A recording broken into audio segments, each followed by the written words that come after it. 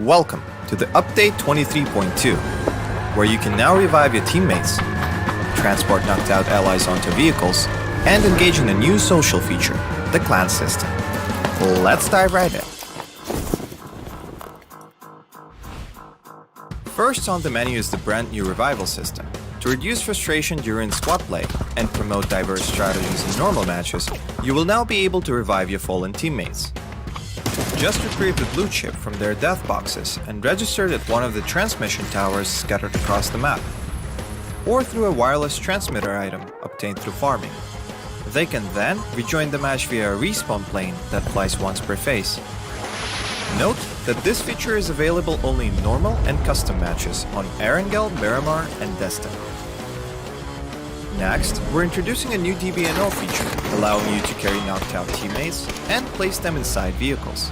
This addition provides players with an alternative way to evade danger without having to only abandon or revive your teammates. We are also finally ready to unveil our new clan system. Create or join a clan, play matches, and earn XP to level up your clan.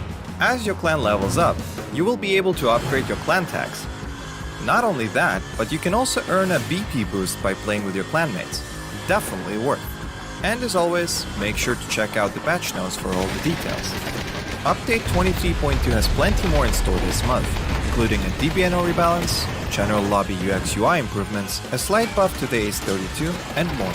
Starting with this update, prepare to become your team's hero, transport teammates to safety, and establish your own Pubg Battlegrounds clan for double the excitement. And we'll see you on the Battlegrounds.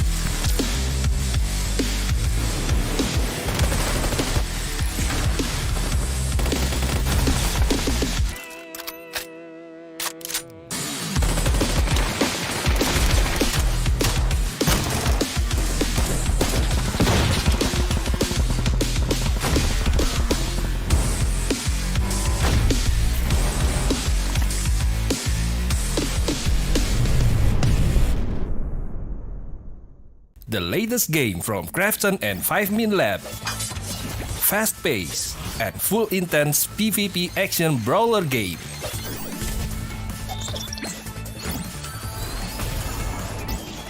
Use your best combo to send your opponent to the lobby.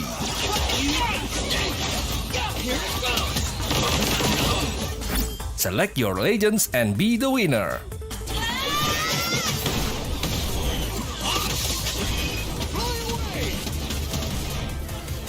Pick the mode that suits your fighting style, from 1v1, 2v2 to Battle Royale. Available to download and play free on Play Store, App Store, and Steam.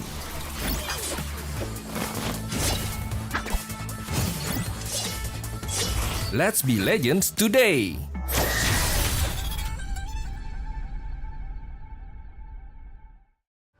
Welcome to the Update 23.2, where you can now revive your teammates, transport knocked out allies onto vehicles, and engage in a new social feature, the clan system. Let's dive right in. First on the menu is the brand new revival system. To reduce frustration during squad play and promote diverse strategies in normal matches, you will now be able to revive your fallen teammates. Just retrieve the blue chip from their death boxes and register it at one of the transmission towers scattered across the map, or through a wireless transmitter item obtained through farming. They can then rejoin the match via a respawn plane that flies once per phase. Note that this feature is available only in normal and custom matches on Erangel, Miramar, and Destin. Next, we're introducing a new DBNO feature, allowing you to carry knocked out teammates and place them inside vehicles. This addition provides players with an alternative way to evade danger without having to only abandon or revive your teammates. We are also finally ready to unveil our new clan system. Create or join a clan, play matches, and earn XP to level up your clan. As your clan levels up, you will be able to upgrade your clan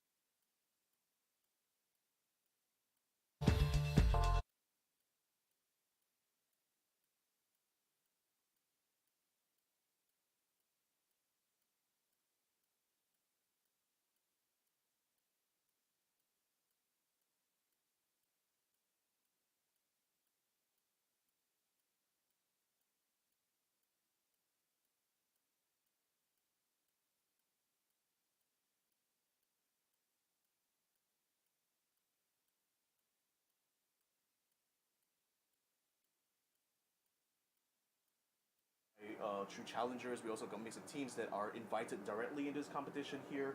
So we got lots of different regions now all combined into one. So it used to be that all of these will be playing in their own individual Hold on, parts. Victor. Let me play a game with you. Uh-huh. You know what a ventriloquist is? Uh-huh. Someone that talks but doesn't really talk. Right. I've been performing ventriloquism for the past 30 seconds. But now I'm back. Interesting. Apparently, people can't hear me. Oh no. But I'm back. Welcome back then. Husky. Welcome back. Thank you very much. Welcome But yes, back. very, very interesting. Yeah, We had, so I guess like we can just continue on from here then. we can. Yeah. So. So I was the dummy for a while. So you were performing ventriloquist. I was the dummy. Mhm. So you were able to make my voice. You were able to transmit my voice as well. I think that is a very impressive skill. Very impressive skills. Indeed it is. But nevertheless, ladies and gentlemen, this is, of course, all of the best of Asia when it comes to PUBG PC, and we were going to be doing our very best in these 3 days here to bring you guys all of the action involved. So again, this is not only the first day of the group stage. We also got tomorrow where you're going to be seeing groups B and C, groups A and C fight against each other, and then we have groups B and C fighting on day number 3. And after that, we even have still more challenges ahead, because the teams that didn't make it to the grand finals from there will be making their way to the last chance qualifiers, where we find another 8 to join them in the grand finals. And I think the most interesting part is that the teams only get to play 10 rounds, right? So after 10 rounds, you have to kind of see where you land on the end of the standing. Like, for example, for Group A, you basically finish your group stage by the end of tomorrow. And afterwards, it really comes down to how the other teams perform and whether you make it the top 8. And I think it's a very tall task for a lot of these players. You gotta be on your A game. There's not much rounds for you to kind of burn through and make those mistakes. And last chance qualifiers isn't easy as well. It's a big pool of teams. Again, like a lot of these teams, you rarely actually get to compete with each other unless they're yeah. in international tournaments, you know.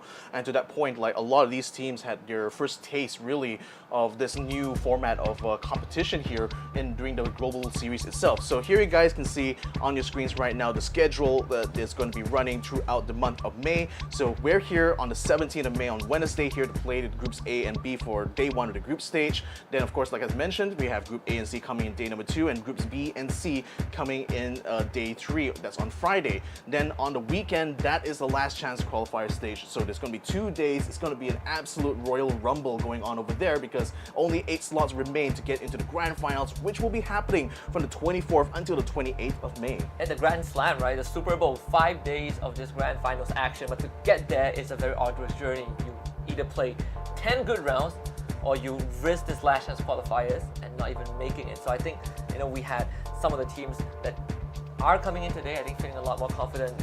You look at the performance for the past few months, I think some teams are definitely slated to qualify more than others, but this is going to be the event format. Victor did go through it, briefly, but this is the extensive part, right? We have, 24 groups split into 24 teams split into 3 different groups, Group A, B, and C. So for today, we get to see Group A take on Group B.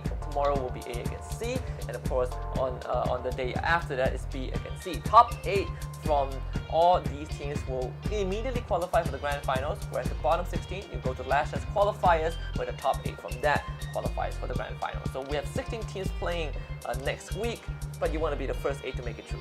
Yeah, so effectively, you know, a good performance during this group stage means you're going to have a lot more time really to not only recce the other teams, but also to prepare for the grand finals. Whereas like, if you can't make it through the group stage itself, you're going to have to fight even harder, not just through the last round qualifiers, but just basically being in the bottom 8, not say bottom 8, but like the next 8 to only get to the grand finals, and you only have like less than a week of turnaround time by then, right? So yeah, I think every one of these teams here are raring to, you know, just get that top 8 straight away, because that's going to be a huge statement, especially for the really strong teams from that are in this region. Yeah, it even reminds me of a bit of the upper-lower bracket advantage, right, in other more traditional formats. So in this case, I think you want to, again, be the top 8 to make it through.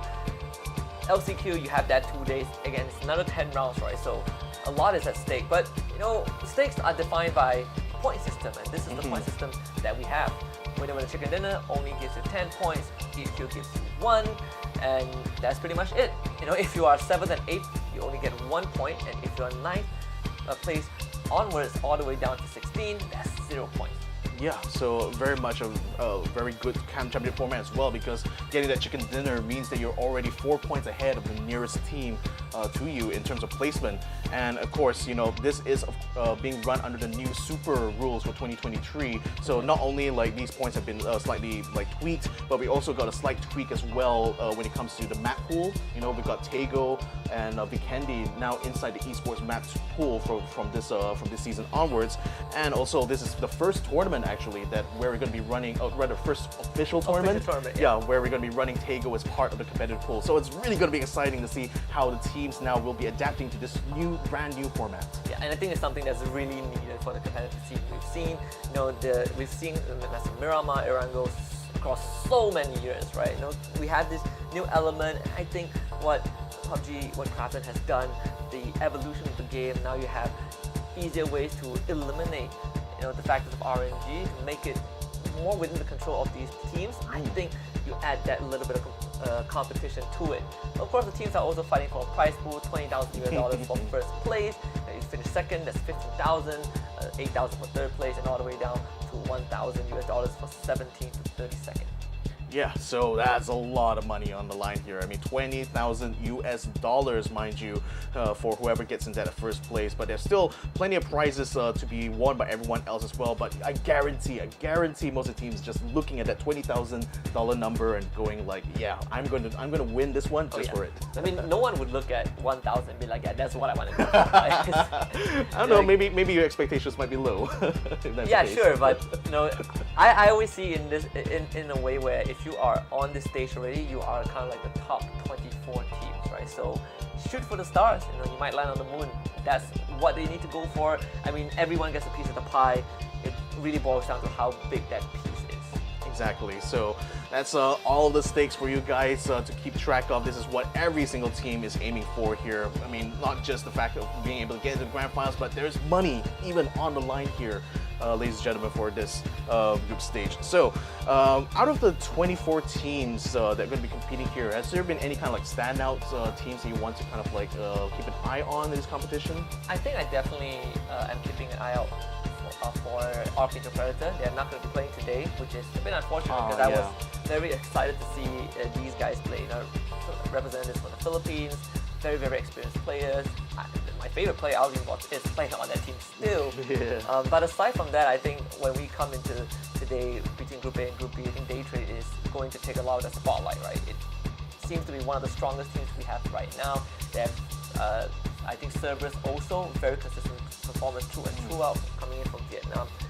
The question is, can they keep that consistency, right? You have a very good first big quarter of the year where Cerberus has performed, had decent finishes, but now when you come into this under the new Super Rule, when you come into the Summer Cup, that's where you need to really show that prowess. Like if they can't push it forward, then questions would be asked. So you have these both teams playing also, Group A, you have Day Trade, Cerberus is going to be in Group B.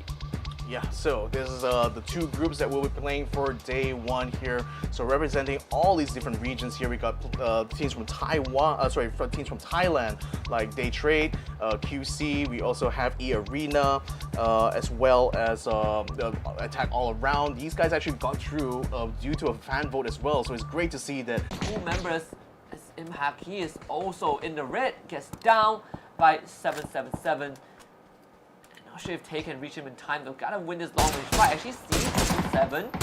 Orlando's shot to LR in the hand. I think he has attack on the shoulder, but he is running out of time.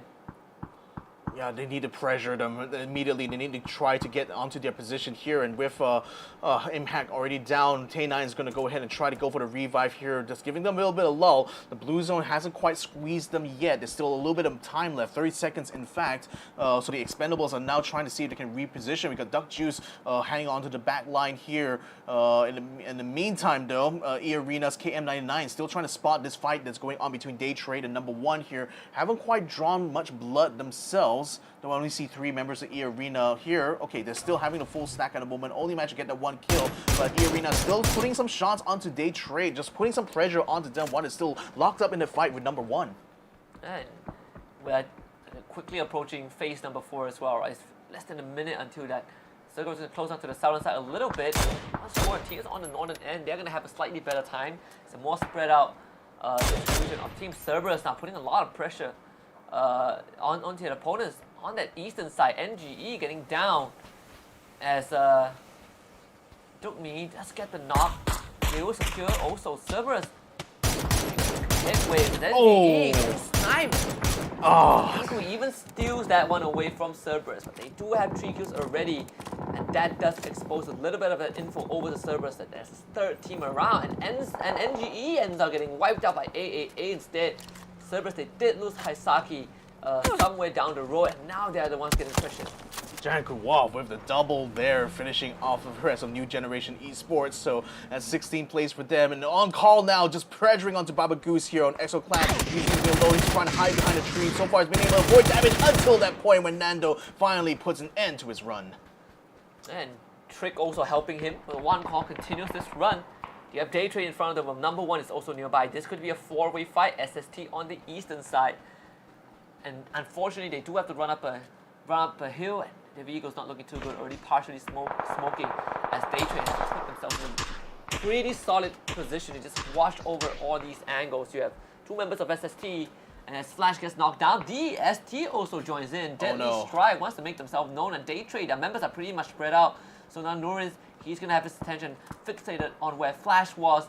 That might open him up to SST, who has 2 members on the flank. With so many enemies around, I think Day Trade is going to have to do with just grouping together right now. But we do see Belmont attempting to go for the revive on Flash. It's a bit risky right now, and Day Trade might be spreading themselves a little bit thin. They need all hands on deck right now to keep spotting over the horizon here, because this circle is getting crowded and crowded by the minute here. So Flash still going to be caught up here by Belmont. Day Trade in the meantime, again, just scanning those horizons, trying to spot any movements here. We see one call already going to try to make a move here. PMA is also joined into the field here as well, just over the horizon.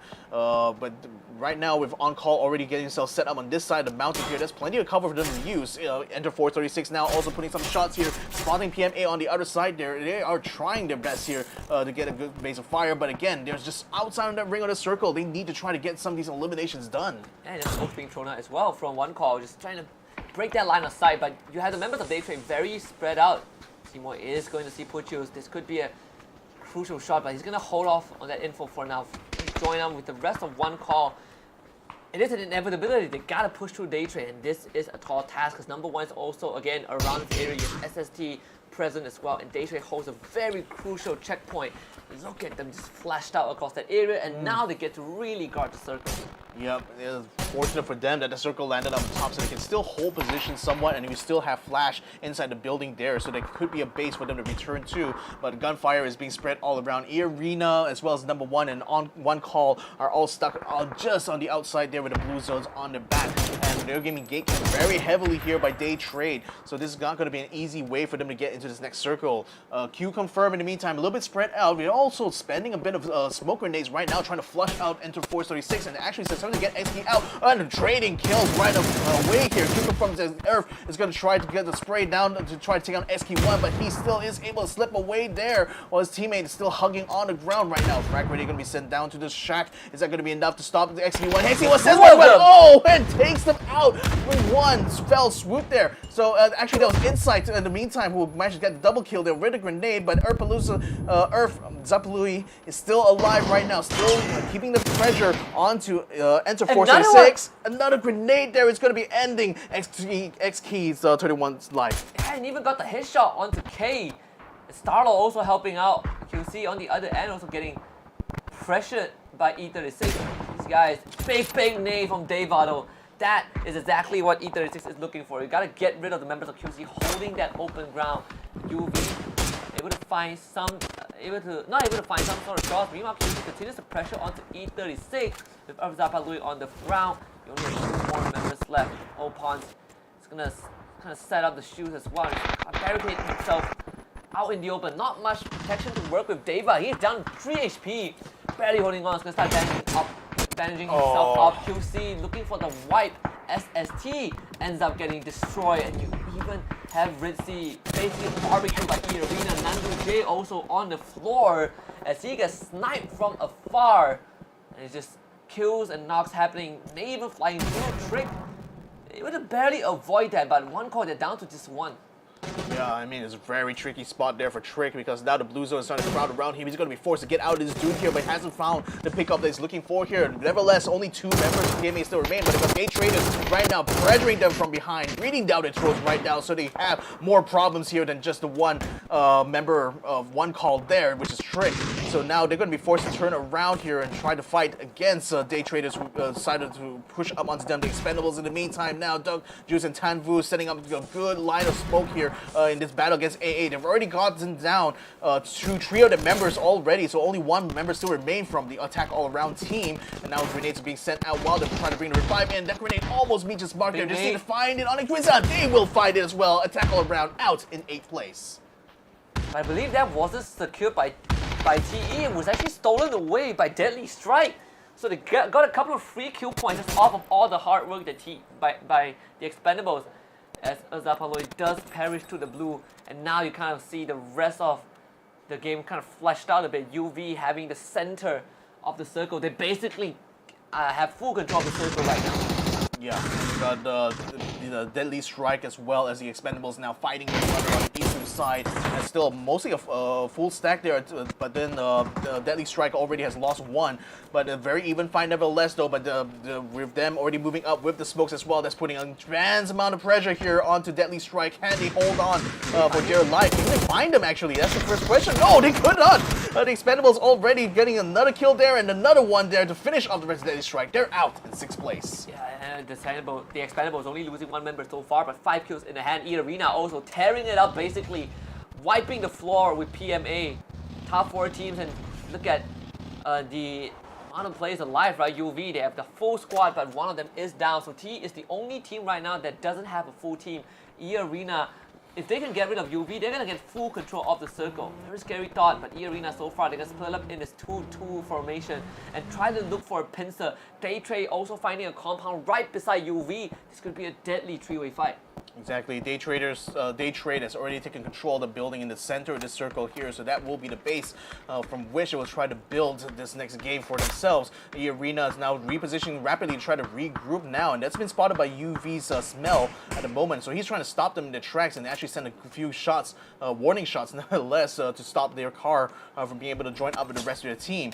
But right now, things are going to a bit of a standstill here. I mean, Day Trade Day Trade will be no doubt in the safest spot on the circle right now. E-Arena, with that one man down, are going to have to struggle a little bit to try to get themselves back together again. And while we're talking about all this, the Expendables are already starting to make a move right now over these dudes here, hopefully to get the jump onto Day Trade here, because it seems like they're close enough to could almost smell them. Yeah, Day Trade can even keep TE in check if they want to, right? TE, they are struggling to get it. Norris, wrong, Norris getting decent damage done, but he's also getting pressure from afar. But members of UV and TE, both of them working together, and the Molotov even fries Belmont. So suddenly Day Trade having two of the members on the ground. Puchus, you can see him driving towards the team, gotta go for the save, but Puchus is gonna make sure that does not happen. TE is doing it in the clutch moments. The members of Day Trade are all falling like flies, and suddenly they're just down to one member, and his Flash is a decent compound to work with, but it's not gonna last for long. This high ground is not going to be in his favor, but Flash, woo! What a shot! The M24 just completely shatters the helmet of Sizzy, but the work is not done just yet. No confirmed kills means that Day Trade are still in danger. Gotta deal with TE also. The circle doesn't favor him. In fact, if you look at E-Arena, they are able to bring CZ back up, so Day Trade are in the worst spot right now. Yeah, now you Ultraviolet are quite literally the center of attention right now in this next circle, and with the blue zone already on the Day Trade's backs here, with the only sole member left here, Day Trade is going to have to pin all their hopes onto him here to try to weather out the storm. So 3 teams can still fight it out here, or rather can still afford to try to take some fights here, and the Expendables are trying to do their very best to scout out the last member of Day Trade. Can't quite find him over the horizon though, so they have to turn their attention now to the other teams on the other side. Yeah, Flash caught another shot onto Duck Juice this time, but once more, no confirmed kills. Tanvu will bring him back up. You are losing that helmet though. Those armor damage, they are gonna start stacking up. UV not having the most kills, only 2 in the back, and finally they are gonna lose a part of that circle. But again, the center is controlled. I wonder if the other 2 on the northern side will start to rendezvous, because UV are getting pressured by the members of E-Arena, and you only have 2 of them. So it's still a fair fight. The Expendables continuing to play outside. And this is good. This is making a really good situation here actually for UV, because if even E-Arena decides to pressure them in the building, they still have another 2 who can provide support from a distance. But now with Day Trade's Flash joining them in this fight here, he might try to become a third party. So far, he's been very, very annoying to the Expendables on the other side. But now that he's moved away from his sniper's nest position, he's hopeful to at least try to get some extra kills when he gets into the building. Now just checking those corners, making sure that it's completely clear. UV in the meantime decided to go on the outside and getting completely wiped though by E-Arena. E-Arena's KM99 taking out the kill. Sapao as well. He's actually taking himself out there, so there's already 2 down from UV here. What a bad way to start things off for them. Yeah, and those were the 2 members that needed to get into the circle, right? Completely caught mid-rotation. The frag grenade thrown out, unfortunately not finding anything in return. 777 does see the head of Sizzy, can't really get the shot in, so has to reposition for a higher altitude. E-Arena somehow still keeping the entire squad alive throughout all of that. They will heal themselves up as well. And again, the biggest target is to flush UV out of the compound and get more control. The next 10 seconds will give us phase number 8, and that's going to be scary, because now the circle already don't have much space to work with, and you still have these buildings which the teams are trying to get control over. Flash himself having one on the southern end, and this circle barely keeping EA in it. Barely, but then the other 2 members, KM99 and Zizzy, are just out on the outside and will be caught by the blue zone soon. So they need to rotate sooner rather than later. So that's why the other 2 members are going to try to put some pressure onto MBK and Smell, who are holed up inside the building right now, inside now, leading the way, trying to get up on top. Doesn't quite find his way through quite yet, but then again, they need to try to flush out the rest of UV here. So spotting the windows right now, we got them set up on the other side exactly.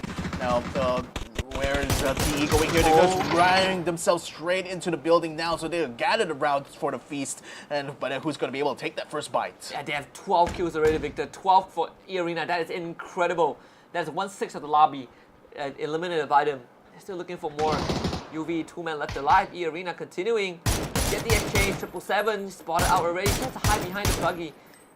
Unfortunately, there's only so much space for him to work with. The Expendables can't really get any closer as Larry actually that guns down his own teammate. As he falls, Larry ends up getting shot. E-Arena losing 2 members just like that. Oh, that's just That is terrible. brutal. That is absolutely brutal. NBK secures that kill as well. E-Arena, what is happening? NBK. Smell finds KM99. E-Arena now in a bad spot as Insight. Struggling to keep his team in this game. But that's not going to happen as Tanvu finds it with the frag. E-Arena ends up being the winner of that one. But Daytrade, they're storming the compound. And look at TE. The team that have been playing from the outside the entire time now has the best chance of winning. Yeah, they have the manpower, they have the numbers. Unicorn Venom is going to try to bring NBK back up, so at least they'll have two partners. Daytrade is still in the fight though, as Flash has been able to stay out of trouble this whole time. So it's still a three-way battle here. The Expendables now going to be making their way into the building that Venom is holding at the moment. Flash in the meantime just watching intently from his window, from his vantage point right now, to just let the other two fight there and hopefully be able to secure a top 3 position here. But Flash not. He's going to be repositioning himself, actually, in fact. So we'll see how the Expendables going to try to do this, because they have the manpower right now, but they don't have information here, and that's going to be crucial because this building, it's relatively huge. You can't really tell if they're going to be on the first floor or the second floor here, and there are plenty of opportunities for them to try to send some grenades. But I don't think there's a lot even going on the side of Unicorn Venom here. Only a couple of frags, one smoke and one Molotov. He's still going to try to send a smoke anywhere on the outside and hopefully try to throw off the rest of the Expendables. This is going to be a tough one. Tanvu is still keeping an eye on the outside, and then Molotov is going to cut off that point of entry, but NBK tries to go for a jiggle, ends up dying, just absolute spray down by the AOG. The Expendables slowly making their way in as well. Daytrade not suddenly Smell needs to get his team back, but that's going to expose his position. Look at all the flashbang trying to push Smell away from his teammate, and the Expendables just doing it so well. It's nothing much that UV could do, and Daytrade is a 1 versus 3, and Flash, he has survived for longer than he should have, but maybe in the end, the Expendables, okay, the Flash gets the first one onto Duck Juice. 32 and getting good damage down as well. Those chips, they're gonna start to pay off. The frag, unfortunately, blocked by the wall. The second frag also comes through for Tanvu. They're not hitting the mark. 777 going for Duck Juice. Flash is gonna toss off his own nade. Got it for Tanvu, but missing the shot. Good attempt nonetheless, but the Expendable starts it off with a chicken dinner. Indeed, what a finish that was there. But I gotta say, I was wondering what the heck happened to E-Arena during the fight, because it seemed like a mistake actually costed them entirely this match in the final place. We're seeing the Expendables on screen right now, and a brilliant performance for them in this first round, and with a chicken dinner in hand, you know, just to bring back that mulligan analogy I was bringing for. I mean, they've got the best hand in the best suits right now to play in this day one itself. So yeah.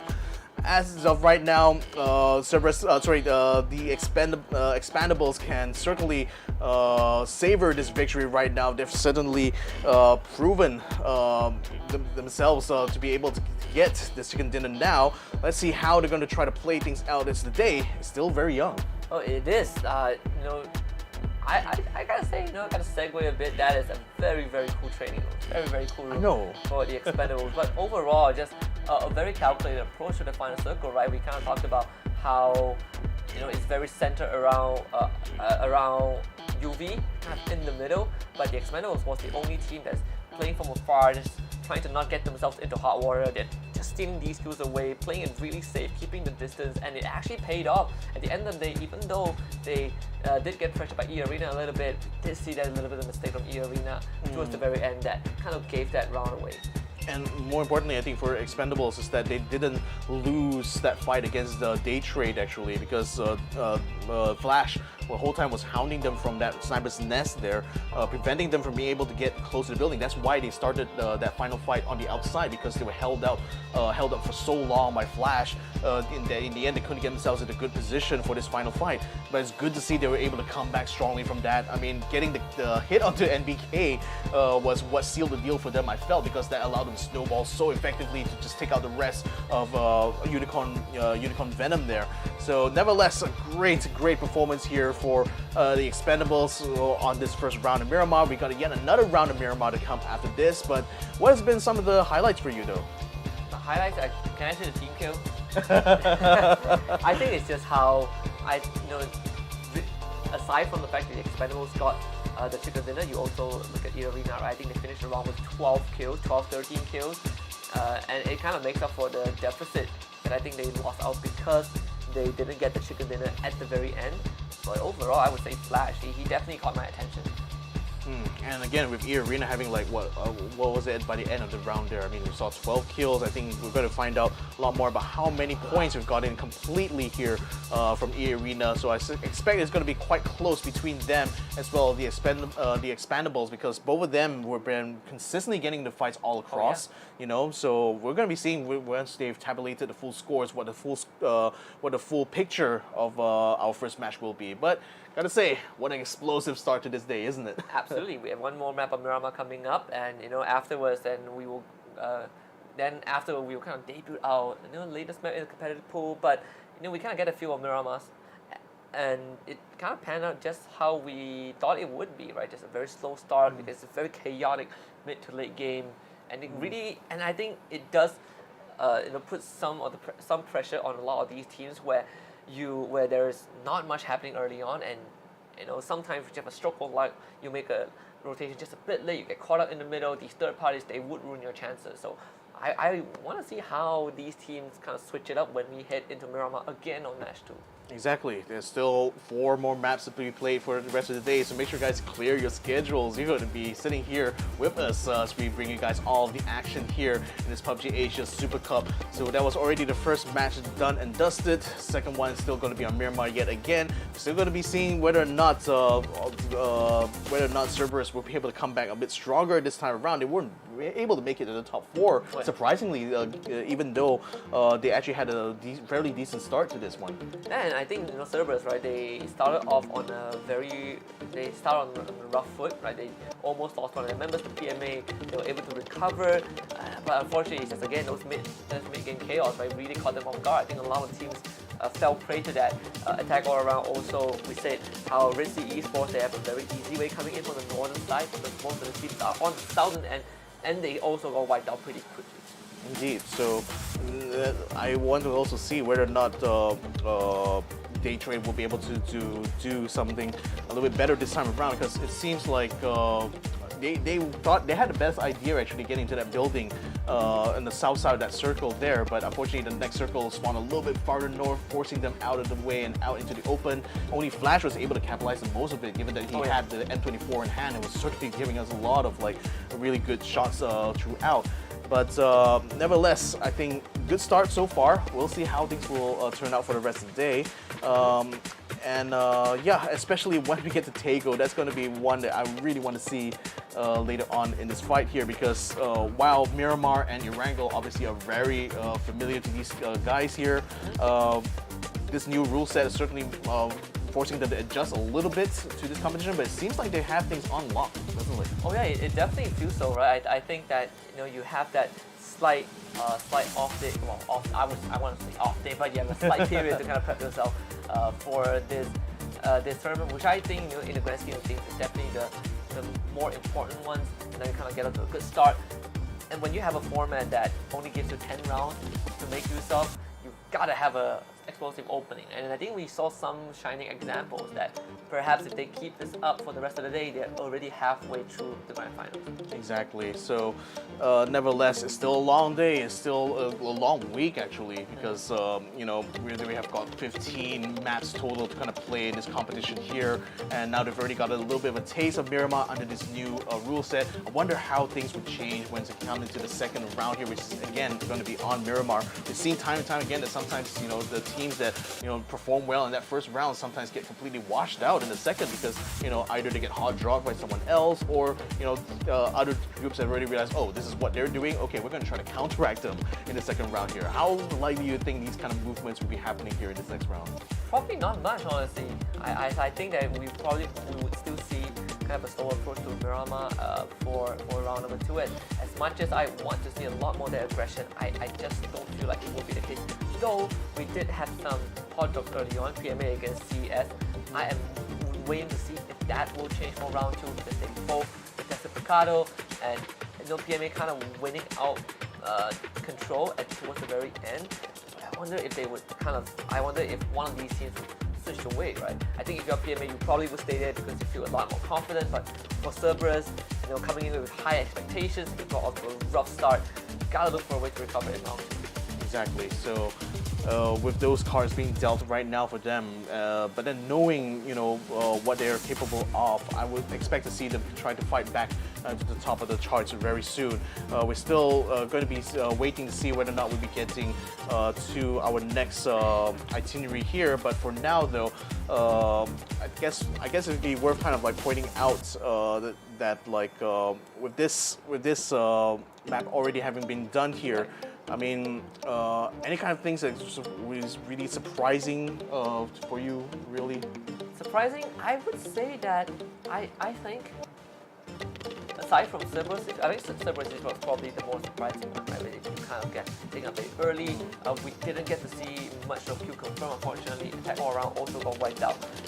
But I would say that, what's the team again? I think either it's Enter Force 36, I think they displayed some solid mid-game control. Oh yeah. All these pressures early on that they were applying to a lot of these teams. And even though they didn't finish strong, you can see they finished 12. Unfortunately, with only 1 kill point, but they were kind of a huge factor that a lot of these teams were not able to comfortably kind of just move around the map. If you have E36 make that shooting at people that passes by. I'm surprised they only got 1 kill point. Actually, I thought they actually got a little bit more than that, but nevertheless, they might have just gotten the knockdown, but didn't quite confirm the kill. And things were definitely very chaotic during that mid stage anyway. So maybe perhaps Enderforce might have lost out a bit of opportunity there. But the Expendables, of course, having taken the bulk of the placement points and 11 kills to boot as well, will be taking the first rank in our first match here. E-Arena, despite having slightly more kills, but only 1 point extra in kills, just the lack of placement points for them, unfortunately relegates them to second place. But that puts them ahead of Day Trade right now. Day Trade, having been able to do Flash's great effort towards the end there, was able to recover a lot of placement points. So even though they only got away with 3 kills, that 9 points is enough to keep them on par right now with Unicorn Venom. Yeah, and UV was, they had a pretty solid hold until the very end also, right? And as much as we say that Tag all around, they had a rough game, and that's in terms of placement. You look at the kill point, they have 7 in the bag, so it still keeps them kind of within that top 8, which is gate capped by PMA, of all teams, and that's the team that kind of Cerberus ran into and almost lost a member at the very start. I would say, for this round 1, for at least for the top 4, they have a very solid start. UV, you have E-Arena, the Expendables, Day Trade, these 4 teams. If they can keep this up in game 2, then I think they would have a very good chance of making it. Yeah, so with all the overall leaderboard there, now we know more or less where these teams stand, and things still look very, very close on the front. I mean, we've got 2 teams having exactly the same number of points. The difference between E-Arena as well as the Expendables were just literally by a small margin, Yeah, it's just really the placement points that really tipped the things in the favor for the Expendables. Now, we're still going to be going through to the next few rounds here. Hopefully, you guys will be able to stick around with this, because we got so much PUBG action to show you guys here in this PUBG Asia Super Cup 2023, the summer edition of this, the continuation of the PUBG Global Series, and it's been what an absolute honor it is really to be here today. Yeah, especially when we get to witness. For me, if I get to witness good quality games, I'm always happy. And in this case, I am already excited to see what the rest of the team have to bring to the table. I'm a big advocate of Dark Horse, Cinderella stories. I think we saw a couple of that, but I kind of want to see if the second year of Mirama is going to give us a lot more confirmation on what these teams are capable of, because the top 4 teams are still the front runners or teams from stronger regions. So on that note, ladies and gentlemen, we're going to be taking a break, I believe. Yeah, so we're going to be coming back here with our second round on Miramar right now for this PUBG Asia Super Cup. So stick around, we'll be right back after the break. Point 2, where you can now revive your teammates, transport knocked out allies onto vehicles, and engage in a new social feature, the clan system. Let's dive right in. First on the menu is the brand new revival system. To reduce frustration during squad play and promote diverse strategies in normal matches, you will now be able to revive your fallen teammates. Just retrieve the blue chip from their death boxes and register it at one of the transmission towers scattered across the map, or through a wireless transmitter item obtained through farming. They can then rejoin the match via a respawn plane that flies once per phase. Note that this feature is available only in normal and custom matches on Erangel, Miramar, and Destin. Next, we're introducing a new DBNO feature, allowing you to carry knocked out teammates and place them inside vehicles. This addition provides players with an alternative way to evade danger without having to only abandon or revive your teammates. We are also finally ready to unveil our new clan system. Create or join a clan, play matches, and earn XP to level up your clan. As your clan levels up, you will be able to upgrade your clan tags. Not only that, but you can also earn a BP boost by playing with your clanmates. Definitely worth. And as always, make sure to check out the patch notes for all the details. Update 23.2 has plenty more in store this month, including a DBNO rebalance, general lobby UX UI improvements, a slight buff to the Ace-32, and more.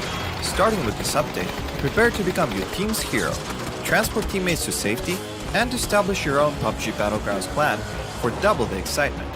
And we'll see you on the Battlegrounds.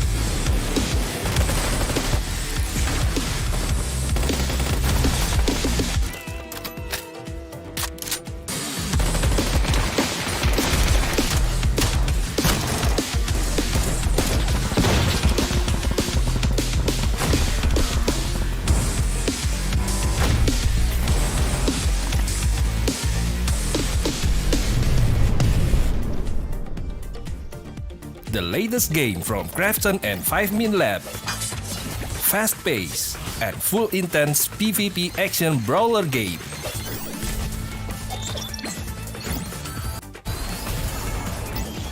Use your best combo to send your opponent to the lobby.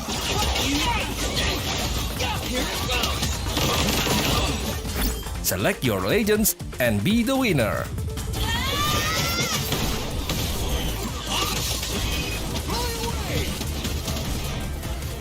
Pick the mode that suits your fighting style, from 1v1, 2v2 to Battle Royale.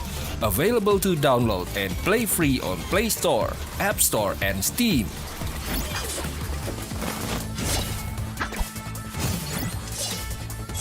Let's be legends today!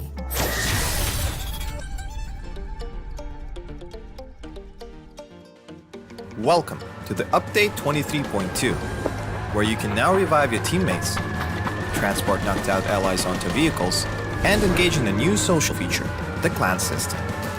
Let's dive right in. First on the menu is the brand new revival system. To reduce frustration during squad play and promote diverse strategies in normal matches, you will now be able to revive your fallen teammates. Just retrieve the blue chip from their death boxes and register it at one of the transmission towers scattered across the map, or through a wireless transmitter item obtained through farming. They can then rejoin the match via a respawn plane that flies once per phase. Note that this feature is available only in normal and custom matches on Erangel, Miramar, and Destin. Next, we're introducing a new DBNO feature, allowing you to carry knocked out teammates and place them inside vehicles. This addition provides players with an alternative way to evade danger without having to only abandon or revive your teammates. We are also finally ready to unveil our new clan system. Create or join a clan, play matches, and earn XP to level up your clan. As your clan levels up, you will be able to upgrade your clan tags. Not only that, but you can also earn a BP boost by playing with your clanmates. Definitely worth. And as always, make sure to check out the patch notes for all the details. Update 23.2 has plenty more in store this month, including a DBNO rebalance, general lobby UX UI improvements, a slight buff to the Ace-32, and more. Starting with this update, prepare to become your team's hero, transport teammates to safety, and establish your own PUBG Battlegrounds clan for double the excitement. And we'll see you on the Battlegrounds.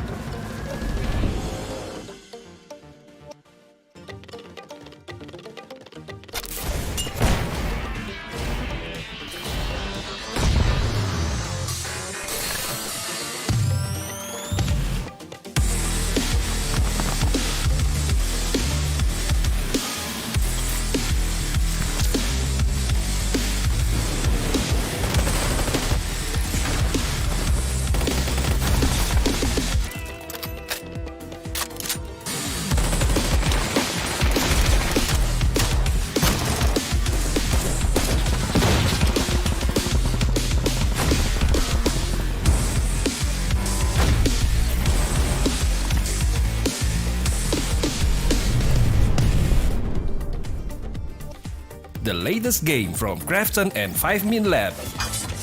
Fast-paced and full intense PvP action brawler game.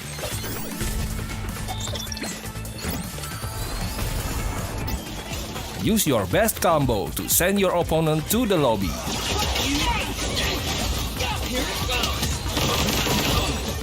Select your legends and be the winner.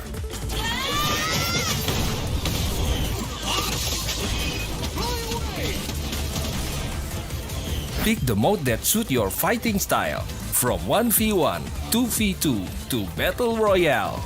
Available to download and play free on Play Store, App Store and Steam.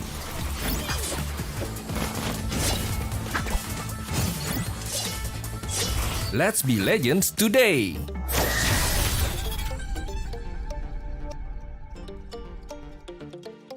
Welcome to the Update 23.2, where you can now revive your teammates, transport knocked out allies onto vehicles, and engage in a new social feature, the clan system. Let's dive right in. First on the menu is the brand new revival system. To reduce frustration during squad play and promote diverse strategies in normal matches, you will now be able to revive your fallen teammates. Just retrieve the blue chip from their death boxes and register it at one of the transmission towers scattered across the map, or through a wireless transmitter item obtained through farming. They can then rejoin the match via a respawn plane that flies once per phase. Note that this feature is available only in normal and custom matches on Erangel, Miramar, and Destin. Next, we're introducing a new DBNO feature, allowing you to carry knocked out teammates and place them inside vehicles. This addition provides players with an alternative way to evade danger without having to only abandon or revive your teammates. We are also finally ready to unveil our new clan system. Create or join a clan, play matches, and earn XP to level up your clan. As your clan levels up, you will be able to upgrade your clan tags. Not only that, but you can also earn a BP boost by playing with your clanmates. Definitely worth it. And as always, make sure to check out the patch notes for all the details. Update 23.2 has plenty more in store this month, including a DBNO rebalance, general lobby UX UI improvements, a slight buff to the Ace 32, and more. Starting with this update, prepare to become your team's hero, transport teammates to safety, and establish your own Pubg Battlegrounds clan for double the excitement. And we'll see you on the Battlegrounds.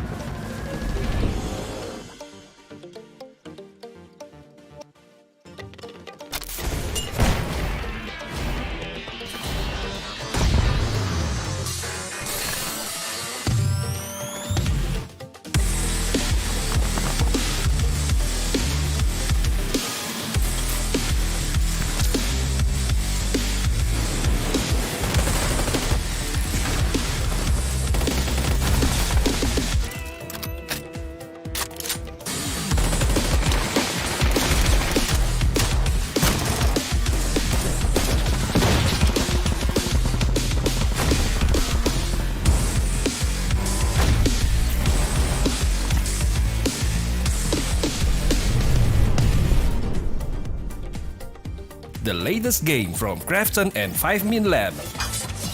Fast-paced and full intense PvP action brawler game.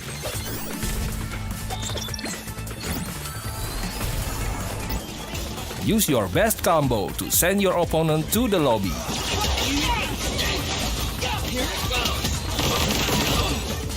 Select your legends and be the winner.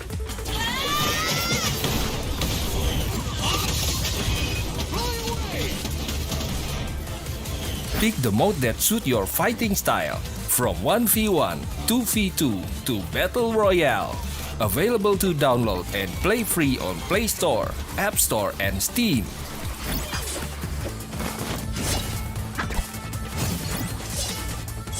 Let's be legends today!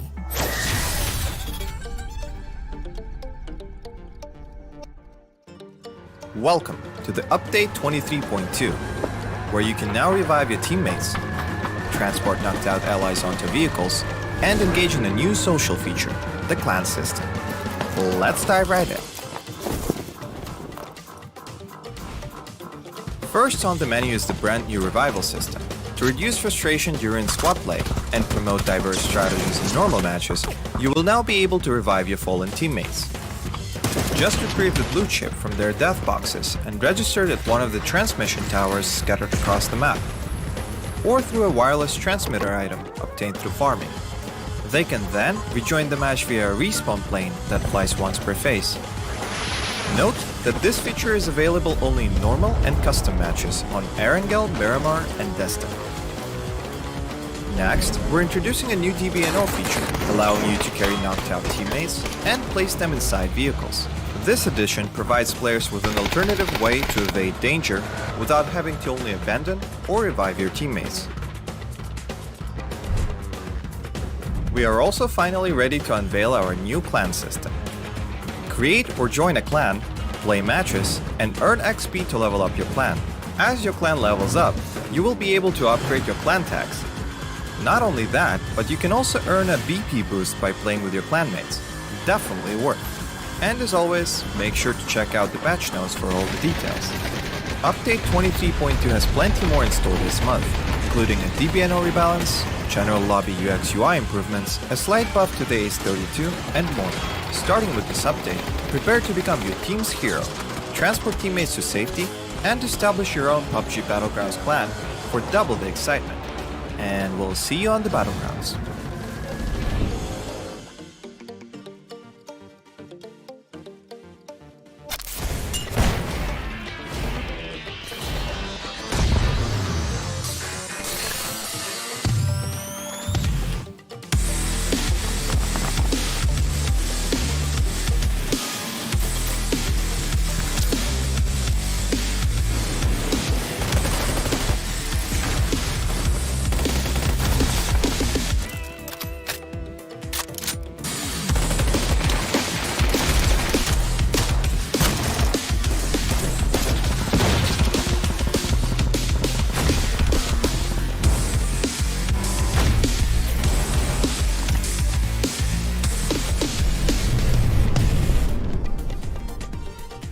The latest game from Krafton and 5min Lab. Fast pace and full intense PvP action brawler game.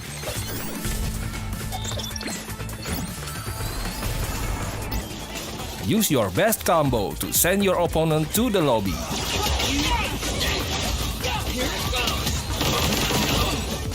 Select your legends and be the winner.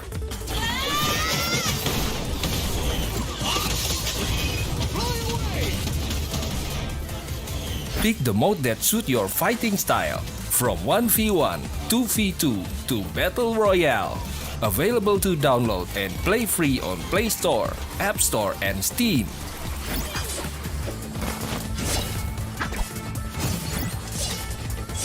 Let's be legends today!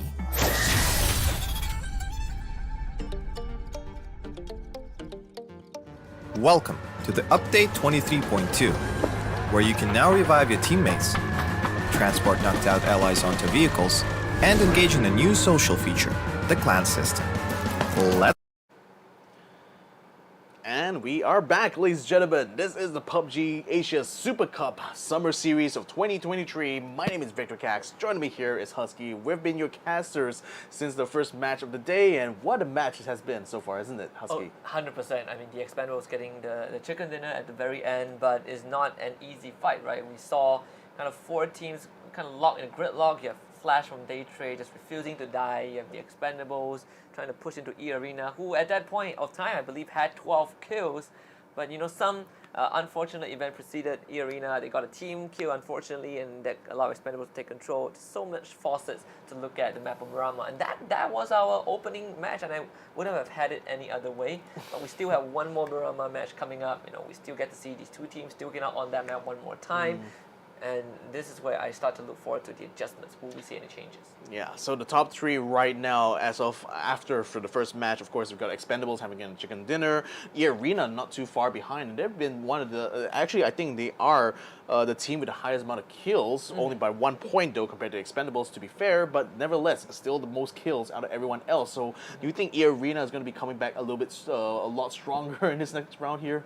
I think if you are E-Arena, right, and you finish that round with high kill counts, I think you're going to be really happy. If you look at, I believe, the total kill counts of all of the teams, you have the highest being E-Arena with 12, the Expendables got 11, and the third place, I believe, was Attack All Around with 7. Everyone else has got 3, 4s. So E-Arena, even if they're not getting the chicken dinners, if they're consistently landing these double-digit kills, it is going to put them in a decent position at the end of the day. Exactly. One of the biggest surprises, though, especially for me, was like to see the EXO clan got bowed out immediately from 15 places. So we also had Cerberus, having a bit of a tangle with PMA, Positive Mental Attitude.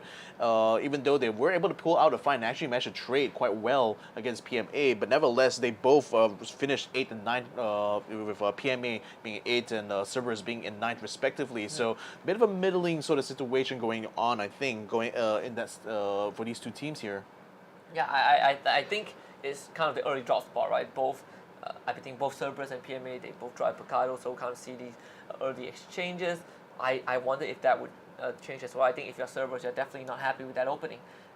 With kind of the reputation that they have coming into this, right? They said that they are one of the most, I think, consistent teams from Vietnam, right? First seed, sort of first seeded, but here they are struggling on that first round.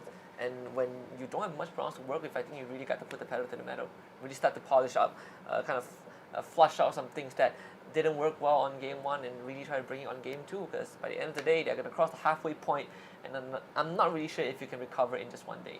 Yeah, and it's also especially interesting to see that Expendables having to kind of actually make quite a journey to get themselves to that final circle, really, compared to everyone else in that top 4. Because I think, if I'm not mistaken, E-Arena themselves didn't have to travel too far. Or rather, sorry, Daytrade didn't have to travel too far.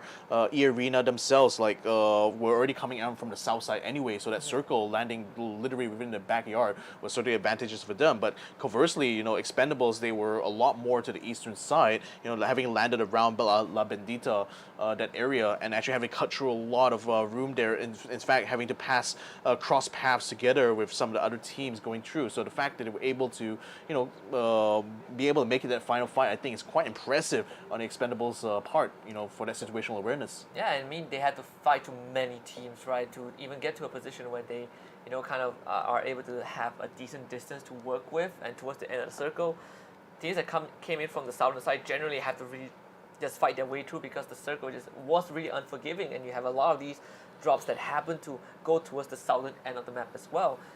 One thing that's good about the first round is that we have a very generous flight path.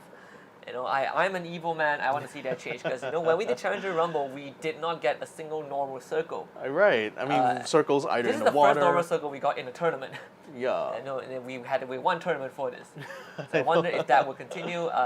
It will be very interesting, though, because especially on the map like Miramar, you generally don't expect to get a lot of water towards the very end. Yeah, and especially on that note as well, in the new super rules for PUBG starting from this year, the where the circle is going to spawn is a lot more consistent now. So you're always guaranteed that in Phase 4 and Phase 8 especially, the circle will always be on land. It will always try to aim towards the inward area or just avoid the water. So so I hope that this will reduce the amount of weird circles that we experience in the past. Yeah, I think we have had way too much weird circles, but that's kind of one of the things that we discussed about at the start of the show, right? We have these minor balancing changes that really allow the competitive scene to have a lot more factors that these teams can control. Circle, you are not worried too much about water in terms of drop spawns. You are also not too worried about what you might or might not getting. Vehicles was a big part of this, and when we talk about vehicles, Miramar is a map that demands you to have vehicles just so you can traverse the map.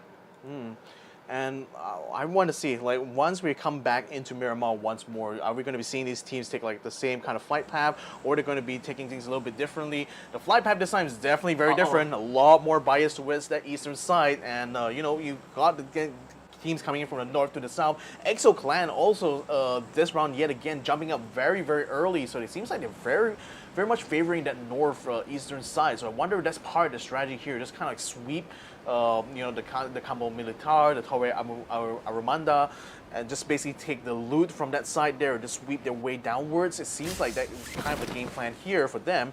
CES as well as PMA seem to be jumping out at the same time, and they're headed towards Picado once more. Are we going to be seeing a repeat of round 1 where they're going to be hot dropping each other, or CES going to drop themselves a little bit short here? I mean, again, the possibilities are still there for them to go for round number 2 here. Yeah, especially when this fight path is so much more skewed towards the eastern side. So you open up the west side of the map, and a lot of people, a lot of these teams might be forced to kind of alter their drop spot just a little bit.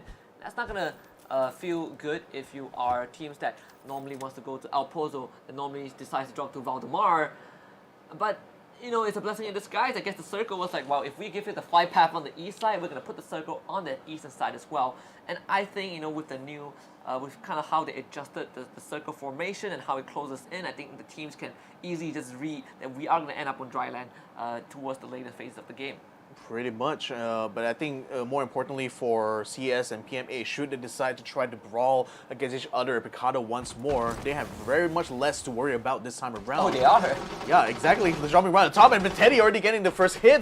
Duck Mai already taking out Pete as well, so it's 1-for-1 at the moment. Tycon already kind of finding stops, finishing off as well, so Cerberus already drawing blood straight onto positive mental attitude. Now they will also take out Pete at the same time. 2 members of PMA still remaining. Teddy managed to get out of the way though, and gone way out of dodge there, and CS just going to be holding the ground still right at this building here, and with those 2 kills I think they're certainly going to be very happy with that. Absolutely elated. They don't even lose Himas. Able to revive him back out. PMA completely flushed out of Picado. Finally Cerberus winning this out, and this hot drop is so much more important because it's just at the edge of the circle, right? Like if you are CS, if you are either CES or PMA, you definitely want to take control of this area. But if PMA right now, they are completely stuck in Picado. Teddy, he is held out on the 2nd floor of a building. As Lulun, he will go for the run. And he's going to probably get forced out of the circle himself. Teddy tries to get a sneaky spray, can't get Tycon. Very unfortunate. This now alerts the entirety of Cerberus to where he is.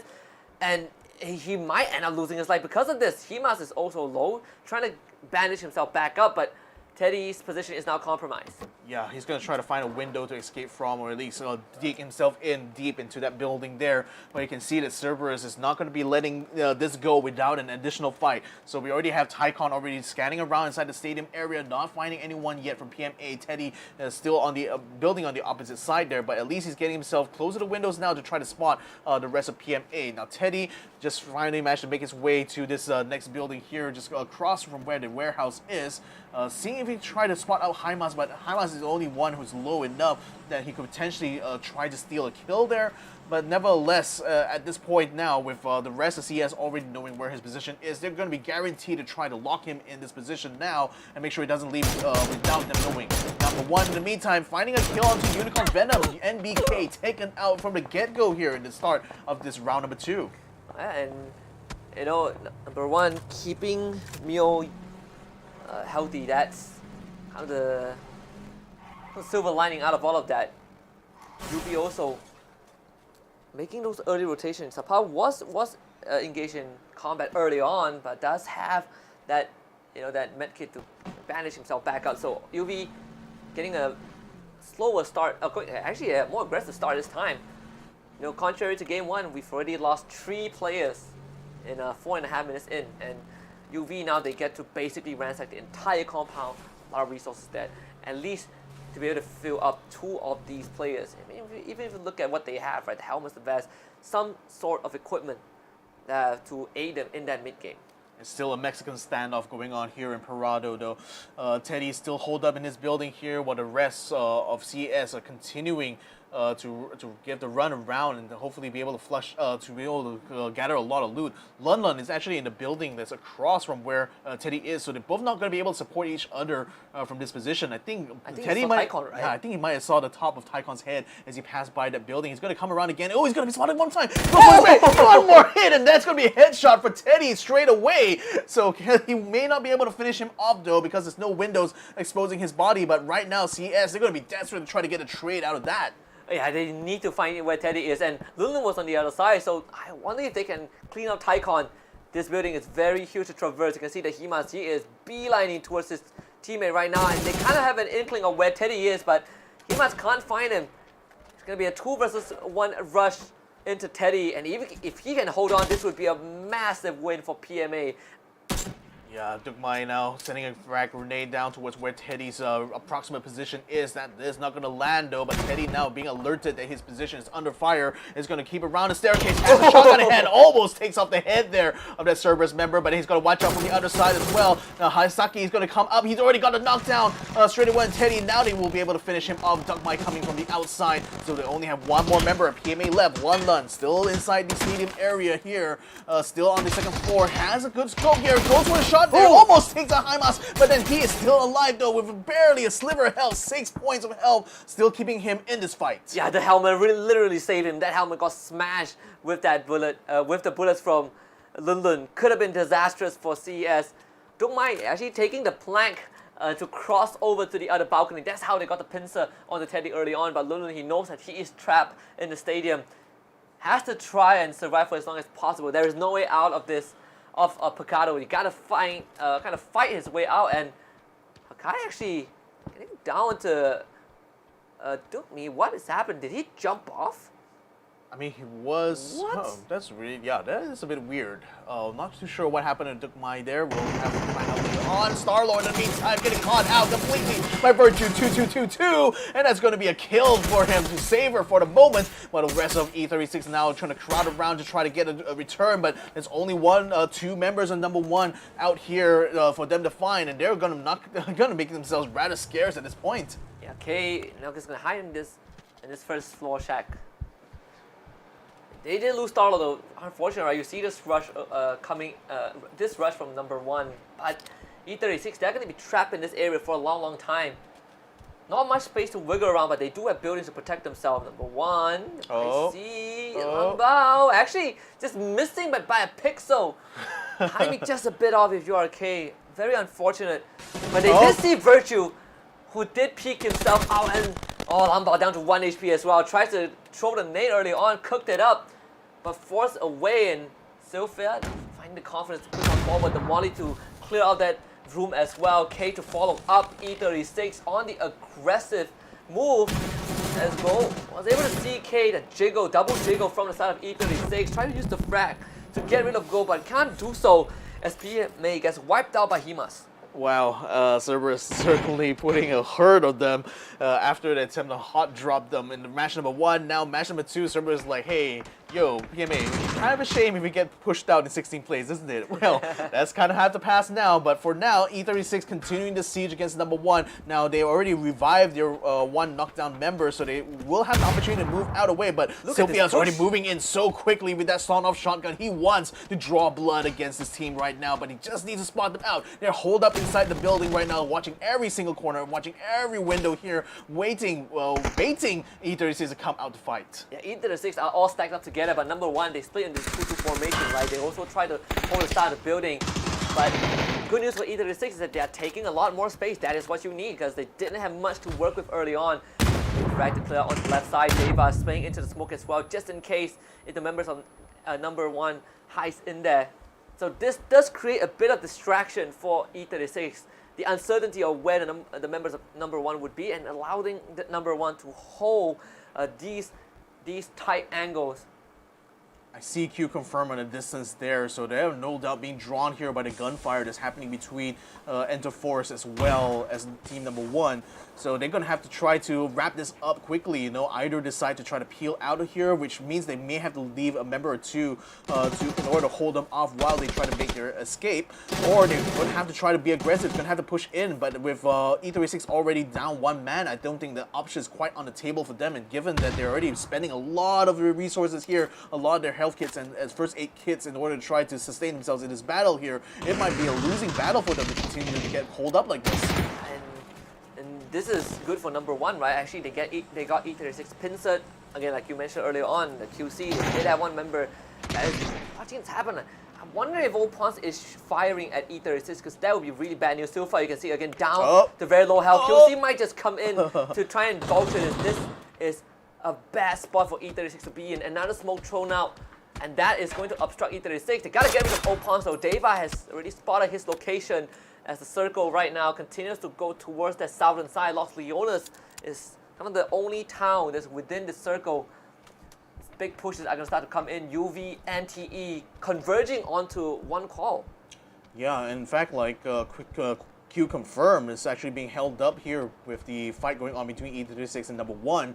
So if anything, but they could actually just bypass them completely and just go straight for the circle. I mean, La Bendita is completely left wide open, so that's a good spot for them to try to maneuver towards. And I think like teams now maybe facing a situation where they have to decide here, are they going to try to keep themselves out for like a full-on open ground battle, or is it going to be urban over Los Leones? In the meantime, Ender Force 36 sees them actually, I think that was Q confirmed, who just picked up a little bit of a zip line going above them, so that's bypassing the lead. UV in the meantime getting caught around outside, Ken already taken out by one call, who has set themselves up very nicely on this building. Here going to continue to get shot as well to Red Sea, who just happen to be bypassers in this situation here. But right now, Unicorn Venom very much in danger of losing two of their members right now. One of them has already run away. They're going to leave his teammate for dead right now. E36 in the meantime on the outside right now, but number 1 is giving chase here. They see them just around the corner here,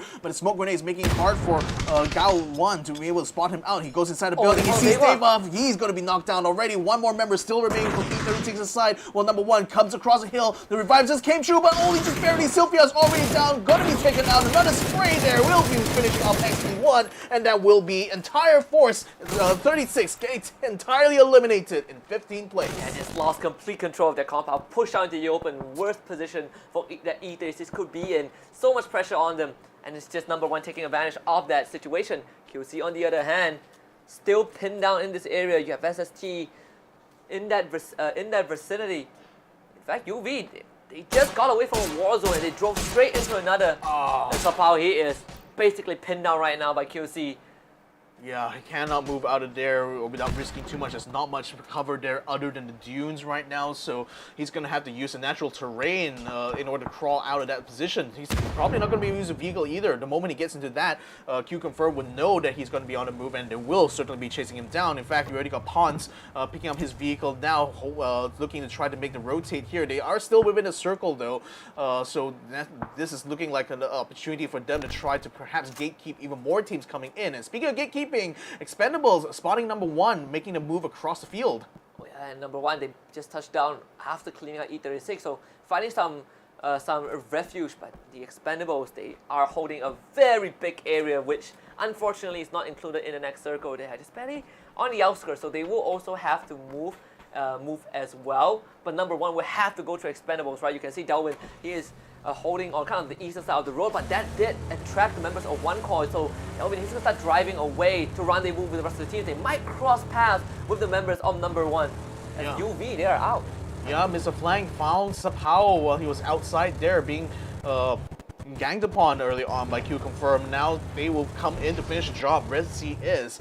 Lyrics was able to slip out away. He was under fire from Exo Clan earlier on in the eastern side, and it seemed like he was a little bit split out from the rest of his team there, so they will only provide long-range fire cover. Now he's able to get into the vehicle and rejoin the rest of his group, so that's great to see there. Exo Clan's going to be left searching to see whether they can find any more kills there. In the meantime, Sun Sisters still very much held up inside this warehouse here. They got one call on the northern side, and they got NGE over here going against Day Trade Gaming, who has somehow managed to find themselves on the high ground here, and in fact already knocked down Fab one more time. And Day Trade is having a huge high ground advantage, but no good news for NGE. You know, they are able to extract their fallen teammate and bring him back up. Not much of a combat to work with. You even throw out that early smoke grenade. Meanwhile, E-Arena are just vulturing from this high ground, trying to see if they can pick off some members of Exo Clan. As E-Arena, they're going to reposition themselves. They really want to get these kills. Last round they got 12. This time they want to continue scoring those, and KM99 in a very, very good spot, and that's where one call is right in front of them. It's E-Arena. They also need to make it into the circle, so going to one call feels to be pivotal to their success. And Nandu J also putting on a lot of their suppressive fires on the Exo Clan, who just cannot catch a break. Yeah, I mean, there was a good hit there actually on Baba Goose. That's now brought him down to halfway in his health here. In the meantime, the Expendables finds Destroy there. Mao Rush has been taken out of the game completely there by the Mini 14. So the Expendables already finding some good kills in their part. Delwyn, in the meantime, sees the Exo Clan also coming across there, but then Deadly Strike right now under fire here. They're left outside. They only got a smoke grenade to cover them, and that's going to be an easy prey for any snipers within this circle right now. Mr. Flying, he's gonna start parking on Red Sea, forced to take this fight. They do have Day Trade right in front of them. Red Sea and 4-man, I think Day Trade are pretty much spread thin, just by a little bit. Mr. Flying setting things up with that smoke grenade, that frag almost connecting as well onto Dean. They were surprised then. The flashbang to clear out this building, allowing Dean to push on forward with the AOG in hand. And that also prompts Day Trade to start falling back, especially when Balmov is in the front line, but the rest of Day Trade are providing support fire from just basically 20 miles away. So Red Sea can't really chase forward yet, and to do so they will need to be using a lot more smoke grenades, and that is not good for them resources, because in terms for Red Sea we'll have to use a lot, but Day Trade unfortunately will also need to move northwards. That's the thing, like at the end of the day, even though Red Sea managed to push them off of that building, they're going to be gate kept by Day Trade by the time they try to go into the circle there. So, and the fact they spent quite a few throwables there in order to flush out that member of Day Trade from the building there, I think that might be a bit costly for them at this point. Now, Inside trying to get a shot there against One Call, instead takes a lot of damage himself. He's going to be forced to fall back a little bit. One Call very much gathered around his fight, but then on the other side, you also have Deadly Strike as well, making a move, actually getting close, encroaching into E Arena's position here. In fact, they are just literally bouncing their way through the dudes here,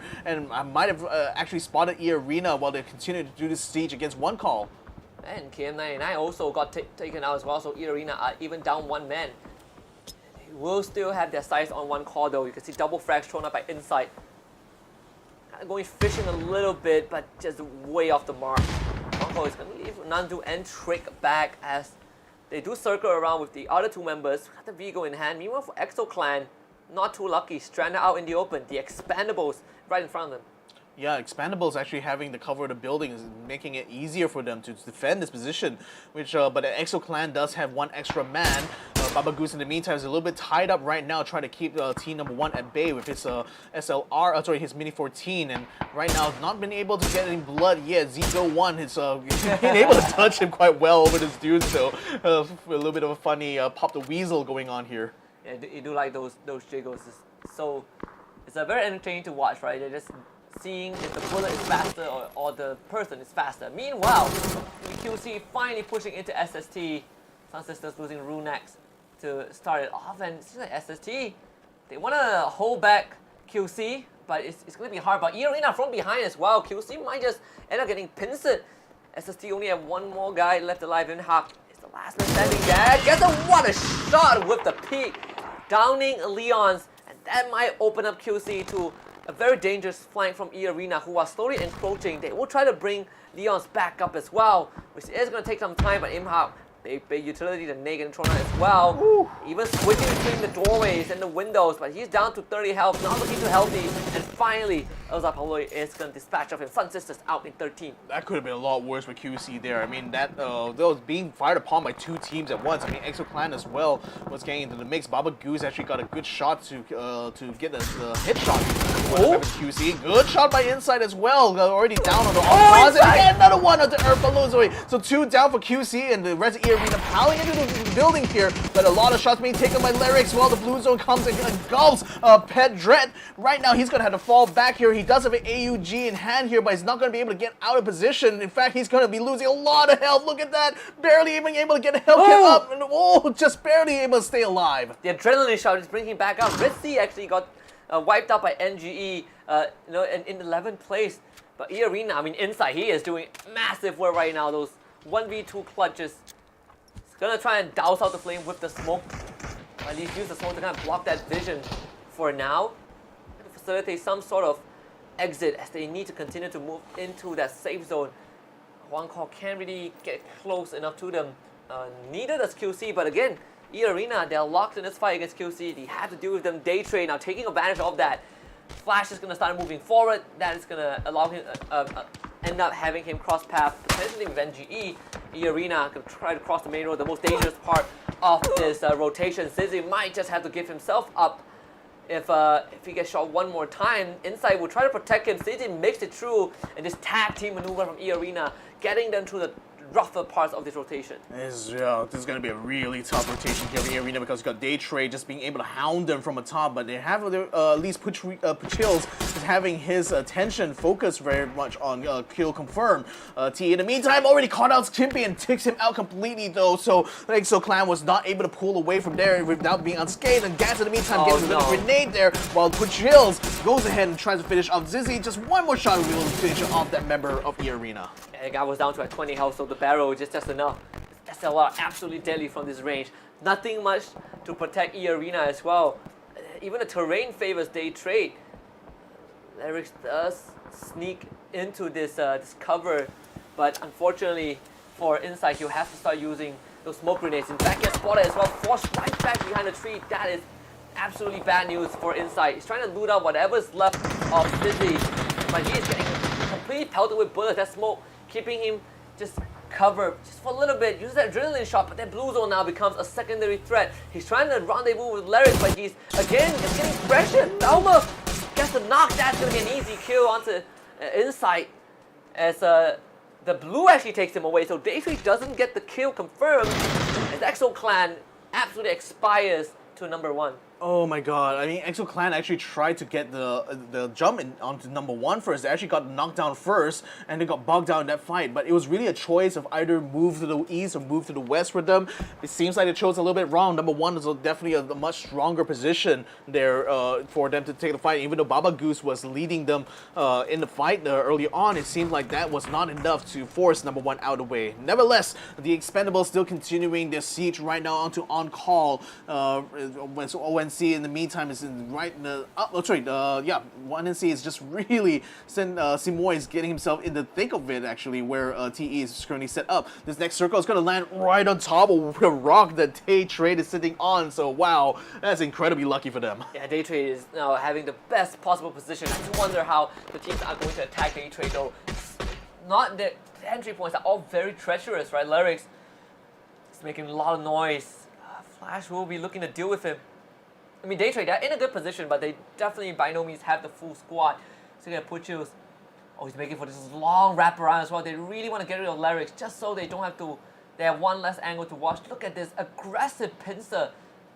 Lyrics has no idea what's coming, even as the flashbang popped out as well. Lyrics is gonna get actually not gonna get Flash. It's not facing where the Flash was, but Day Trade will continue this push.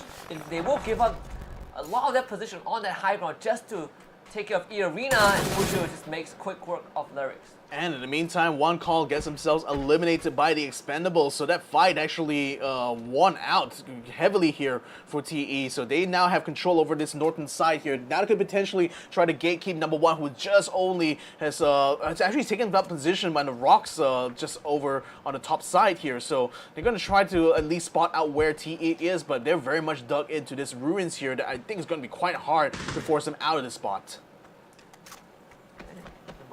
Now entering danger zone. They're just an inch away from the circle, right? 8 kills, actually super impressive.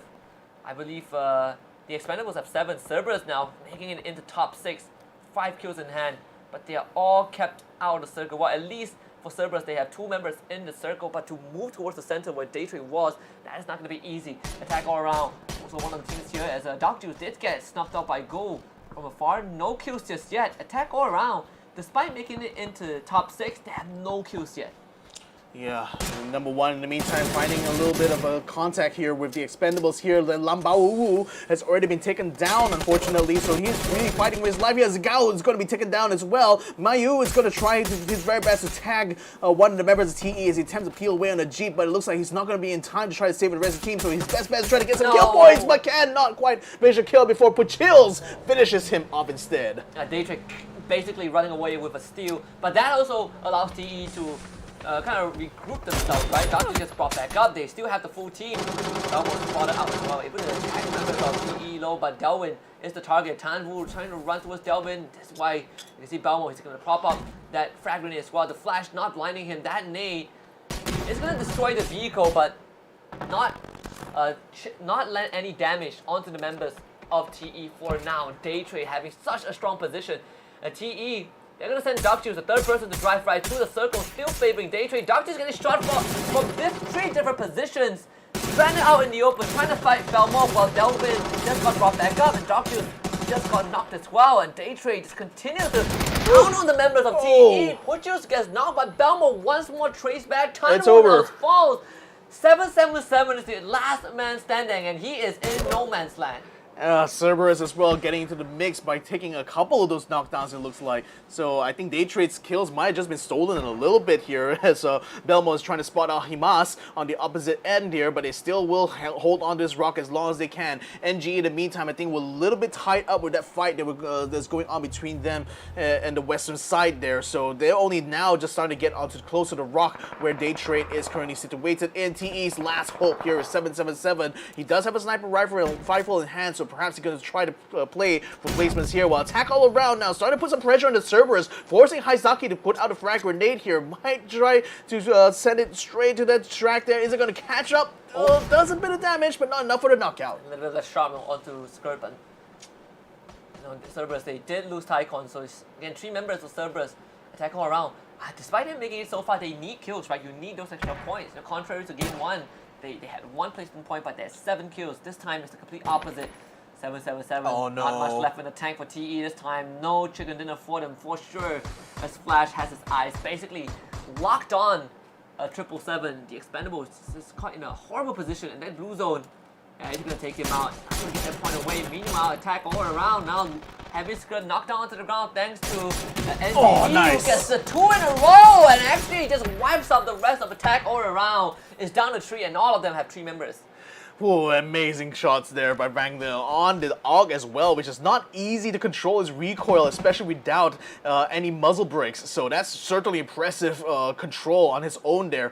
Now Daytrade is finding themselves being part of the King of the Hill for now, but there's certainly many challenges for the throne here. CS is already starting to creep up from the western side here, and I think NGE as well is moving out from the southern side. So they have 3 fronts they have to watch out, 2 fronts they have to watch out for, and attacking from either end here. So it's not going to be quite guaranteed for Daytrade, but who's going to be the first one to get caught out here? It's going to be Haizaki actually taking some shots here from Van Ge, and I don't think he's going to be knocked down, but that's certainly going to be something for him to think about. While Van continues his onslaught here. He's fighting with Jill. Gets a good knockdown there onto Daytrade. And that completely opens up that angle for the rest of the team. Daytrade losing control slowly off their kill. Flash, he wants to help out his teammate, but again, right, one of the few disadvantages, they are so spread out. If you lose one member, the pillars quickly crumble of this foundation. Daytrade losing Belmov also, and they're down their last place. There's only 1 last member left, which is found no assistance. NGE also having 2 of their members down. CES looking to claim the chicken dinner in this game number 2 as Fab moves towards his teammate to get him back. Flash once more, last man standing, just like round number 1. Get the energy drink, top this up back up as Haizaki does get down, but Duke Knight is going to be able to walk on forward and get Haizaki back up. So Cerberus still in a pretty decent spot. 12 kills already. They are still looking to get more. Cerberus in a good position. Big frag coming through. Himas also with the rest of the team. And just look at his frag, a bit short. So NG was able to get their members back up. So did Cerberus. Yeah, and the whole time Flash has to just kind of like sit tight from his side here because there's not much he can do in this situation while there's still many members of CS still roaming about. So Himas is still on the other side there, and I think Flash might have spotted his head peeking above the rocks there. So he's going to send a grenade his way there, hopefully try to deal some damage. But then again, he's definitely waiting to see whether or not NGE will engage on the CS or CS do conversely onto NGE there. But without them making that first move, I don't think there's much that Flash could do. Yeah, CS just gotta be a bit patient. Flash does get 5, and that is even better. CS now have less than 9 minutes that they need to deal with. Big Nate coming through from the right. Steals that kill away. And CES making bank so far. Flash trying to push from behind. He's gonna make contact right now. Tajima's not gonna win that. Chicken Dinner goes over to Cerberus Esports. 14 kills. And just an incredible recovery. Could have been 15 if Flash didn't steal that with the grenade there, but that was actually like the best situation you're gonna hope for. If you can't get a chicken dinner, you know, at least take away some points from the one who's gonna eventually get it. And Cerberus looking like another day in the office, really, for them. Not a lot of excitement from their faces, but they certainly know they've nailed down quite a good round here. A good reply, especially after having a bit of a rough start to the first match. Yeah, and just so much more composure, right? This game, they take all the boxes they need. They got rid of PMA very early on. That's already 4 points, and they just rampage through the rest of the circle. And again, right, Day Trade, they had the best position, but holding it is a completely different story. And NGE was able to break the stalemate. Cerberus just swooped in to kind of take advantage of that. Yeah, so well done. This is yet another like very exciting final circle we've seen here, and I think like it's going to be the pattern we're going to continue to see throughout the day here as these teams are already getting now they've already gotten quite the feel of how it is to fight against each other. You know that some of these guys will be raring to try to have another go at these teams here, but for Cerberus at least, good recovery there, especially after having only finished in 9th place in match number 1. Now taking chicken dinner in round number 2 is certainly going to do dividends with them in their like quest to be on top of the leaderboard for today. And I believe Cerberus, you know, they played majority of the round with just 3 members, right? Because they did lose one of it very early on to PMA at Picado, and they still were able to pull through. So they lost Tycon, very unfortunate. But overall, I think most of the teams that were consistent on round 1 still remain consistent in round 2. You know, yes, well, Cerberus being the new addition, but Day Trade, the Expendables, they are still doing very well. I believe Attack All Around also, not just consistent, but they had a slightly better round 2 just in terms of placement. Yeah, and shout out as well to Q Confirm and team number 1. They were involved in quite a few scraps here today, and it seems like they were able to handle the challenge quite handily. I mean, Q Confirm had 2 separate teams they were trying to fight against. I think NGE was one of them. I think Day Trade even caught them out at one point. Number 1 was straight up being assaulted by ExoClan as they tried to wrap their way through to the Phase 6 circle, but was able to hold them off and actually take them out completely. And E-Arena, this was an amazing sort of entry here that was allowed them to take out Q Confirm, which unfortunately left them quite out of the final circle fight here, only to get cut down eventually once Day Trade actually finds them, you know, as they try to maneuver into this next circle. And it's just unfortunate positioning there because Day Trade was already in position on his rocket, and it just so happened that the next phase just really favored them in this round. And overall, I mean, you see E-Arena, they had a pretty good start, you know, the early to mid game, but they were just caught out in the open by Day Trade of all teams. So very unfortunate circumstances for E-Arena. Aside from that, towards the end, you know, it's just Day Trade really trying to greed out and hold the entire hill. And you know, NGE was able to find a kind of chink in the armor and open it up for the rest of the team to come right in. But either way, if you know, for Day Trade, they know that it's not an easy task. Even in game number 1, they had to survive. They survived longer than they, you know, were expected to. So, you know, shouldn't beat themselves too bad about it. You know, they're still doing pretty fine. Yeah, so that is the end of the highlights here for match number 2 here. We're going to be waiting for the results to be tabulated here before we have a fuller picture of where this team stands after match number 2. But that's all the Miramar rounds done. I mean, are you happy? I'm excited now, right? We got Tego next. Yeah. That's the 3rd match. That's the most exciting part. First time the Tego is play in an official PUBG tournament, and I'm glad that, you know, the Asia Super Cup is going to be that platform. We're going to see where these teams stand. Again, right, we talk about the Tego Challenge. Some of these teams have demonstrated pretty good result, you know, made in Thailand. You have Day Trade, you have Cerberus, you have E-Arena, even NGE. But can they translate that into this group stage? That's the thing. That's going to be the big question in everyone's mind when they meet for the first time here in this PUBG Asia Super Cup. But as we continue to tabulate the results here, with Cerberus having like another like double-digit kill round here. I mean, I think we're going to be seeing these teams sort of like see where they're going to lie when it comes to like the teams that get a chicken dinner versus how many kills they get. I think it's going to be a kind of a race to see who's going to be able to hoard the majority of those kind of kill points, isn't it? Yeah, pretty monstrous round, honestly, for some of these teams. I think even for number one, right? Match one they didn't do. They were not kind of like in the final circle, but in this game they made it further and they got more kills, so it does keep them in the running for top 8. Indeed, and with the other teams though, like at the very least, at least they were able to recover some kill points. Flash finding himself yet again being the last man standing for day trade. But I think it might also be a consequence of his role, because it seems like he's kind of like the designated marksman of the group. He seems to be very good at taking those long range engagements, and actually like his shot against Fab towards the end there was what actually opened the door for Cerberus to just completely overrun the rest of NGE. Yeah, absolutely, and I think just the survival instincts, right? And day trade have caused so many problems for a lot of teams, But contrary to match number one, this one is a bit more. I would say there's a bit more flow to it. You're not seeing the 10 teams fighting at once. It's definitely a faster paced match number two. The circle is also a lot more challenging because you have this endpoint on top of the hill. Exactly, and these maps being big anyway, I would expect like the same kind of pattern will continue on even when we get to Tego, because that is yet another 8x8 kilometer map.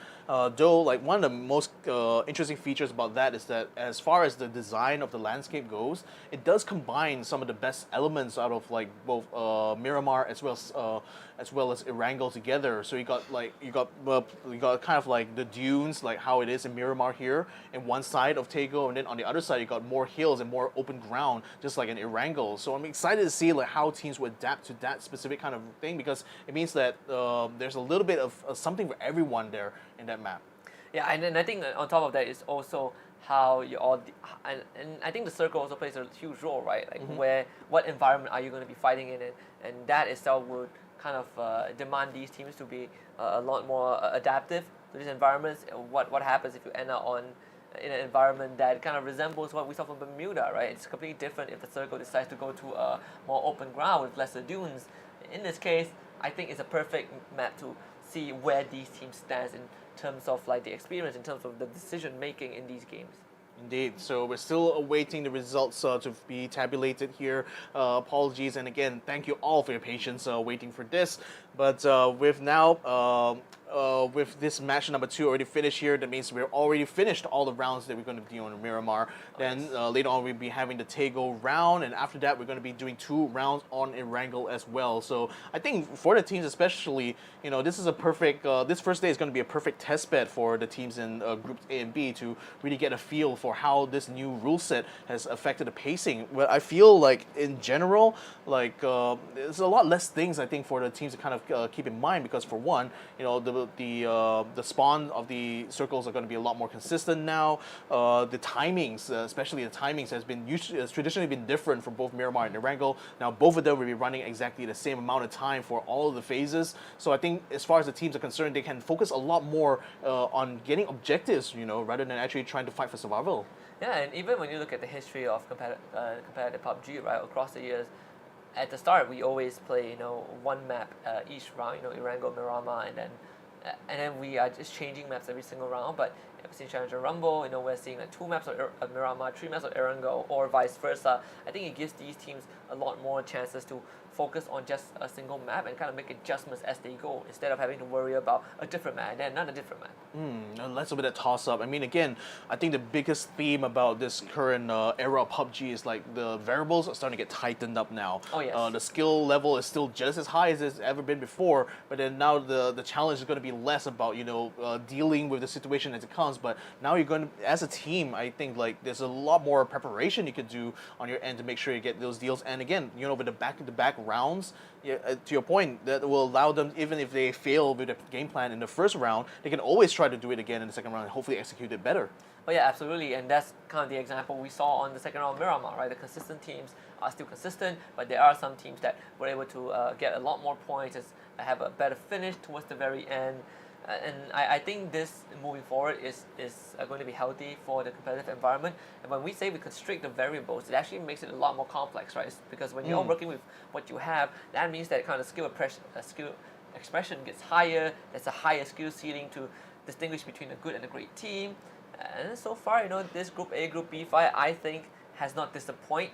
I came in here thinking that Group B is going to be the more the more stacked teams. I more stacked group. I still think it's more stacked, but for Group A, I think the Expendables and to a certain extent, Enter Force 36 showing up just a little bit makes it a lot more interesting. Indeed, and we also really want to see those teams as well also thrive in this situation here, because with the Continental Series already all combined into this global series now, there's these guys now represent quite literally the hopes of an entire region on their backs here. I mean, Force 36 as well as Sun Sister are the only two teams from Japan coming in this. Two of three teams who are competing in this competition here, and they certainly have earned their way coming into this field here. And then you also have teams like ExoClan, for example, from the very competitive region of Australia. They're the only ones who managed to win the Challenge Rumble, and that's why they actually got their place here. So the entirety of Oceania, I expect, is literally cheering them on, as they attempt to try to make their own. Unfortunately, these couple of rounds here seem to have not turned out well for the Australian squad. Yeah, they definitely need a lot more than just those cheers of support, right? Because both rounds, it has been very brutal for ExoClan. I mean, you look back at round 2, these guys didn't catch a break, right? They were trying to make these long rotations, but they were constantly getting shot. They were constantly getting picked off. It's just very unlucky for ExoClan, and they had no real answers to deal with all the other teams on Miramar. So hopefully we go to Tego, ExoClan will be able to bounce back, because I think they are running out of time already. Yeah, I think like the plan from ExoClan, given like that they jumped out very early into the fight, they mostly hung around the northern side and had to eventually make their way to the circle from quite a long distance. So I think they were banking on the fact that they would be able to use the vehicles in Miramar to be able to cut the distance down. But I think specifically for that second match there, it seemed like at one point they had a crossroad, basically. Either try to take the fight against two members of the Expendables, or try to fight against number 1, who was already holed up inside the building, and there was a full squad. And they chose to go into number 1. And I think that was kind of the bad choice with them, because number 1 was the one who eventually wiped them out completely. So I think these kind of minute-by-minute decisions are, in fact, like what sort of is really hard, to be fair, for ExoClan, but unfortunately, they kind of chose wrong. Oh yeah, and that's what makes it, I think, if you are ExoClan, you're definitely feeling the pressure already, right? You'll have 3 more rounds today, no more Miramar, and they have to play tomorrow as well against Group C, who are basically watching these tournaments today very closely. So I think if you're ExoClan, it's not only kind of the reputation of OCN on the line, but you really gotta try to make those adjustments. I think that when you look at the players in these gunfights, I'm confident they can win, but it's just these rotations that are getting caught out way too often, and I don't think it's completely on them as well, right? It's just unfortunate that they were put in those positions. I just hope that moving into Tego and for the rest of the group stage, ExoClan can make a recovery, and we will give them some time to make a recovery, because we also would go for a break. So we will be back in just a while for more PUBG action. This time we're going to head over to Tego, so don't go anywhere. We'll be right back.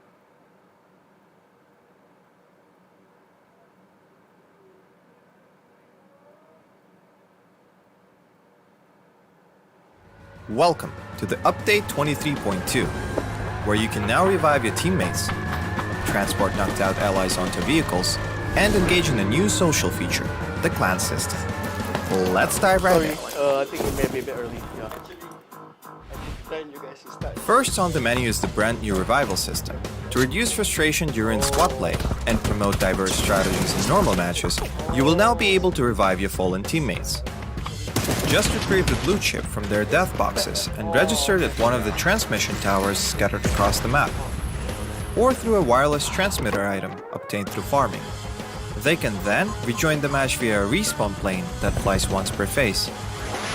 Note that this feature is available only in normal and custom matches on Erangel, Miramar, and Destiny. Next, we're introducing a new DBNO feature, allowing you to carry knocked out teammates and place them inside vehicles. This addition provides players with an alternative way to evade danger without having to only abandon or revive your teammates.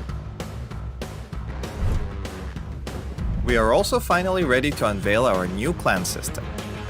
Create or join a clan, play matches, and earn XP to level up your clan. As your clan levels up, you will be able to upgrade your clan tags. Not only that, but you can also earn a BP boost by playing with your clanmates. Definitely worth. And as always, make sure to check out the patch notes for all the details. Update 23.2 has plenty more in store this month, including a DBNO rebalance, general lobby UX UI improvements, a slight buff to the Ace-32, and more. Starting with this update, prepare to become your team's hero, transport teammates to safety, and establish your own PUBG Battlegrounds clan for double the excitement. And we'll see you on the Battlegrounds.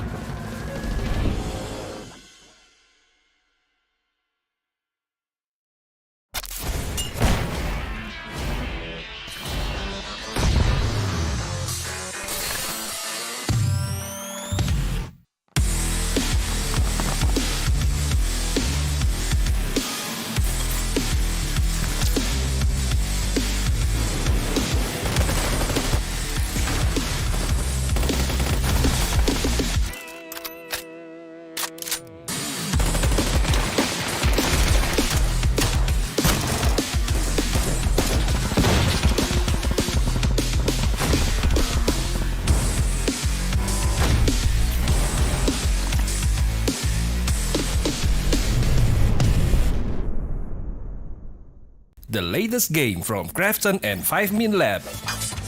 Fast pace and full intense PvP action brawler game.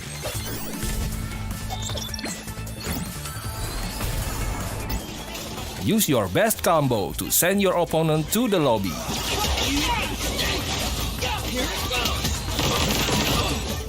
Select your legends and be the winner.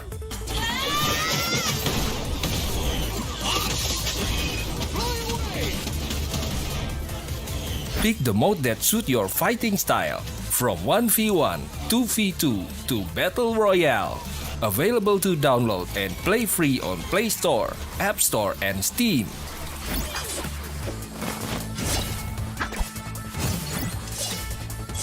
Let's be legends today!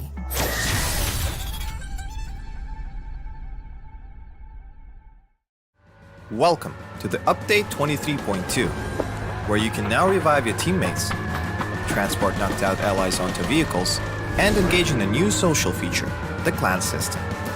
Let's dive right in. First on the menu is the brand new revival system. To reduce frustration during squad play and promote diverse strategies in normal matches, you will now be able to revive your fallen teammates.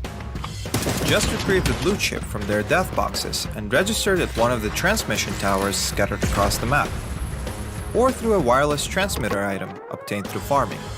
They can then rejoin the match via a respawn plane that flies once per phase. Note that this feature is available only in normal and custom matches on Erangel, Miramar, and Destin. Next, we're introducing a new DBNO feature, allowing you to carry knocked out teammates and place them inside vehicles. This addition provides players with an alternative way to evade danger without having to only abandon or revive your teammates. We are also finally ready to unveil our new clan system. Create or join a clan, play matches, and earn XP to level up your clan. As your clan levels up, you will be able to upgrade your clan tags. Not only that, but you can also earn a BP boost by playing with your clanmates. Definitely worth. And as always, make sure to check out the patch notes for all the details.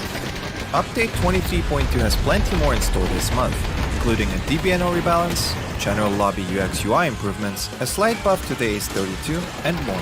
Starting with this update, prepare to become your team's hero, transport teammates to safety, and establish your own PUBG Battlegrounds clan for double the excitement. And we'll see you on the Battlegrounds.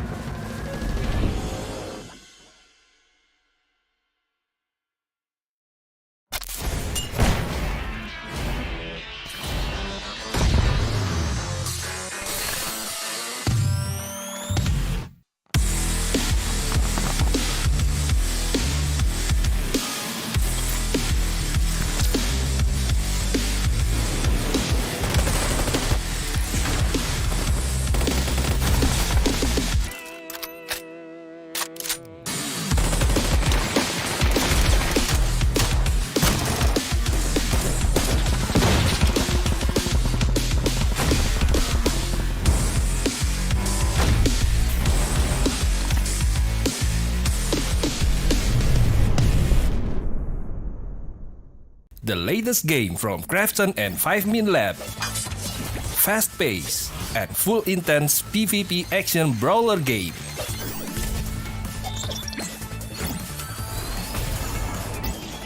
Use your best combo to send your opponent to the lobby.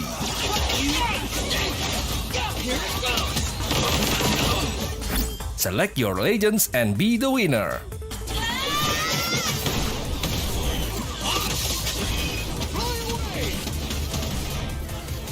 Pick the mode that suits your fighting style, from 1v1, 2v2 to Battle Royale. Available to download and play free on Play Store, App Store and Steam.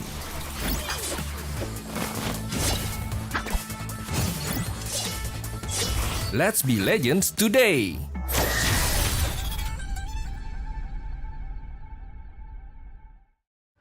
Welcome to the Update 23.2, where you can now revive your teammates, transport knocked out allies onto vehicles, and engage in a new social feature, the clan system. Let's dive right in. First on the menu is the brand new revival system.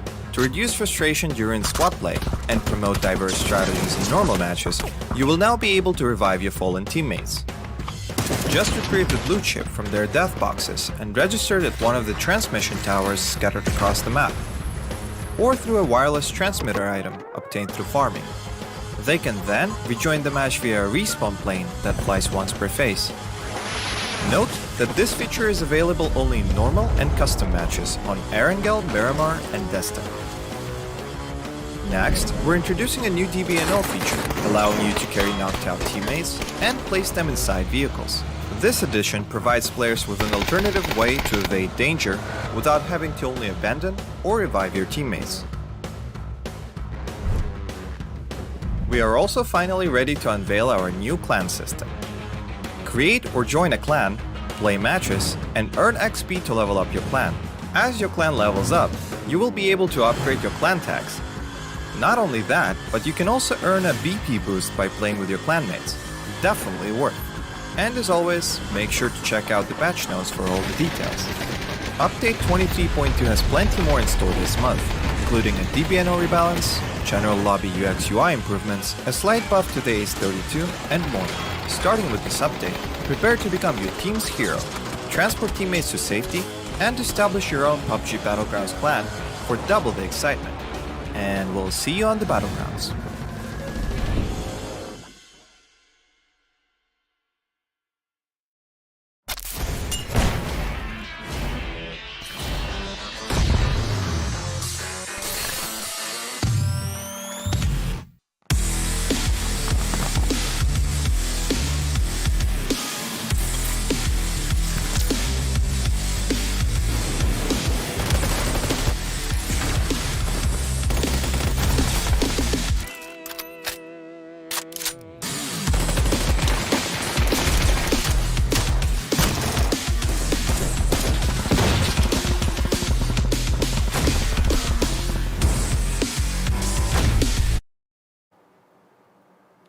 Welcome back, ladies and gentlemen. This is the PUBG Asia Super Cup for summer of 2023. My name is Victor Cax. Joining me here is Husky. We have just witnessed 2 rounds on Miramar, so you know what that means. It means we are going to round 3. It means we are going to see Tego for the first time in a competitive circuit. Very, very excited. You know, we've gone through some of the teams who have been pretty consistent. You know, Daytrace, Cerberus, E-Arena have been doing well. The Expendables, and even number 1 kind of showing up big time towards the very end. Well, now before we go into Tego, we also have to kind of catch up on something after match 2, right? We have the standings that's going to be shown in a little bit, and I'm curious to see where these teams are at right now on the leaderboard, because top 8 is where they want to be at. Yeah, exactly. So while they're setting up for Tego, we weren't able to bring you guys the live results early on just before the break. So hopefully we'll be able to give you guys a good picture of where these teams now stand overall. But I have to safe to say though, like I'm expecting big things from the team that got the chicken dinner, Cerberus. You know, they got plenty of kills there, and they got the chicken dinner as well. But Daytrade manages to hang on until like the very end there. The same they did as well for match number 1. The same thing also kind of happened with them in match number 2, although this time around the battlefield sort of sort of encompass them a lot more because literally everyone's just rushing to try to take on their hill. So indeed, yes, Cerberus is the one who's going to take the bulk of the points here for match number 2. A total of 24 from 10 placement points as well as 14 kill points, the most we've seen so far. And also another solid round from Day Trade, right? 16 points, finishing second. NGE and TE both getting 11. Number 1, again, having a big round, getting 10 points. And AAA, towards the end, I thought that they had a better round, but that's in terms of placement. 4 placement points, but 0 kill points. It's a very, very slow round for AAA. Arena also only managing to get 3 for themselves. So it's fair to say, I mean, for TE, for Day Trade, for Cerberus, at least for TE and Day Trade, they are having a very, very good time so far in this group stage. Yeah, and with the Expendables actually being able to get a lot of kills in this round here, relatively speaking, I think that bodes quite well for their chances in the overall leaderboard later on. Special shout out as well to Arena as well as Q Confirm, even though they weren't able to maximize the most out of the encounters they managed to get, but nevertheless they managed to do enough to allow them a place on the first page here in 7th and 8th respectively, and number 1 being able to get themselves up in the 5th place. It's becoming a very heavily Vietnamese affair here, I have to say, so far in groups A and B. Oh, absolutely. I mean, the consistency is definitely there now. The current standings, by the end of match number 2, TE at the very top, right, 32 points, followed by Cerberus 27, Day Trade in 3rd with 25, Arena with 19, NGE and Attack All Around, tied in 12th with 12 points. Number 1 squeezing through just off of 1 good round, putting themselves in 7th place with the 11 point. UV and QC tied. With 9 points, but obviously UV just had more placement points, and kind of the deal breaker, at least for now. But we still have 3 more rounds to go before day 1 ends. But looking at the current standings, you can clearly see that we have some front runners. Oh, indeed. I mean, the 2 teams from Vietnam actually are the front runners right now, with CES only being 5 points away from TE and 2 points clear of Day Trade so far, to be fair, but Day Trade certainly has a much wider gap to their nearest rival from the same region, which is E Arena. 6 points total that they're going to be ahead of E Arena in that regard. So it's looking like this is how it's going to be shaping up here for the top 8 here. As for the ones who just barely got in, I mean, Q confirmed if only they were able to place themselves a little bit higher, perhaps they'll be able to overcome Unicorn Venom's position here in 8th place. But sadly, even though they got quite a healthy haul of kills, they're not quite able to get themselves into the top 8 yet. 1 call as well, even though they were involved in quite a few scraps, so only able to get 5 kill points actually so far.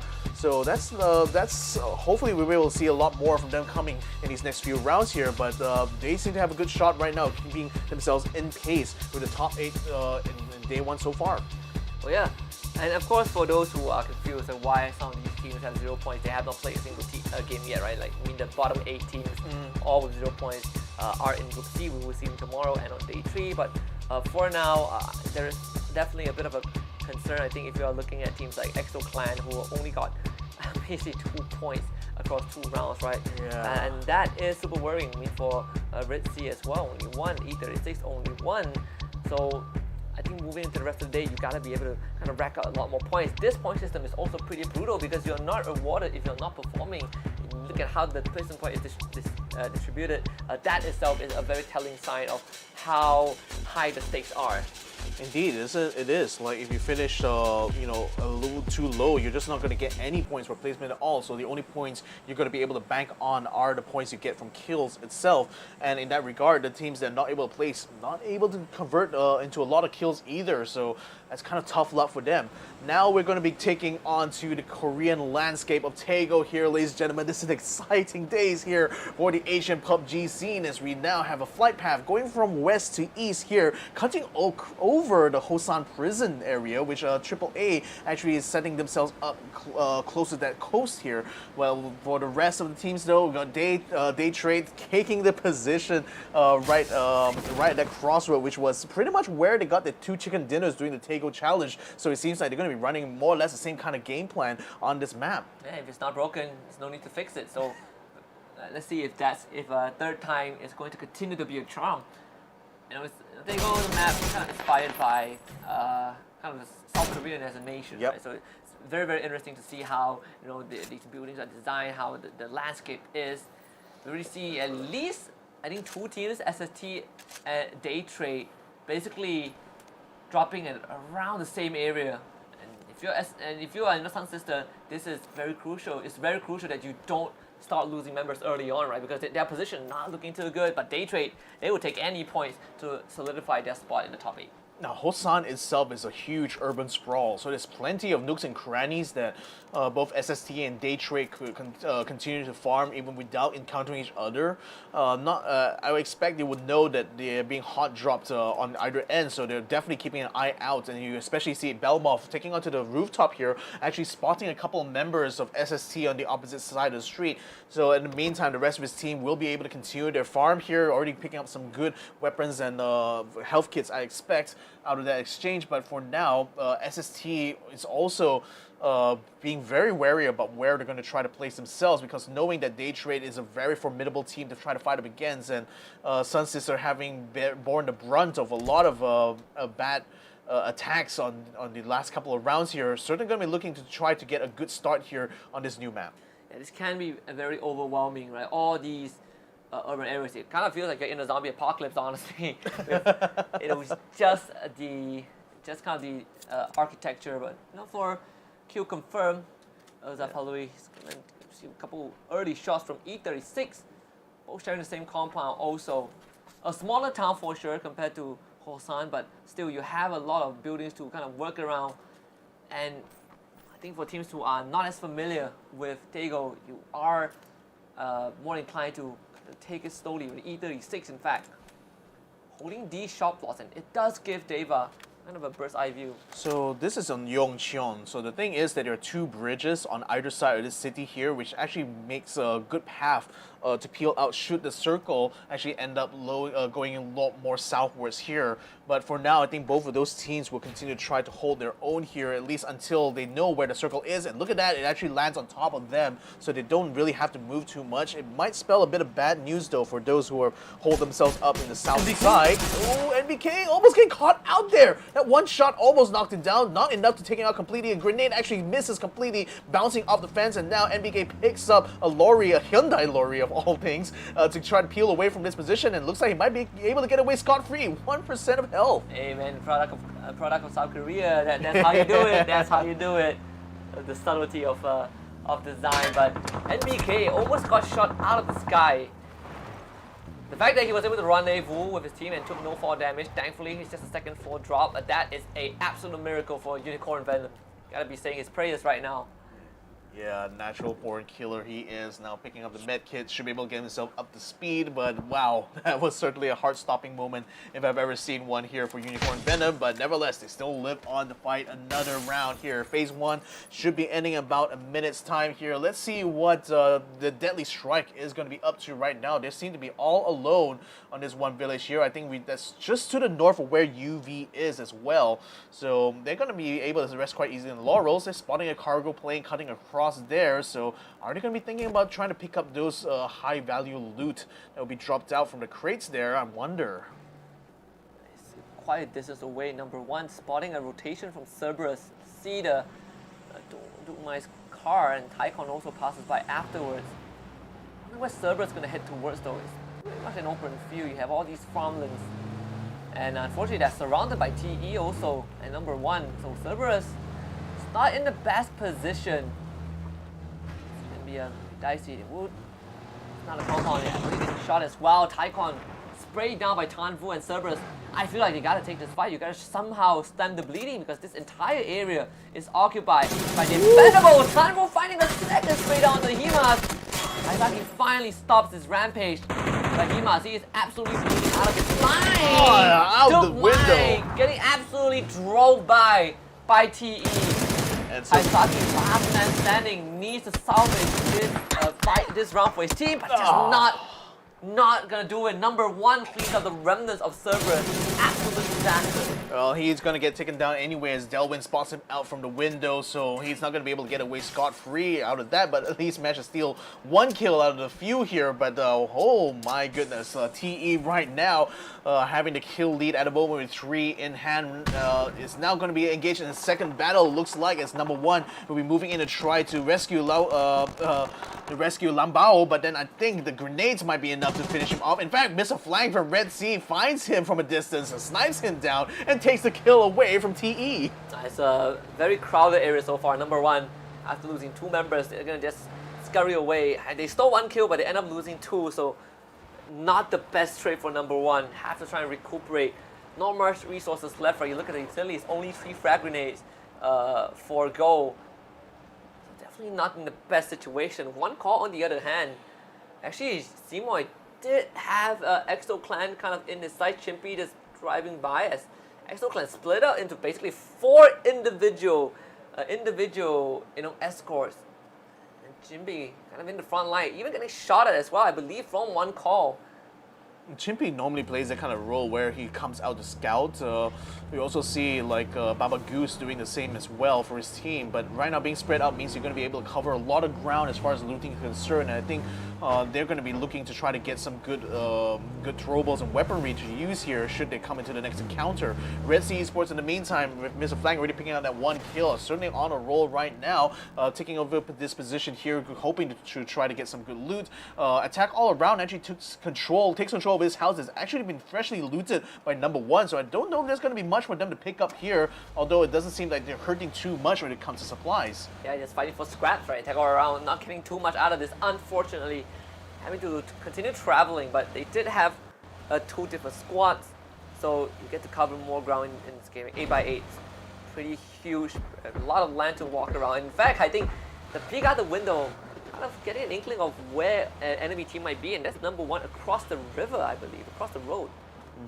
So now with them trying to see if they can find a way across. Okay, this is a little bit of a lake. It's not quite a river, so there actually is a way for them to go around, but it's going to be a long way around nevertheless. But Attack Around might actually want to try to stay in their position here because it still represents a good piece of cover. In the meantime, down by the terminal here, looks like Q Confirm is pretty much has this entire area on lockdown here, and they're going to be having so much good loot here.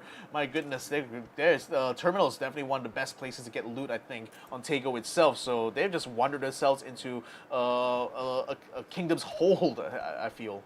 A supermarket for them. QC, on the other hand, 2 members of Exo Clan against 1 call.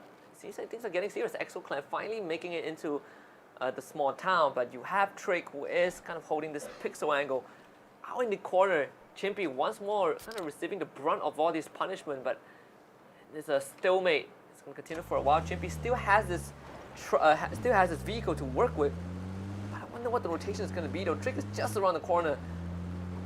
Yeah, it's going to go down by the field here. Actually slips by Trick, who isn't quite in a position to fight against him. So I think they're trying to lure some shots out to hopefully be able to spot. But Chimpy, in the meantime, is going to be putting himself in harm's way pretty soon, though, if he is not too careful. But nevertheless, he puts himself by the radio tower, and that's going to put a bit of distance between himself and Trick for sure. And he's going to be able to spot anyone coming up the road. In fact, he's going to be able to see that village that Deadly Strike is actually holding at the moment. So should they decide to come around to Exo's side, Chimpy will be able to alert them first. Well, for Red Sea so far, it's the first round. What they've been struggling is the mid-game rotation, right? They've been kind of caught out losing these 4-on-4 gunfights, but they were able to steal a kill away early on. So I believe Red Sea is also not in the best position. I think they are kind of like at the bottom of the leaderboard in terms of between Group A and Group B. But this time, I'm going to slow that just a little bit. 1 Trick getting an what a spray down from Trick. Yeah. Absolutely devastating. And this is not a drive-by, but this is a drive-by on a drive-by. Trick is going to be able to secure this, no problem. I don't think Exo Clan would want to turn back for... Well, I take that back. Chimpy up the far punishes Trick for that greediness. Jexy still gets rid of Empt, but now he has to try to get to Trick, who is pretty far away. Well, I mean, talk about using your own teammate as bait, right? But Emma's already down anyway and probably will be killed either way, but at least there might be a chance here with Chimpy to get a trade against one call here, but Moy is going to be coming in to try to rescue his teammate though, so I think Chimpy is going to have to be really quick about this. He's going to come around. Will he be able to spot Trick to the woods? Oh, but then Moy is already in position though. He's already waiting for Chimpy to show himself there, but just peeks out a little bit there. Timing? Waiting for the timing there to try to catch Chimpy, but Chimpy a little bit skittish right now, trying to get on the outside. Of patience is not going to be enough though. Chimpy only cut down to half his health before he realizes he's being fired upon by Seymour. Now he's going to realize that he's being hunted now. Will he try to fight back? I mean, Trick is basically using the brushes to keep himself safe by the vegetation, helping him out. But Trick does end up bleeding out as his teammate wasn't able to get to him in time. But they might get Chimpy in return. And look at EXO. They're going to try and help. Jexy finds Gas from afar, and Seymour taking a lot of space as well. The flashback's going to come through, forcing Seymour to Chimpy to look away, but actually still ends up getting the straight back. EXO clan finally showing some signs of resistance, but Jexy gets a nasty headshot, and unfortunately it's down to just one last member, Baba Goose from EXO clan. Kind of a 1 versus 2 situation. If he can get back up, that would be great. But Jexy, oh boy, this is the vehicle that Chimpy left behind. One call, it's going to take it and get out of there. Absolutely devastating Jexy was in that engagement. I mean, he held off both Baba Goose as well as Gats, and that allowed them to finally get the kill done onto Chimpy there. But it's still 2 for 2 nevertheless though, so it's a bit of a Pyrrhic victory if it were for one call at the moment, and EXO clan can easily try to pull out there with Baba Goose already getting revived onto Gats. So Q confirmed in the meantime though, finding themselves a little bit lonely in this terminal side. It's still within a circle technically, but they also see PMA over the horizon at the moment, so they're feeling not too secure in the position right now. Might be thinking go for a wraparound. Attack around also spotted a team passing by. I believe that's number 1. They tagged it just a little bit, but unfortunately the terrain makes things a bit hard. Dayshay on the other end. See, across that entire river. Attack all around is basically out in the open. So far, it's a small building, not much for them to go on. You know, Red Sea within the crosshairs of E36. Okay, he's just being very actively spawning as members of Red Sea. Yeah, I mean, EF36 so far, they're not lacking in shooting skill. I think it's just a matter of luck and like tactics that kind of like failed them in the last 2 rounds. But nevertheless, against Red Sea, this should be an interesting fight between them because Red Sea technically is going to be able to gatekeep them somewhat. Though Q confirm is also drawing a bit of fire here from E36 conversely. Now this next day trade now just only entered into the circle here, but they're being flanked by UV, who has already spotted them, and Snell already is trying to put some shots onto them as they ride on with their vehicles into the circle here. In the meantime, though, looks like they were able to stay out of trouble for the most part, but might be wandering into some chaos soon because I also see the Expendables being in their path. UV's just start fighting though. Day Trade driving right into them. They're all split up into individual checkpoints, so Day Trade, they can start overwhelming UV with numbers if they want to. This is definitely bad news if it actually happens, but of course for UV, they're still going to be able to stick together for now. It's the Expendables who are in danger, where Day Trade still cut off that midway point. The fact that Day Trade were able to drive in without much resistance just gives them a lot of room to work with. Meanwhile, off-screen, Sylphia actually finds Gas and EXO clan. Oh boy, they're down to just one man. It's Baba Goose. Baba Goose on the run. Yeah, and on the run indeed. There's no way he's going to be able to come back to save his teammate here without exposing himself to Sylphia here. Even though he does have an SLR, one shot is still all it takes to knock down Baba Goose. One shot to hit it especially. Now there's some loot crates actually being dropped to the western side of where E36's position is. The southern side where they are, but they had to try to run through Deadly Strike in order to be able to get to it. So now they're already starting to put some fire onto them. But Crazy Boy, in fact, might be actually moving up here to try to cut off Darva before he gets into position there. A spray is going to be able to knock him down. Sylphia not able to return fire in time though. Grenade's going to be sent through, but that only puts Crazy Boy down a little bit. The grenade shot should be able to bring him back up to speed. In the meantime, Mao Rush is able to get the kill confirmed onto that member of E36 now, so that's already 1 down for the Japanese squad. And Nate doesn't even take him out, right? So DST, they got 3 kills for free. And Exoclan actually got wiped out off screen as well. Lucky circumstance to be in as that's dangerous driving if I ever seen one. But Sylphia on the run, not full health either. I believe on a motorbike. Actually, Bowfish doesn't see him, so Sylphia will get to live on for a bit longer. But NGE facing some sort of pressure from E-Arena from that high ground. Yeah, and NGE at the moment is already picking up 2 kills. Sylphia has finally been taken out here by QC, so as a kill literally confirmed there, and E36 kind of out for the count. But NGE in the meantime, not under a lot of intense pressure, but they are flanked by both E-Arena as well as One Call, so they're not exactly going to be able to move out of the way, but they just might be able to gatekeep E-Arena a little bit in this next round here. Certainly for those who are in the terminal, which is Q confirmed and PMA, they're going to be locked in a bit of a fight here, but Deadly Strike, gotta say, luckiest guys in the group, because not only is the circle landing on top of them, they got some good loot drop from the cargo plane just moments ago that they will definitely be able to use. And you can say the same for Red Sea, right? They also are in a pretty decent spot as well. The TE and Daytrade taking control beside each other. I think that southeastern side is going to be a bit more intense with your 3 teams, the UV, Daytrade, the T around as well. Attack all around. Meanwhile, was able to get initial knock on the impact and attack all around, now facing some resistance as Unicorn Venom decides to join in. A 3-way fight. Yeah, and a 3-way fight indeed it is, because you got UV on this western side, you got on the other, number 1 as well, taking some shots from Sun Sister, but it looks like Sun Sister is a bit hurting as well, because they're also taking fire from attack all around. Jedi getting the kill with the Mini 14, so it's making it hard for Sun Sister to hold their own, because they don't really have a lot of cover to work with to begin with, because now they're stuck in the middle of this paddy field here, and they're not going to be able to fight back too hard. Bob now going for the shot against Miao Yu, almost takes him out before he gets to the rock, but unfortunately his teammate Ji Gao is going to be taken down, and Tay9 actually finishes him off as well, so that's number 1 already taken out for the count. Yeah, and NGE, they had 1 skill stolen away, but is still able to rack up 3 so far. It's gatekeeping at the edge of the circle, but I don't think there's much more teams from that eastern side, so you can expect NGE to not face too much resistance. They can start moving in, but if they do, it's gonna push them straight into TE. E-Arena in the some sort of a pushback. They try to enter the circle. PMA losing 2 members and instantly gets absolutely obliterated by QC. Yep, QC very much the kings of the terminal right now, so they will be able to hold their own while they wait for the blue zone to come in, unless the Arena has some other ideas, because they're starting to push on into the position a little bit, just encroaching into their backyard, no big deal.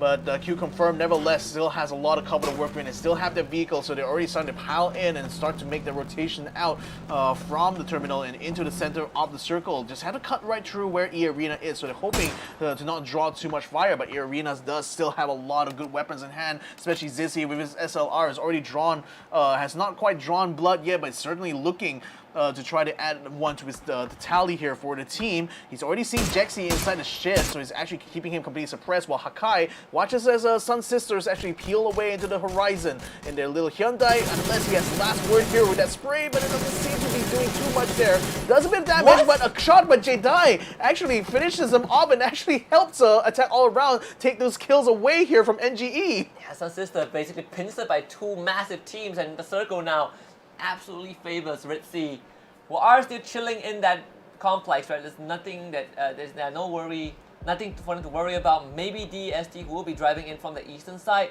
E-Arena actually City getting knocked down to the ground, and look, Jexy doing massive work. QC also putting a lot of pressure onto E-Arena. They want to try to help their teammate, but I'm not sure if they can make it there in time. City ends up getting taken down by Duck Juice. Unfortunately, E-Arena not able to extract that father member. QC now plants themselves, sees E-Arena in front of them. A lot of smoke grenades being thrown out. You can see the amount of supplies drop down as well from afar, and they're in NGE's vicinity, and unfortunately for Larry, in an attempt to save his buddy, he is now caught out in the open. Yeah, and he's going to be forced to go prone there with the scope continuing to rain down bullets onto him. There's no way he's going to be moved out of the way. He pops up a smoke though, so that should be able to give him a little bit of cover for now and a little bit of reprieve as he attempts to get his vehicle back up online. But QC really is trying to aim to the other two members on the left-hand side there, but it wasn't able to get the engagement done quite yet. Perhaps it may be able to do it now. Day Trade in the meantime under fire right now. Grenades being sent in their general direction, and the shots coming from attack all around as well. So AAA is now putting the pressure onto the Thai squad here, making rather the Thai top seed at the moment, and actually he's doing quite a number on the depth. J-Dai with a grenade, and Jackal with another frag grenade. They're just grenades for days right now, raining onto Day Trade, and doesn't seem like they'll be able to hold it. Oh, there's already one down. Noise is already quite low. Might be in danger of being taken out by a shot here from attack all around. No, the grenade will be the one to finish him up instead, and with the flames being thrown up, Day now Flash. He's looking like one of two members of Day Trade still standing right now, which does have a little bit of high ground, but it isn't able to attack back onto attack all around, who so far has only sustained one casualty. Escalucia is doing so much work with this SLR, just really suppressing Day Trade while throwing the complete chaos. And but AAA, they are gonna start taking the blue zone though. They gotta start moving as Flash is gonna get down by. He's gonna get down by a nade also. Just Pujo's left alive, and this is getting from bad to worse. AAA are pushing in as Lucia does get down. TE gonna intercept this. They might steal everything away. AAA left with 2. Jedi is gonna try and get his teammate back up with also topping his health with that first aid kit. But again, the blue zone is closing in. Those nades raining through. NG off screen getting kills, but TE is the biggest threat. That big nade! Janku, he has to start crawling forward, but he's gonna get finished off by Duck Juice. Delwyn perishes to the blue. The Expendables ends up getting wiped out. AAA continues to live on, but not for long. Yobi ends up being the biggest winner of that, getting the last lap and getting the elimination. Oh, that was crazy though. I think the Expendables were actually doing quite well, getting some good kills on their front, but unfortunately Duck Juice was the last one standing, and he himself got caught out in that firefight there. So that's so unfortunate for the team is to get taken out in 9th place, right? And as NGE continues trying to move on onto Team 16 there, I think Jexi is not going to be long for this world here. He's going to get surrounded on all ends. Quick shot there, but Hakai will be able to finish his run there as NGE takes one call out in 6th place. Yeah, NGE, right? They have 2 members down, but they can both be picked back up, so NGE still loses nothing. And look at that, it's a bit of respite unless QC gets to them in time, but QC, they're still a distance away. He can actually just destroy Crazy Boy with that frag nade. DST under heavy pressure from UV, who are basically uncontested right now. In fact, look at NBK. NBK +1 right in the face of DST. NBK pushing forward still, getting both fish down.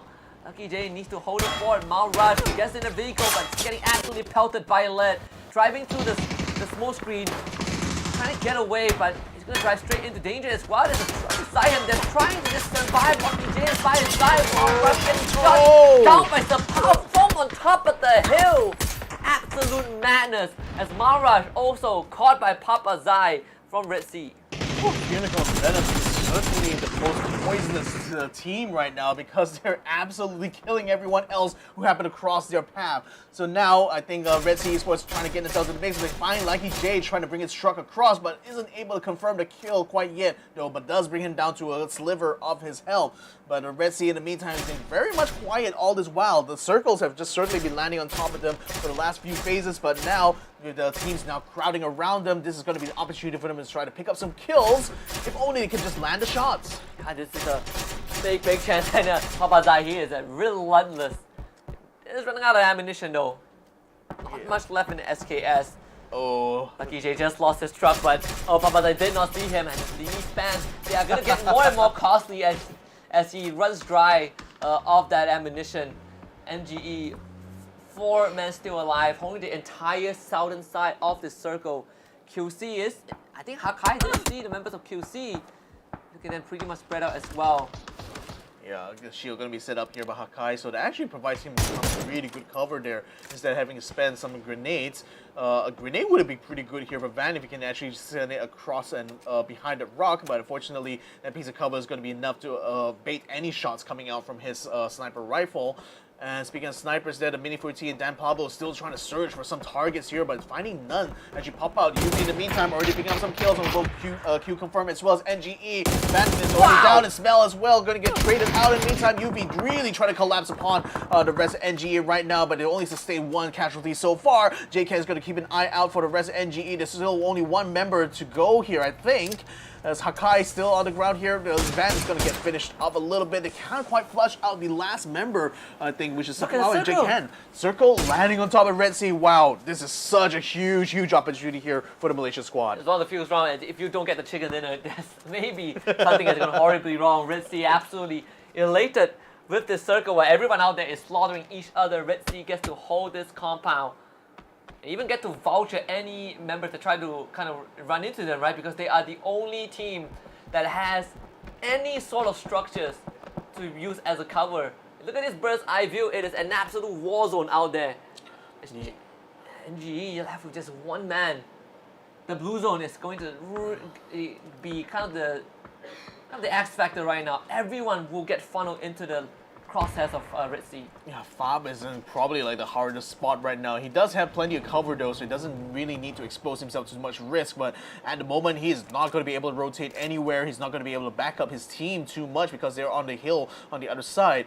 Well, Papa Zayed is now still keeping an eye on Lucky J. Finally he finds him by the corpse of the lorry that Lucky J was running earlier on, but now Lucky J, having got his health back up, he's going to get cut down immediately by Zayed. He's now playing the peek around the carcass there to try to see if we can catch out Zayed, but Zayed in the meantime just keeping those shots peppered, and that's going to leave Lucky J out in the blue zone, and no, he's not going to make it out. And with that being said, look at QC, they're just driving by and Papa Zayed feels the pressure. Oh my god!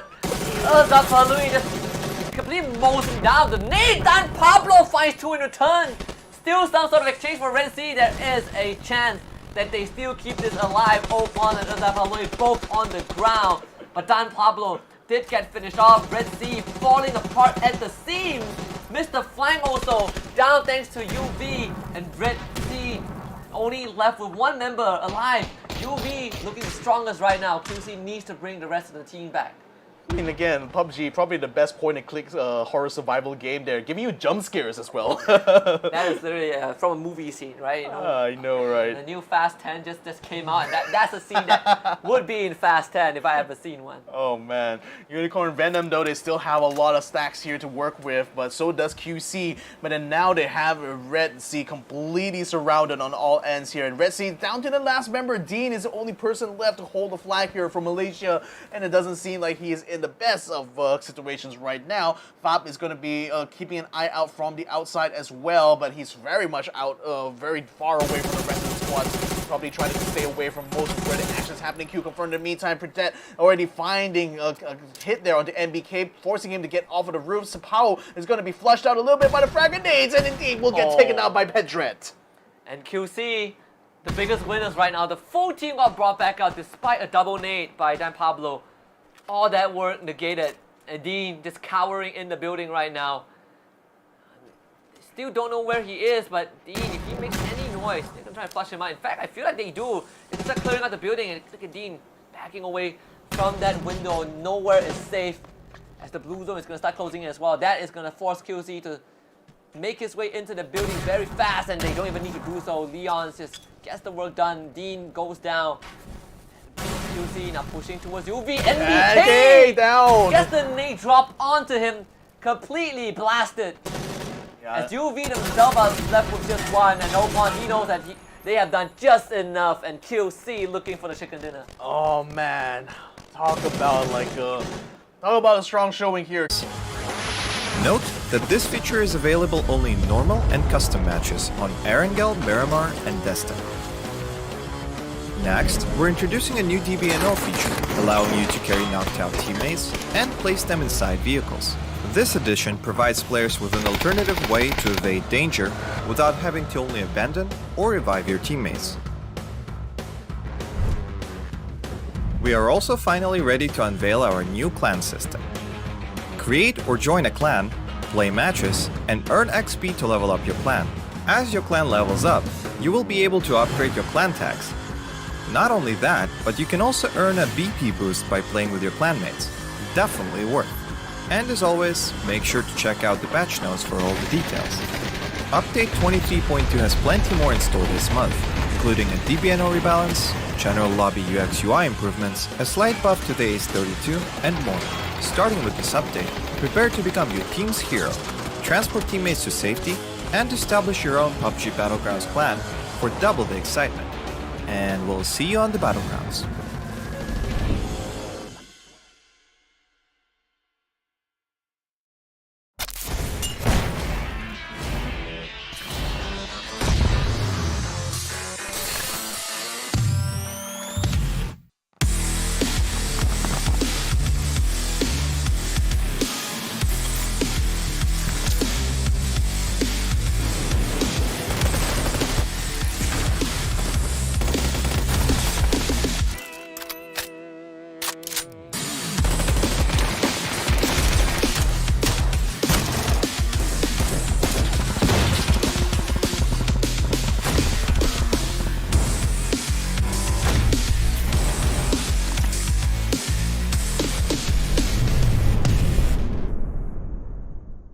The latest game from Krafton and 5min Lab. Fast pace and full intense PvP action brawler game.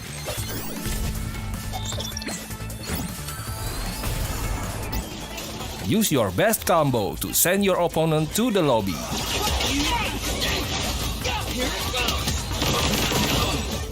Select your legends and be the winner.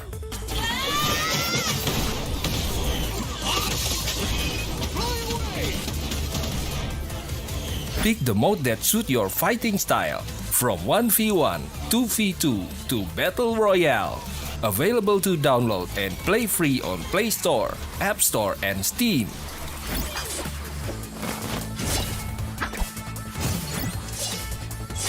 Let's be legends today!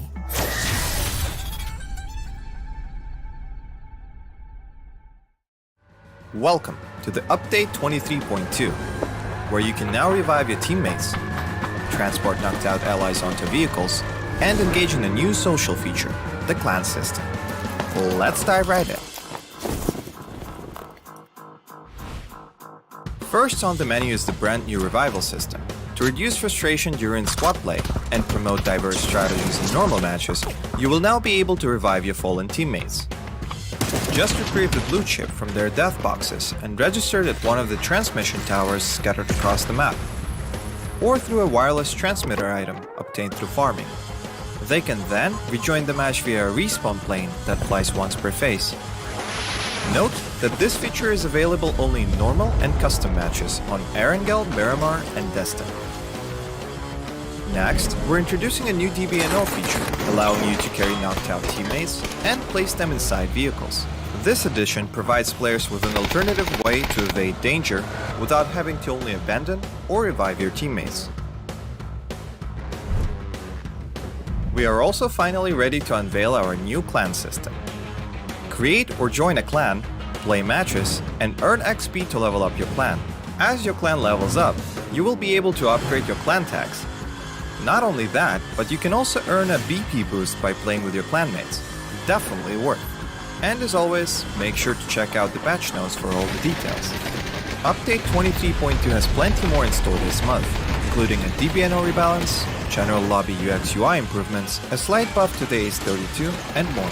Starting with this update, prepare to become your team's hero, transport teammates to safety, and establish your own PUBG Battlegrounds clan for double the excitement. And we'll see you on the Battlegrounds.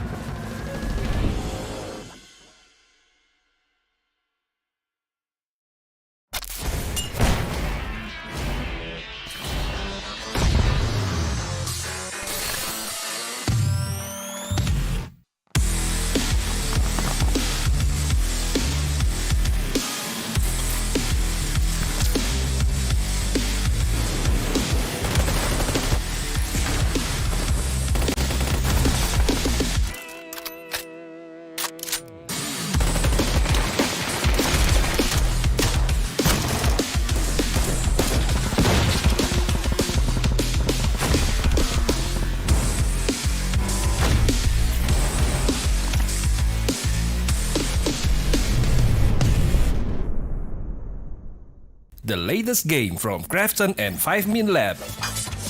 Fast-paced and full intense PvP action brawler game.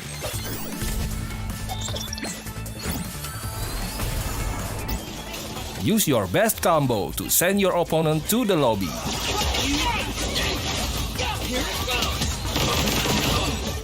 Select your legends and be the winner.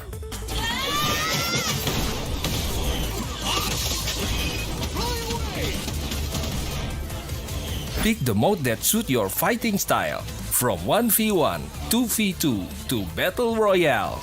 Available to download and play free on Play Store, App Store and Steam.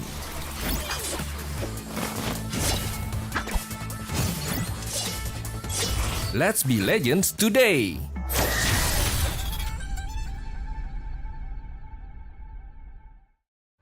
Welcome to the Update 23.2, where you can now revive your teammates, transport knocked out allies onto vehicles, and engage in a new social feature, the clan system. Let's dive right in. First on the menu is the brand new revival system. To reduce frustration during squad play and promote diverse strategies in normal matches, you will now be able to revive your fallen teammates. Just retrieve the blue chip from their death boxes and register it at one of the transmission towers scattered across the map, or through a wireless transmitter item obtained through farming. They can then rejoin the match via a respawn plane that flies once per phase. Note that this feature is available only in normal and custom matches on Erangel, Miramar, and Destin. Next, we're introducing a new DBNO feature, allowing you to carry knocked out teammates and place them inside vehicles. This addition provides players with an alternative way to evade danger without having to only abandon or revive your teammates. We are also finally ready to unveil our new clan system. Create or join a clan, play matches, and earn XP to level up your clan. As your clan levels up, you will be able to upgrade your clan tags. Not only that, but you can also earn a BP boost by playing with your clanmates. Definitely worth. And as always, make sure to check out the patch notes for all the details. Update 23.2 has plenty more in store this month, including a DBNO rebalance, general lobby UX UI improvements, a slight buff to the Ace32, and more. Starting with this update, prepare to become your team's hero, transport teammates to safety, and establish your own Pubg Battlegrounds clan for double the excitement. And we'll see you on the Battlegrounds.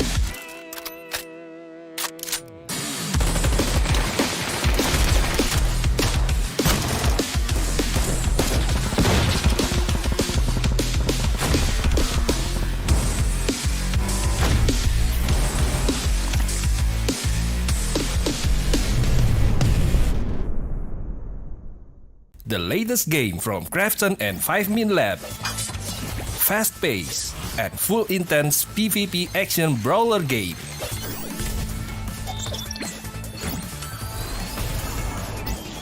Use your best combo to send your opponent to the lobby.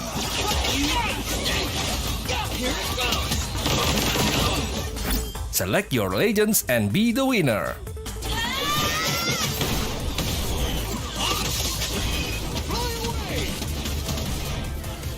Pick the mode that suits your fighting style, from 1v1, 2v2 to Battle Royale. Available to download and play free on Play Store, App Store and Steam.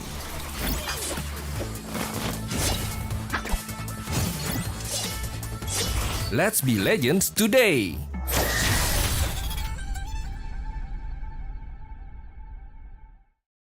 Welcome to the Update 23.2, where you can now revive your teammates, transport knocked out allies onto vehicles, and engage in a new social feature, the clan system. Let's dive right in. First on the menu is the brand new revival system. To reduce frustration during squad play and promote diverse strategies in normal matches, you will now be able to revive your fallen teammates. Just retrieve the blue chip from their death boxes and register it at one of the transmission towers scattered across the map, or through a wireless transmitter item obtained through farming. They can then rejoin the match via a respawn plane that flies once per phase. Note that this feature is available only in normal and custom matches on Erangel, Miramar, and Destin. Next, we're introducing a new DBNO feature, allowing you to carry knocked out teammates and place them inside vehicles. This addition provides players with an alternative way to evade danger without having to only abandon or revive your teammates. We are also finally ready to unveil our new clan system. Create or join a clan, play matches, and earn XP to level up your clan. As your clan levels up, you will be able to upgrade your clan tags. Not only that, but you can also earn a BP boost by playing with your clanmates. Definitely worth. And as always, make sure to check out the patch notes for all the details. Update 23.2 has plenty more in store this month, including a DBNO rebalance, general lobby UX UI improvements, a slight buff to the Ace-32, and more. Starting with this update, prepare to become your team's hero, transport teammates to safety, and establish your own Pubg Battlegrounds clan for double the excitement. And we'll see you on the Battlegrounds.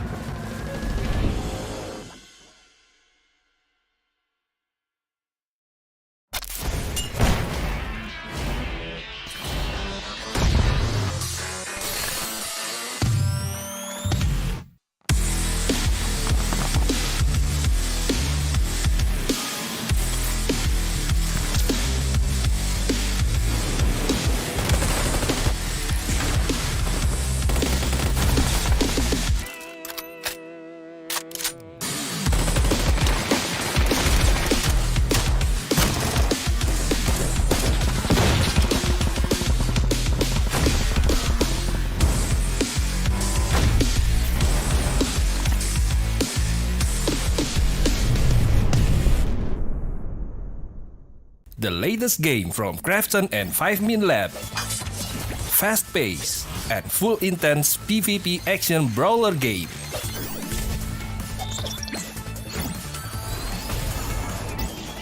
Use your best combo to send your opponent to the lobby.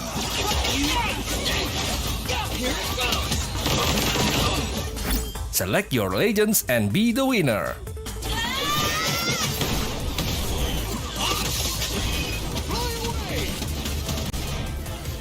Pick the mode that suits your fighting style, from 1v1, 2v2 to Battle Royale. Available to download and play free on Play Store, App Store, and Steam.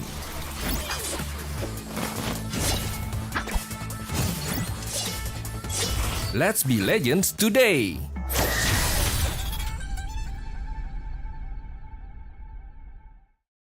Welcome to the Update 23.2, where you can now revive your teammates, transport knocked out allies onto vehicles, and engage in a new social feature, the clan system. Let's dive right in. First on the menu is the brand new revival system. To reduce frustration during squad play and promote diverse strategies in normal matches, you will now be able to revive your fallen teammates. Just retrieve the blue chip from their death boxes and register it at one of the transmission towers scattered across the map, or through a wireless transmitter item obtained through farming. They can then rejoin the match via a respawn plane that flies once per phase. Note that this feature is available only in normal and custom matches on Erangel, Miramar, and Destin. Next, we're introducing a new DBNO feature, allowing you to carry knocked out teammates and place them inside vehicles. This addition provides players with an alternative way to evade danger without having to only abandon or revive your teammates. We are also finally ready to unveil our new clan system. Create or join a clan, play matches, and earn XP to level up your clan. As your clan levels up, you will be able to upgrade your clan tags. Not only that, but you can also earn a BP boost by playing with your clanmates. Definitely worth. And as always, make sure to check out the patch notes for all the details. Update 23.2 has plenty more in store this month, including a DBNO rebalance, general lobby UX UI improvements, a slight buff to the Ace-32, and more. Starting with this update, prepare to become your team's hero, transport teammates to safety, and establish your own PUBG Battlegrounds clan for double the excitement. And we'll see you on the Battlegrounds.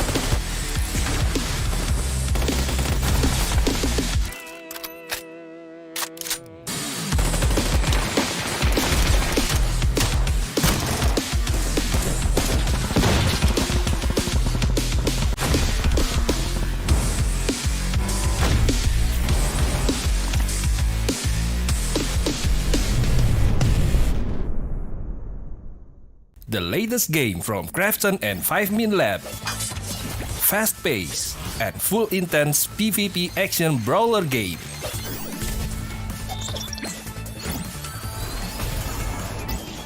Use your best combo to send your opponent to the lobby.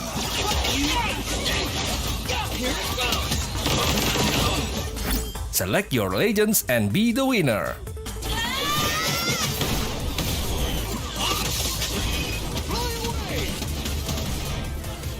Pick the mode that suits your fighting style, from 1v1, 2v2 to Battle Royale.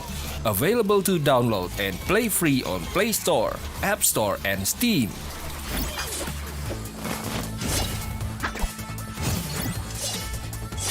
Let's be legends today!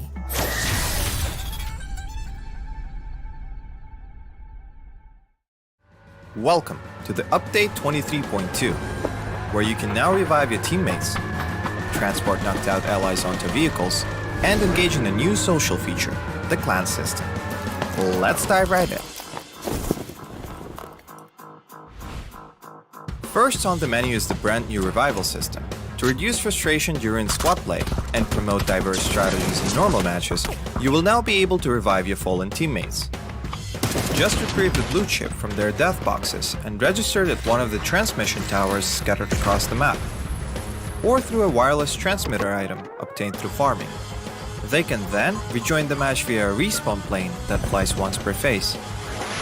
Note that this feature is available only in normal and custom matches on Erangel, Miramar, and Destin.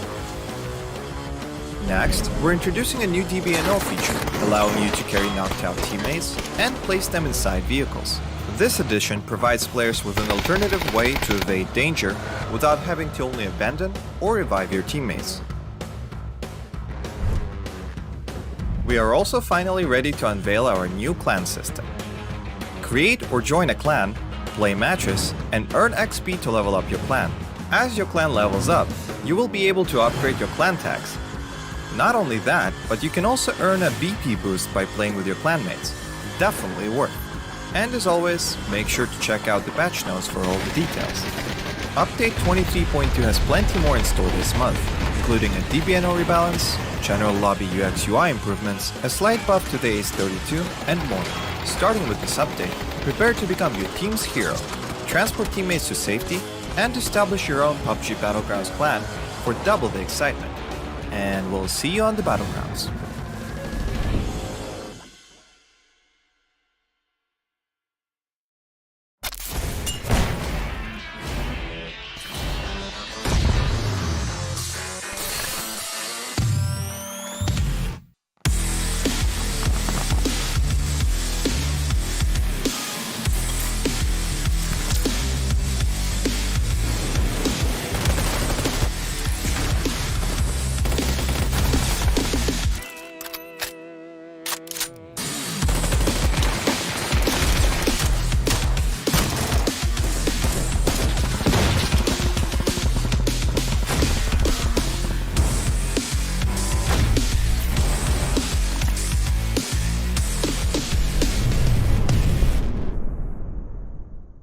The latest game from Krafton and 5min Lab. Fast pace and full intense PvP action brawler game.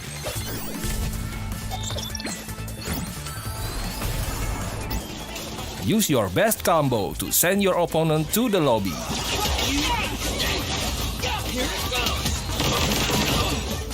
Select your legends and be the winner.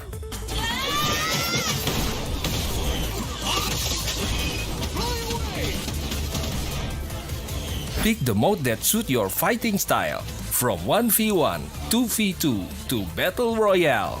Available to download and play free on Play Store, App Store and Steam.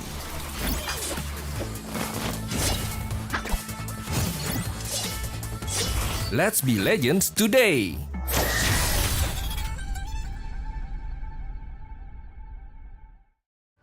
Welcome to the Update 23.2, where you can now revive your teammates, transport knocked out allies onto vehicles, and engage in a new social feature, the clan system. Let's dive right in. First on the menu is the brand new revival system. To reduce frustration during squad play and promote diverse strategies in normal matches, you will now be able to revive your fallen teammates. Just retrieve the blue chip from their death boxes and register it at one of the transmission towers scattered across the map, or through a wireless transmitter item obtained through farming. They can then rejoin the match via a respawn plane that flies once per phase. Note that this feature is available only in normal and custom matches on Erangel, Miramar, and Destin. Next, we're introducing a new DBNO feature, allowing you to carry knocked out teammates and place them inside vehicles.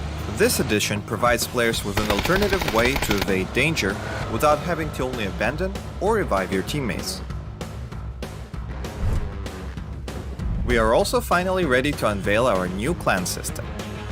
Create or join a clan, play matches, and earn XP to level up your clan.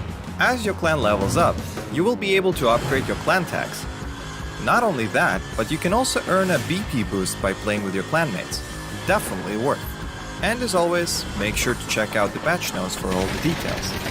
Update 23.2 has plenty more in store this month, including a DBNO rebalance, general lobby UX UI improvements, a slight buff to the Ace32, and more.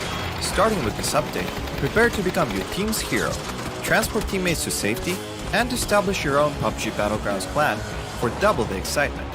And we'll see you on the Battlegrounds.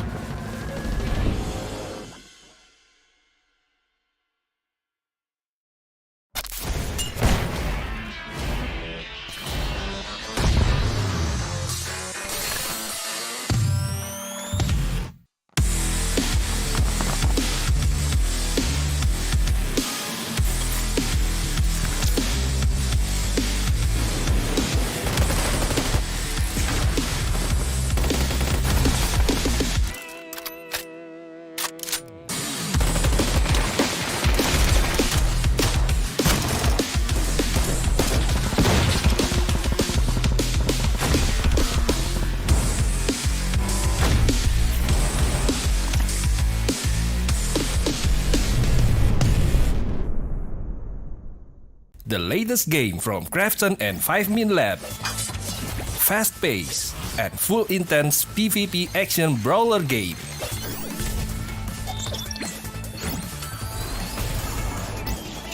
Use your best combo to send your opponent to the lobby.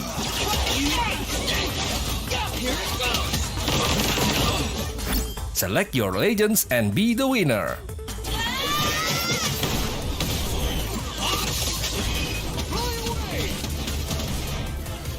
Pick the mode that suits your fighting style, from 1v1, 2v2 to Battle Royale.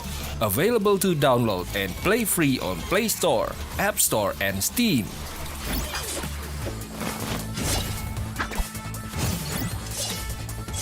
Let's be legends today!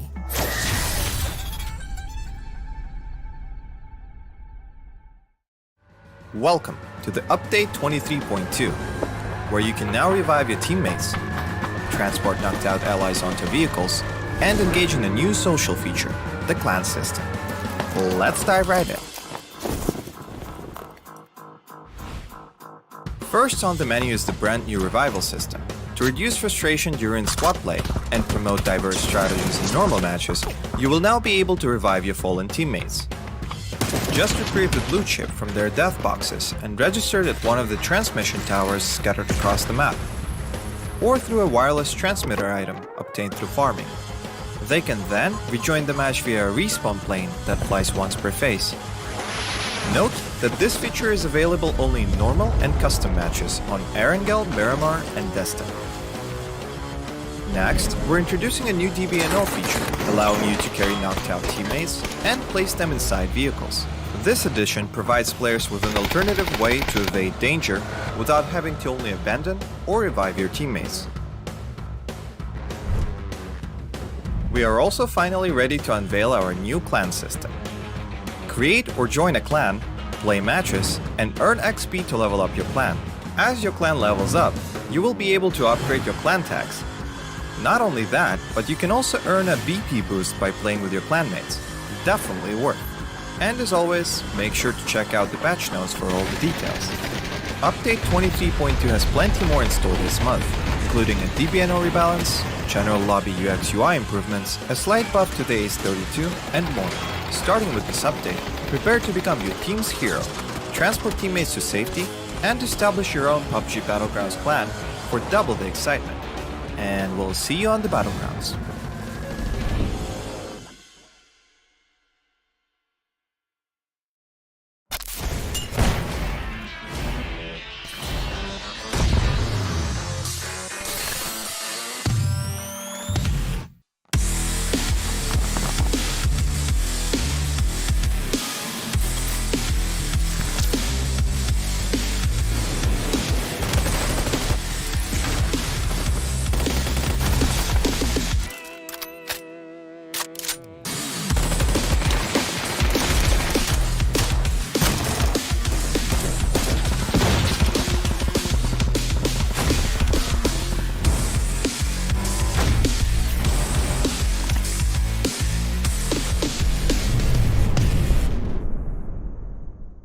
The latest game from Krafton and 5min Lab. Fast pace and full intense PvP action brawler game.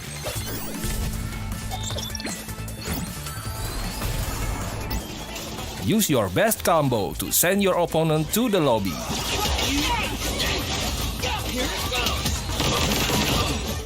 Select your legends and be the winner.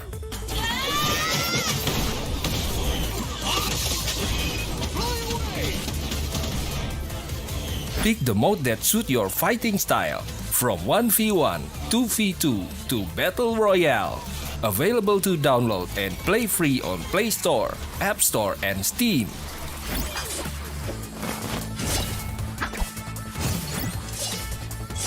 Let's be legends today!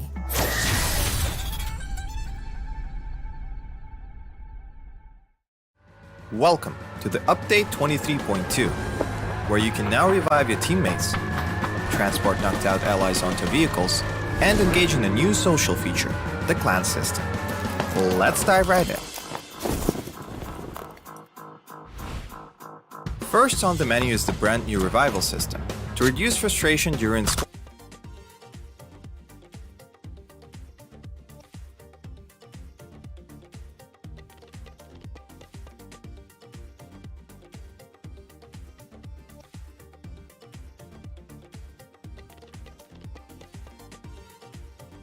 the closing of day number 1, and so far, having seen already Miramar and Taiko, I think it's been pretty exciting championship so far, isn't it? Yeah, it's time to come full circle. We go back to the Classic, we go back to Erangel for our final 2 matches. And I gotta say, you know, Group A and Group B has been as intense as I expected it to be. We had some, I wouldn't say outliers, but some surprises, right? I think, you know, QC being an example, team number 1, they had a good round 2, but round 3, unfortunately, they fell flat.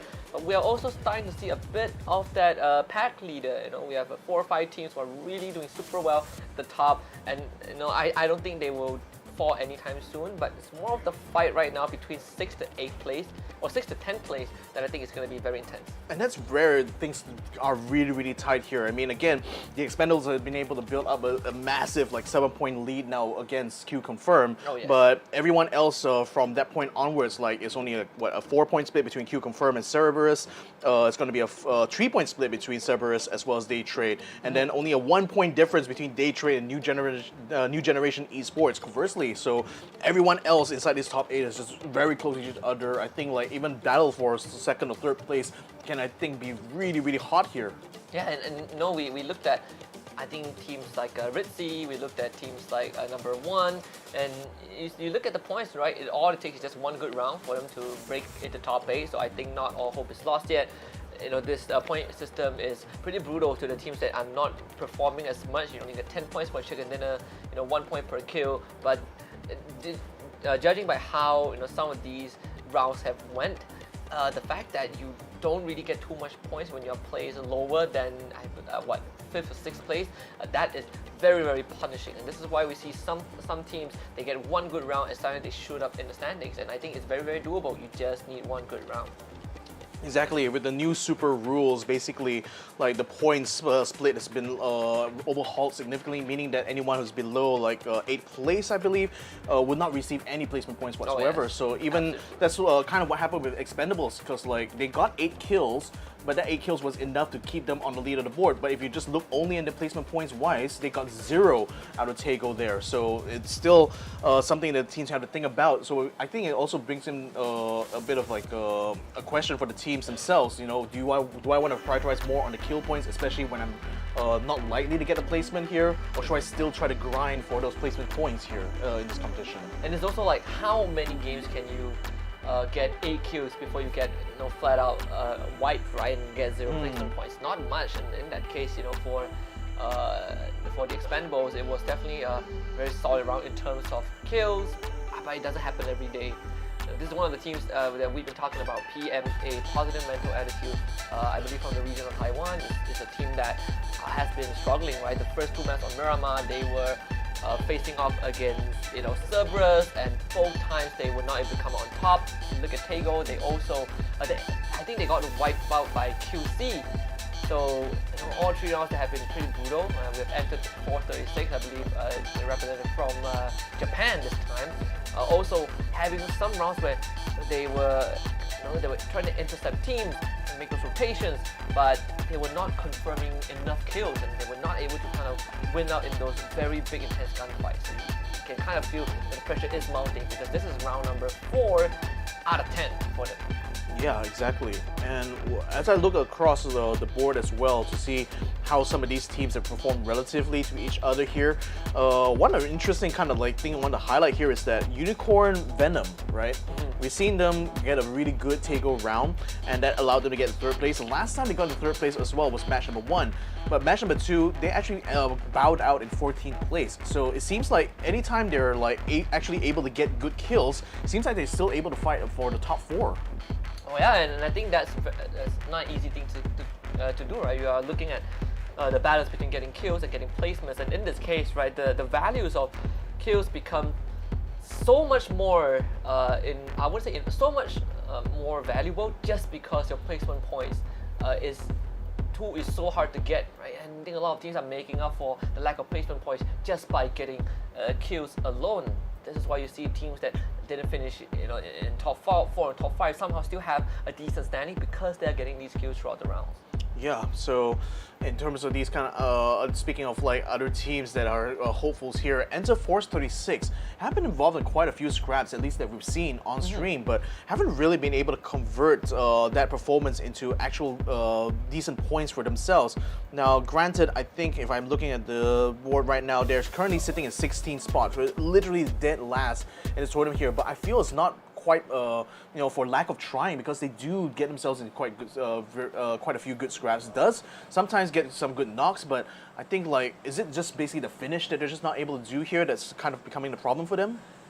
I think that could be a factor, right? You are looking at, how you're looking at kind of, it's not how you start, it's how you finish. I think a lot of these teams were not able to kind of clean up the tail end of the action, and it could be damaging. The further we go into these group station. Again, with lesser rounds means there's lesser time for you to polish up on certain things. Things that you can't just improve overnight. And this is why I think Tego was a good benchmark for us to see the adaptation, the adaptability of these teams. Unfortunately, it's just the same few names who are at the top. We're getting a very southern flight path this time. Yeah, and I wonder if any teams are going to be fighting over Sosnovka Island, though I think the odds of the circle actually ending up being on the north side is a lot higher given the split right now.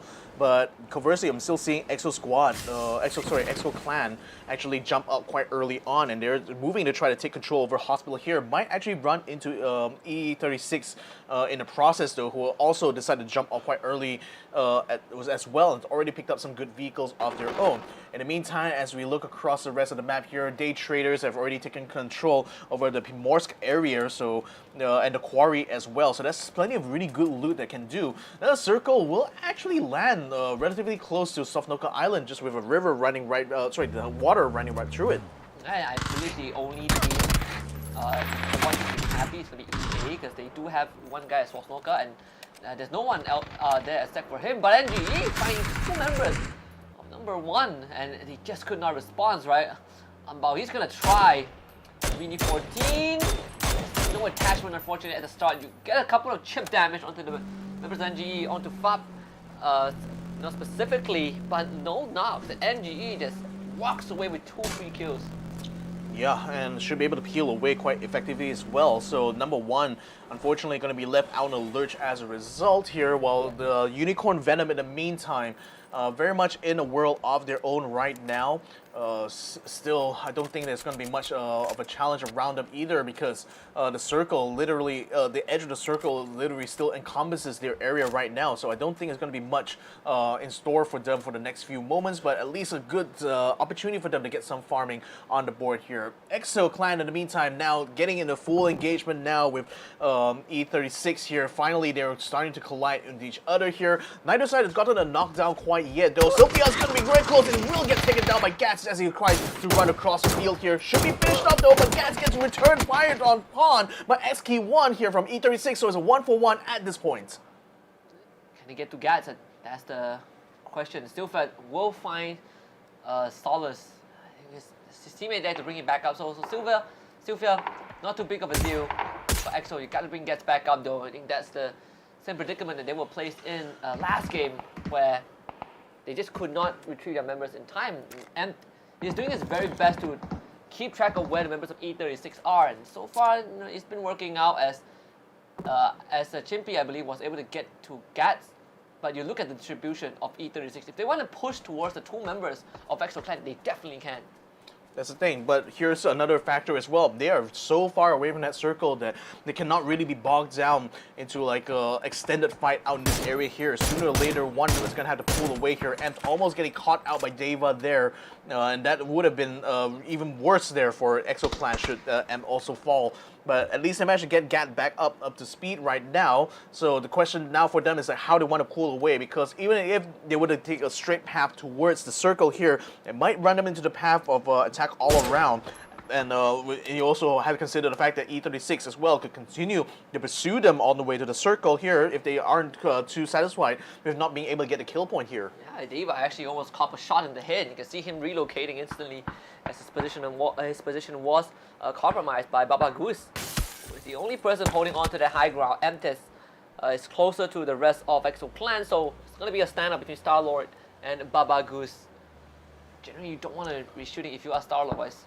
Don't want to reveal your position, as NGE again finding number one Virtue. I believe the last man standing, well, not anymore. Number 1, number 16 in this match. Well, the last has become the first apparently here, as NGE bows out the team number 1 from Vietnam.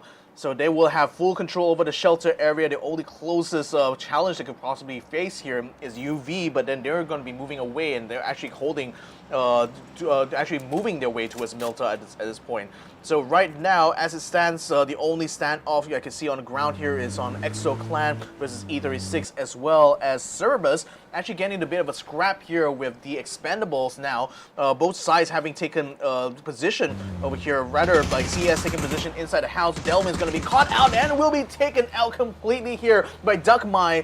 And he's going to try to go for another one on the other Duck on the other side. There is going to be Duck Juice, but he's able to slip out of the way and gets to high ground.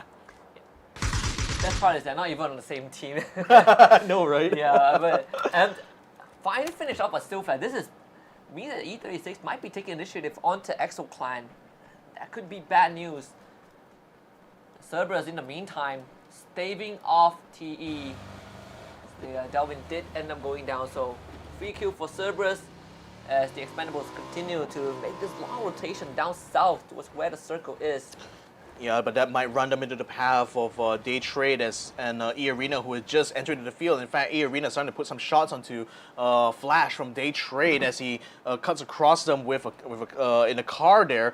Fortunately, it's not been knocked down yet. PMA, in the meantime, almost getting a bit of a scrap here with UV, but UV is continuing to send some shots at them, so they might try to peel away from this point here, or maybe they might want to try to think about turning the fight. Right now, they're surrounded on all sides from enemies here, so I would say that every step they take from this point on is going to be got to be very, very cautious indeed. Yeah, they're gonna cut the noise of the vehicle to just start running uphill. Exo did get the naked onto Star-Lord. Gonna change, kind of stabilizing the fight just a little bit, turning it into a 3 versus 3. It's E36. Yeah. I had the position compromise just a little bit.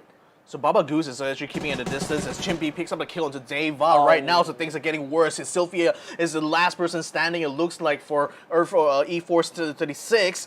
Gats right now keeping some shots, trying to see if he can finish off X-Key1, but I think the angle is not too great for him. Chimpy, in the meantime, going to be coming around the side here to see if he can spot out Sylphia so that he can finish this fight off for good. But right now, with the rest of Exo Clan collapsing onto the position here, I think E36's days are definitely numbered. And Silva, his teammates brought him back up. Now he's definitely trying to get to, especially Deva. He's already destroyed. He's also bleeding out. Silva is caught in a very, very rough spot. It's kind of the urban fight. You don't have much intel on where the enemies are. And Exo Clan, if they can shut down Silva, it's another round where E36 were not able to get off the ground at all. And it's already worrying, as it is. Yeah, I think the Expendables just ran into Day Trade there just now, so fortunately it looks like they will be able to stabilize the fight there, though they will still be exchanging shots. In the meantime, Baba Goose coming around the corner here, Sylphia just ahead of him, but he still has no idea where he is. It's a blue zone now, finally engulfing everyone involved. Sylphia spotted inside the house now, Baba Goose sending some shots to try to flush him out, but in the end it will be Chimpy on the other side of the door. They will finish him off, allowing Exo Clan to finally take one team completely out of the board. Enterforce, there's still no chance in that. All these solo kills, all these isolated kills, they do add up. Meanwhile, Day Trade, we have the Expendables right across the building.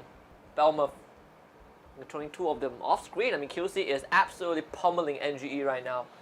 2 more members of NGE going down, and I believe NGE at this point left with just 1 player. Indeed, Fab, the last member remaining for NGE right now as he peels away here. Still trying to shoot some shots back onto the team that literally has just wiped them out completely, but I don't know if that's going to be effective or not on his part. But nevertheless, CS in the meantime, one call actually going to be ganked upon a little bit by Cerebus, but don't know whether they can actually get themselves in a good position here, because I only see there are 4 members inside this complex here, but we also got Day Traders getting into the mix here with the Expendables, 2 members of them still inside this village here, while things seem to be quieting down on the Cerebus side at the moment as one call decided to dig into their building here. So now we can focus on this fight here between the Thai squad and the Vietnamese squad. Yeah, Day Traders starting to clear out all these buildings as well. You have kind of this 2-2 formation, right? And it's gonna put them closer and closer to the Expendables, who doesn't have much ground to control from the beginning. And Day Trade, just this very good recon squad. Unfortunately, for the Expendables, they are just hiding in the corner, and oh Lord, this circle is deadly. Oh man, I mean, it's, you know, 2 is a company, 3 is a crowd. What do you call 14 teams being stuck in the same circle together? We call it a stampede. It's either a stampede or a Blackpink concert. Coldplay, right? Coldplay. Coldplay is coming. Coldplay is coming. Yeah. We call it Coachella. But one call certainly will be using some Coldplay right now is Triple A actually jumping straight into CES here. This is going to be interesting. Cerebus is able to peel themselves out of the car while Attack All Around is going to try to meet them head on in this battle here, taking one building across the street from where Cerberus is at the point. Grenade's going to set Jankov was already taken down here. Another Grenade's going to come close to taking on Skrit. You also got Talcon on the upstairs part while the Triple A is still trying to hold their own, but unfortunately they're losing too many men at this point. Now Cerberus in the meantime not quite going unscathed either. Duckmai has already been taken down, but Triple A is leaving their last hope and their last member standing there. Trick in the meantime picking up Duckmai on the outside there, so a bit of a third party going on in this fight as well. But still Cerberus having an excellent opportunity here to try to finish off Triple A. Will try to finish off Skrit right now, tries to find Esquizia and will not be able to get him completely until Tachyon comes by with the AUG to finish him off. And I mean, their round almost got spoiled by third party. Thankfully, they still clean up. I would say Tycon has absolute massive work. However, I feel they're not quite out of the woods though, because all that commotion now is drawing some fire from Day Trade as well as the Expendables, and you got NGE FOB as well moving in the general direction. So I think for now CES, they're going to have to dig in quite hard at this point. It's going to make it hard for them to get information around the outside. It depends on what Day Trade wants to do, right? And Day Trade, if they're not moving just yet, I think it's still doable for Cerberus. I can't say the same for SST. You have you have Red Sea Esports driving straight in their general direction. Yeah, but they're going to be head off. So there's SST decided to split up into two fronts here. One side is dealing with Red Sea, and the other side is dealing with UV. But I think it's a little bit more important for them to focus on the UV fight, though. But with the Interloper coming in on the northern side, SST is certainly going to have their hands full at this point here. And Red Sea actually going to proc themselves on this enclave. SST right in front of them. In fact, Dean will make that detour. I think that's what Red Sea needs, right? It's going to be a long rotation though if they back out right now. SST receiving fire from UV already. So Red Sea have a good opportunity to just kind of make that far rotation, but Dean, he's just going on a scouting mission. He might drive straight into SST, and that could spell bad news. If they lose Dean right now, they lose the vehicle. Red Sea needs to be very careful. Pawazai holding the far west. So far, they're not getting much info. Indeed, they aren't, and especially with SST being like split up like this, they're really going to be undermanned here if Red Sea decide to collapse onto them. So that is going to be a bit of a tension point right now for the Japanese squad, because do they try to fall back and regroup, or do they want to try to continue to fight against Red Sea here? This is such a hard decision to make, isn't it? Unicorn Venom, in the meantime, they can pretty much rest easy, because at very least their positioning means that they will still be able to gatekeep SST as K9 tries to get across. He's going to get under fire here. Exoclan has just rejoined us in the circle, having stayed out of the blue zone for quite a bit, and just wandered straight into the crosshairs of QC, so they're going to be locked in the fight right now, just as it's thought that things was going to be safe for them. Very, very densely populated circle right now. Everyone is trying to jostle or control. You have TE and CS right smack in the middle, as Dean, I guess, is going to get picked off by Fever. That's what we predicted, right? I mean, Red Sea just running straight into them. That is not good at all. But you do have the rest of Red Sea coming through. Yep, UV as well, moving up onto SST. So this is feeling on the three-way fight, and Tay9 is quite literally caught in the middle. Red Sea is using his opportunity to try to reposition themselves closer to the blue zone, while Rumax is going to continue to try to put some shots onto them, onto UV specifically, to allow Tay9 some room to escape. But right now, I think SST is in a world of hurt here, because not only are they stuck against the blue zone, they got two teams quite literally gatekeeping them from being able to proceed any further. You see UV is still sitting down SST, so Power is able to keep SST in place. I do wonder how Red Sea is going to take advantage of this though. You can see PMA is right behind them as well. SST trying to go for a long drive. Will have to tank that blue zone just a little bit. Phase 3 blue zone damage is going to start to hurt a little bit. SST actually making it far enough with the full team still intact. That's the scenario. You gotta also get through this eastward with the flying tries to go straight down. Can't find any. Can't do enough to the vehicle of SST, and they all make it out alive. Maybe Papazai checkpoint number 2 will be able to stop SST, but Papazai also not landing the shots that is needed. All these checkpoints that Red Sea Esports have set up brought nothing back to them. Dang, this gone into the fire, out of the gauntlet, into the fire. Is SST gonna take some fire from PMA as well, who are set up along this road. But fortunately, none, not even a single member of SST gets knocked down. Now, Fab alone here inside this shack, I think. They might try to go up against him. Grenade's gonna be coming out. He's gonna come out and try to go shooting, but only is able to knock down T9 momentarily before Runex finishes him off. Oh my goodness. The big thing is a car has been blown up, so SST gonna be stuck here while Snox gets a shot from the outside there. Actually knocks down Imhawk from SST. Yeah, Runex decided to use the first AK right beside a smoking vehicle that almost took himself out. Steven's gonna run straight towards Imhawk, getting shot right now. Not looking good at all if you are on the end of SST. It's PMA, they're gonna shoot at SST, but they got bigger problems to worry about. It's gonna be UV. They reclaim the bike itself. Kapao going on 1 versus 1, trying to play with the cars. Lilith! No! A bit creative play. He tries to jump through the driver and passenger seat, but ends up getting gunned right down by UV. Yeah, but UV is not out of the woods though. PMA is encroaching their position on that edge of the circle, so they want to wipe them out before having to deal with this next phase here, so they're certainly going to try their very best. While PMA lurks around the outside, Red Sea is able to kind of stabilize their situation at the front now. This next circle landing even deeper inside, so yet again, PMA getting themselves a little bit caught out by this fight though. J-Ken takes out Snox 29 to reduce PMA down to 2 people. Yeah, Imhang also got down by QC as well. So SST, they are sustaining absolutely heavy damage thanks to 2 different teams shooting at them.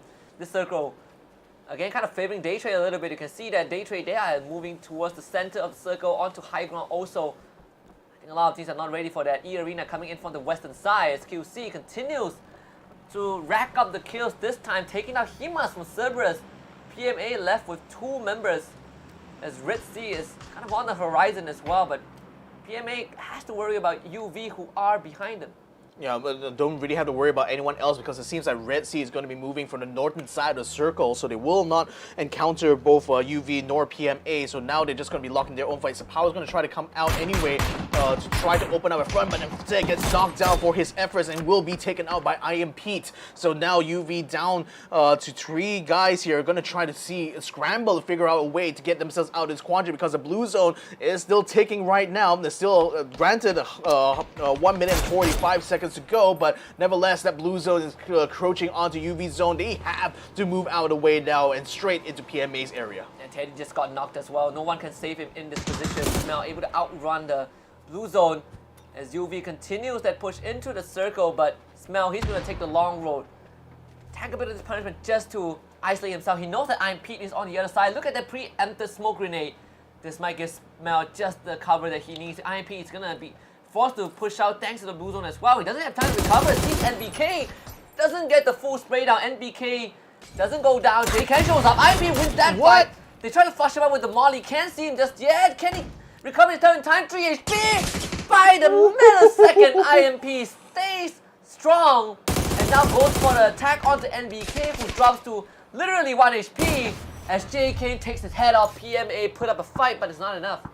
Wow, but either way, I think IMP was definitely very much screwed in that situation because you had NBK on the other side and Smell kind of like on the other flank. So either way, Pete was going to be completely surrounded before he could even enter into the safe zone. So either way, valiant effort on his end though, managed to get the knockdown or 2, but then still not able to confirm the kill nevertheless. Now things have settled down. 10 teams still in the running right now as this circle comes to a close here. SST still somehow able to hold their own, although in this shack here, you're going to be taking a lot of fire from both Red Sea as well as One Call, though Red Sea seems to be quite interested in sending them some grenades their way.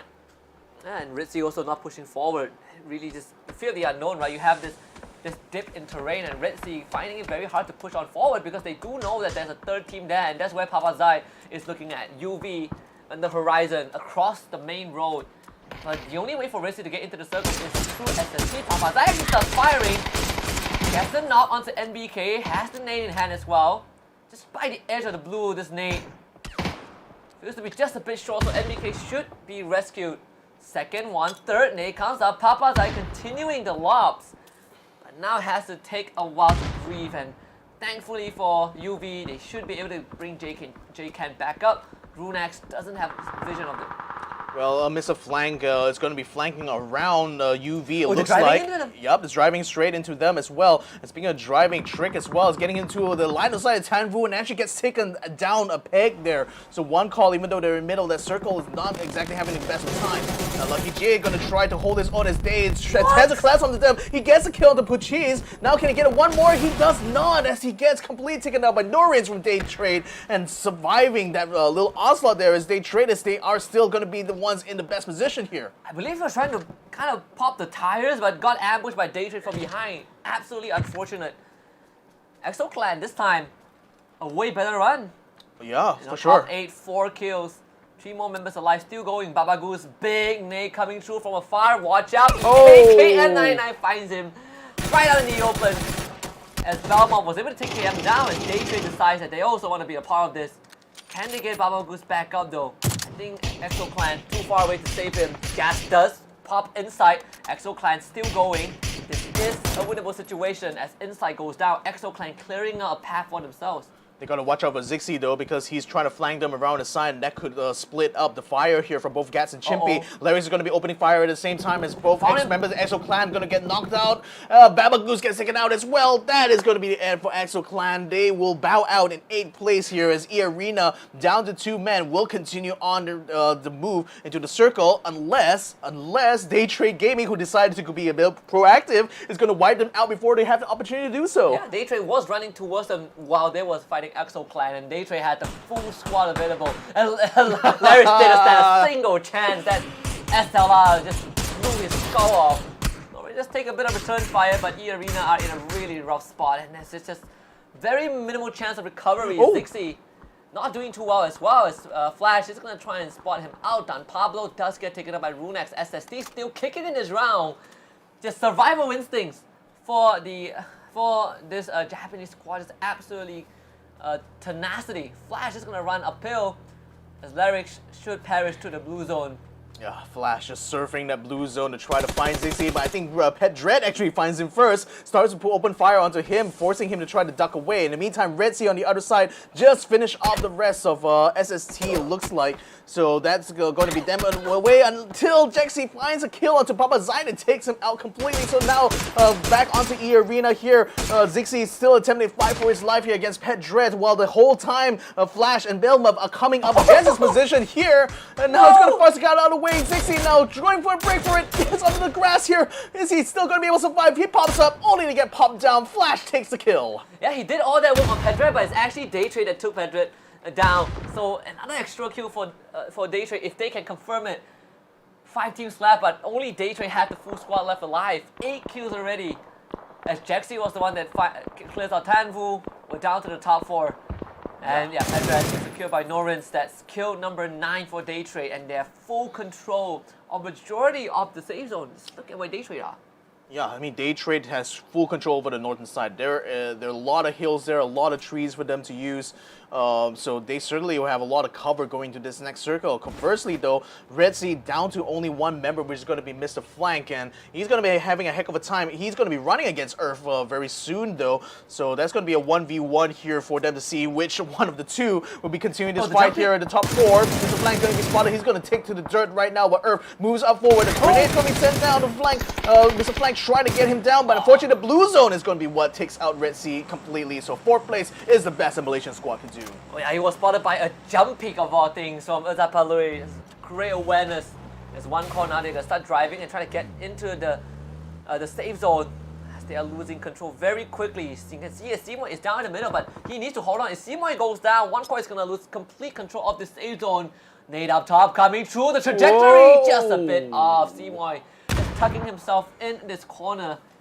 And that's going to allow the rest of one core to come in, but Puchio's he's going to have a good view of this rotation. In fact, like, he's going to be feeding information for the rest of his squad who are camped up in the northern side of this circle, and that's informing them which way to try to wrap in. Unfortunately, one call is going to try to put pressure on the Pachil's position here, so that's going to make it harder for him to continue to take these shots against them. So now he needs the support from the rest of his teammate more than ever here, as one call attempts to try to cut him off. QC, in the meantime, Earth is still trying to crawl around the side here, trying to stay out of sight with Jexy at the moment, and might just be lucky enough, hopefully, to be able to make it to this next circle. But Simoy, in the meantime, still stuck on by the roadside here. Can't quite get a bead onto either Puchiz nor Nurin's on the other side here. So he's in a bit of a rock at a hard place, I feel.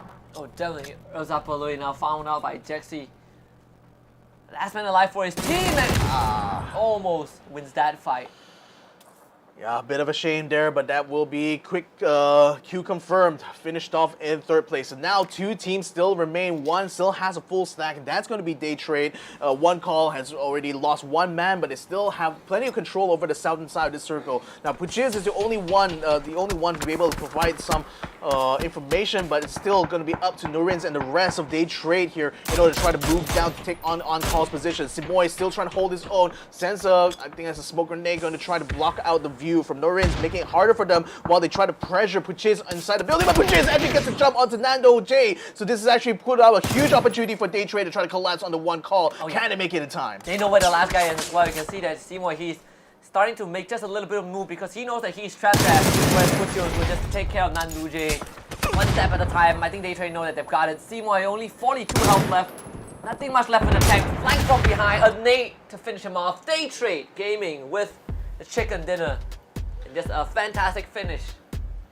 Wow, amazing round there from Day Trade Gaming. Again, they stayed relatively quiet in that final phase there because a lot of the fighting was happening on that eastern side of the circle. But when it came down to the wire, these boys will still deliver it right through. So well done here to one of the premier squads from Thailand. Oh yeah, and finally, right, we've been looking for kind of the performance, right, from Day Trade Gaming, the consistency that they did demonstrate last time we saw them, and finally it's starting to pay off. Took them a while. Last we saw Day Trade, they were not doing too bad. 4th place on the overall standing, and now they get this chicken dinner. I'm wondering if it's enough to put them in first, but I'm very certain it's going to be enough to put them at least in top 3. If anything else, it makes up for the slight disappointment that was map 3 here for Day Trade because they were completely washed out in that round. They're only getting a single kill point, in fact. But with this chicken dinner, that certainly puts them back in the running on the overall here for sure.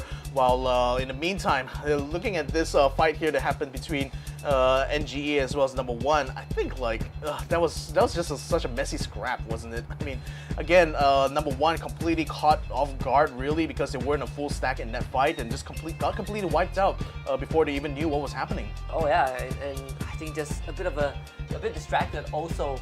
Overall, just a better finish for Red Sea, finishing in 4th place. He got in a couple of kills as well, right?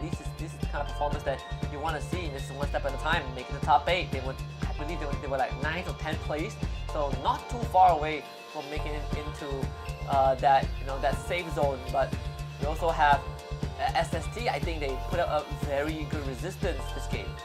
Indeed, they have SST. I think like, if only they were able to get a full stack fight, I think they should be able, would have been able to survive a little bit better. This is one of my favorite moments. A creative way of trying to traverse, but unfortunately that traversed him straight into the crosshairs, so I don't know if that was even effective or not. But nevertheless, IMP, a valiant effort for him. Unfortunately, getting surrounded on the blue zone with the blue zone back of him. No way he was going to be able to get out of the situation. This grenade there that actually completely finished off the rest of Deadly Strike there. Then we had E-Arena taking pot shots against Pet Det here. Zizzy versus Pet Det. This was really a 1 versus 1 for the ages here, but unfortunately, just when they thought it was going to be a 1 versus 1 battle, suddenly Day Trade had to come in, become a third party, and just completely ruin that whole situation. And they stole a lot of these kills as well. I mean, these are kind of delivered on a silver platter for Day Trade. And in no one call, they had to deal with QC up to the very end, but it was Day Trade who had full information. Again, I think the position that Puchiz held was so crucial for Day Trade to not only get info on where QC are, but to win it out, right? This is why you see, this was why we saw all those flanks coming through from Day Trade Gaming. It's just very very good placement of their members, and using that information, it paid off. Oh, it's just so wonderful to see like the level of like minute-to-minute tactics that's being run between these squads here, because it seems like just blink a little bit and you might just miss an opportunity to actually deal a lot of hurt here on your enemies. And the fact that these guys were just constantly shifting around, constantly moving about, I think that just made for such a wonderful final circle here. Oh yeah, and then, so far today has not disappointed at all. We still have one more Erangel map coming up, and to kind of figure out where we are at the halfway point for both Group A and Group B. And I think if you are in Group A, you are definitely a bit more nervous, right? Because tomorrow you got to play the remainder of your group stage, and at least for Group B, for teams like Cerberus, for teams like SST, number one, they have time to kind of rest a little bit. But if you are in a position of UV, if you're in a position of Exo Clan, especially, you're running out of time. Indeed. So we're still going to wait until the scores are tabulated before we give you guys a good idea about where these teams stand after these 4 matches. But now that we've already gone through the first round of Erangel here, I think very much a feeling that these teams are starting to get into the paces here. They're already starting to have a lot of confidence on ground here to start to take fights. We've seen a lot of success with some of these proactive teams come through here even. So but then Day Trade definitely have been playing like vultures, I would say. Giving you a point about them stealing the kills, but also just really going out there to where the gunfight is happening and trying to just be a third party everywhere. Oh, absolutely. And I think that, going into the last game, I'm going to keep my eyes off of the front runners. I want to look at how teams like, PMA, how teams like E36, Ritzy, EXO, how can they make use of this final round to get as much points as possible? Because tomorrow, I don't think there's enough time if you don't get off to a good start. And judging by how the results have been, it's definitely not as convincing. When we head to Erangel, I think into the last map, they got to buckle up, because if I'm not mistaken, we might just go directly into the last game.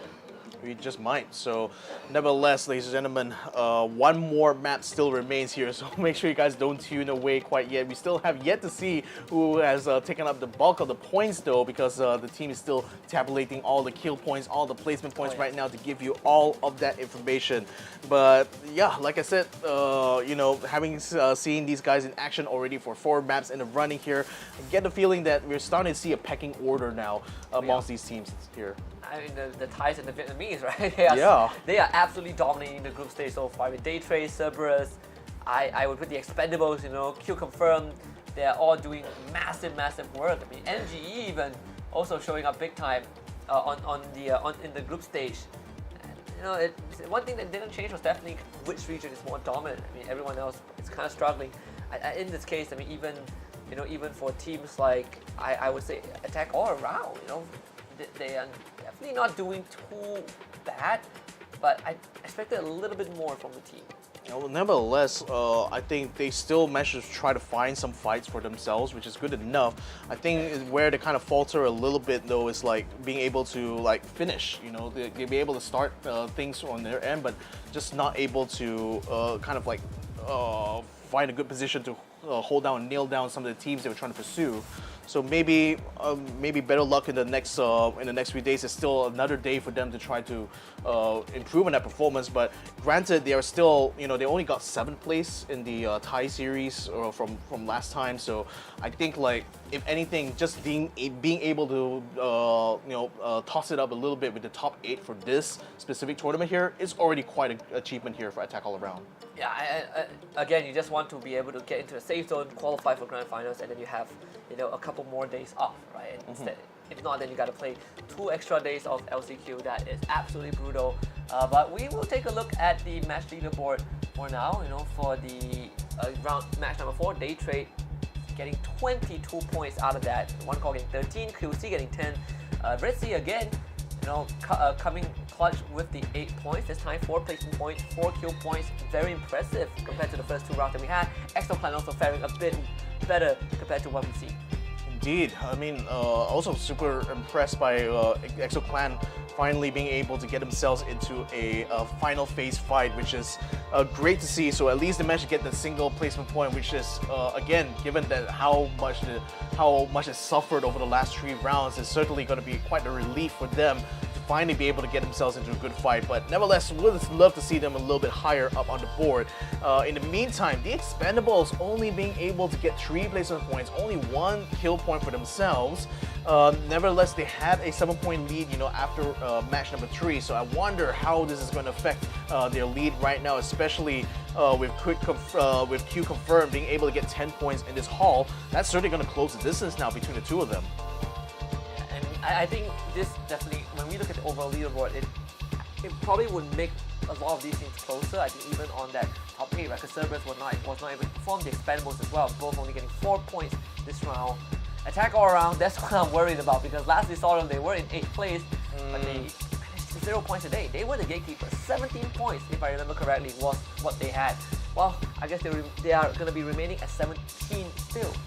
Yeah, so no changes on that front for sure. No changes as well for team number 1, literally the first team to get eliminated in this Erangel round here. So certainly going to be searching to see whether or not they can come back stronger in the next round of Erangel here, but certainly not the start they were looking for in this phase of the competition. So that's where these teams kind of stand right now. Day Trade, even though they haven't quite matched the highest amount of kills right now, which is, if I recall correctly, 14 kill points that has been already achieved by both Cerberus as well as the Expendables. But nevertheless, with the 22 points in hand, that should be pretty handy to allow them to stay competitive with this top 3 here. So I wonder how this order will be turned around here once we get to that overall leaderboard. But yeah, I would say I think a pretty satisfying look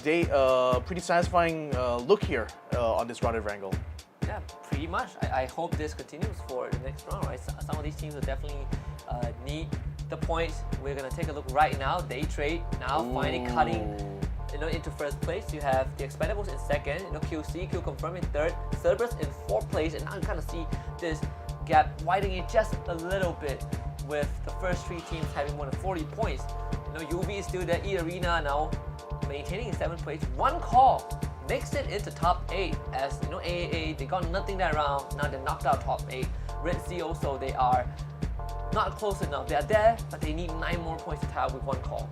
I mean, to Day Trade's favor here, literally the rounds they weren't able to get chicken dinner, they've been consistently somewhere in the top 2. So again, all those placement points has just finally come home to roost here. So with the 22 there, that's putting them head and shoulders above what the Expendables were able to do, what the Q Confirm was able to do. Cerberus as well, they haven't really progressed actually that much over the last couple of rounds, so they're still stuck in the 30-point range right now, which can be a little bit concerning here if they want to be able to stay on par with the top 3 right now, who are already breaking into the 40-point here, with Day Trade almost at the 50-point barrier now. So it's quite the race here to the top for these Raging Mid squads, as now they're finally being shown up by the top 2 Thai squads here. Let's see what else is going to be in store for these the other ones who haven't quite been able to get into the top 8. So like I said, attack all around, getting 0 points this round means they stay 17 points. They will drop down to 8th place because of One Call's brilliant run in this round here. Red Sea only being able to get themselves up to 10th place right now. So they're still so close yet so far for the Malaysian squad here. And again, they need 9 more points, and that's if attack all around or One Call doesn't get any points that game, right? So it's a tall task for them. But some of these teams, I think the top 4, top 5 would be glad to know that there's no chance that they that they fall out of top 8 by the end of the day. They've gathered enough points so far, and now it's just to extend that lead and maintain their spot. Yeah, so ladies and gentlemen, there is not going to be a break. We're going to be jumping straight into the final map of Erangel here once all the players are set up inside the map and ready to go. So which means we're going to be very quickly be able to see the sequel now to Erangel Part 2. Yeah, it's kind of like binge watching a series, right? I respect people who can binge watch series. I personally cannot do it. I've known people who binge watch on 2 times speed. I don't know how people understand shows on 2 times speed, but these guys have superpowers. But when you want to keep the action going, we're approaching the end of the evening, so just display while their gears is still hot, while the adrenaline is still pumping, just go into the last game and see what they have to bring to the table.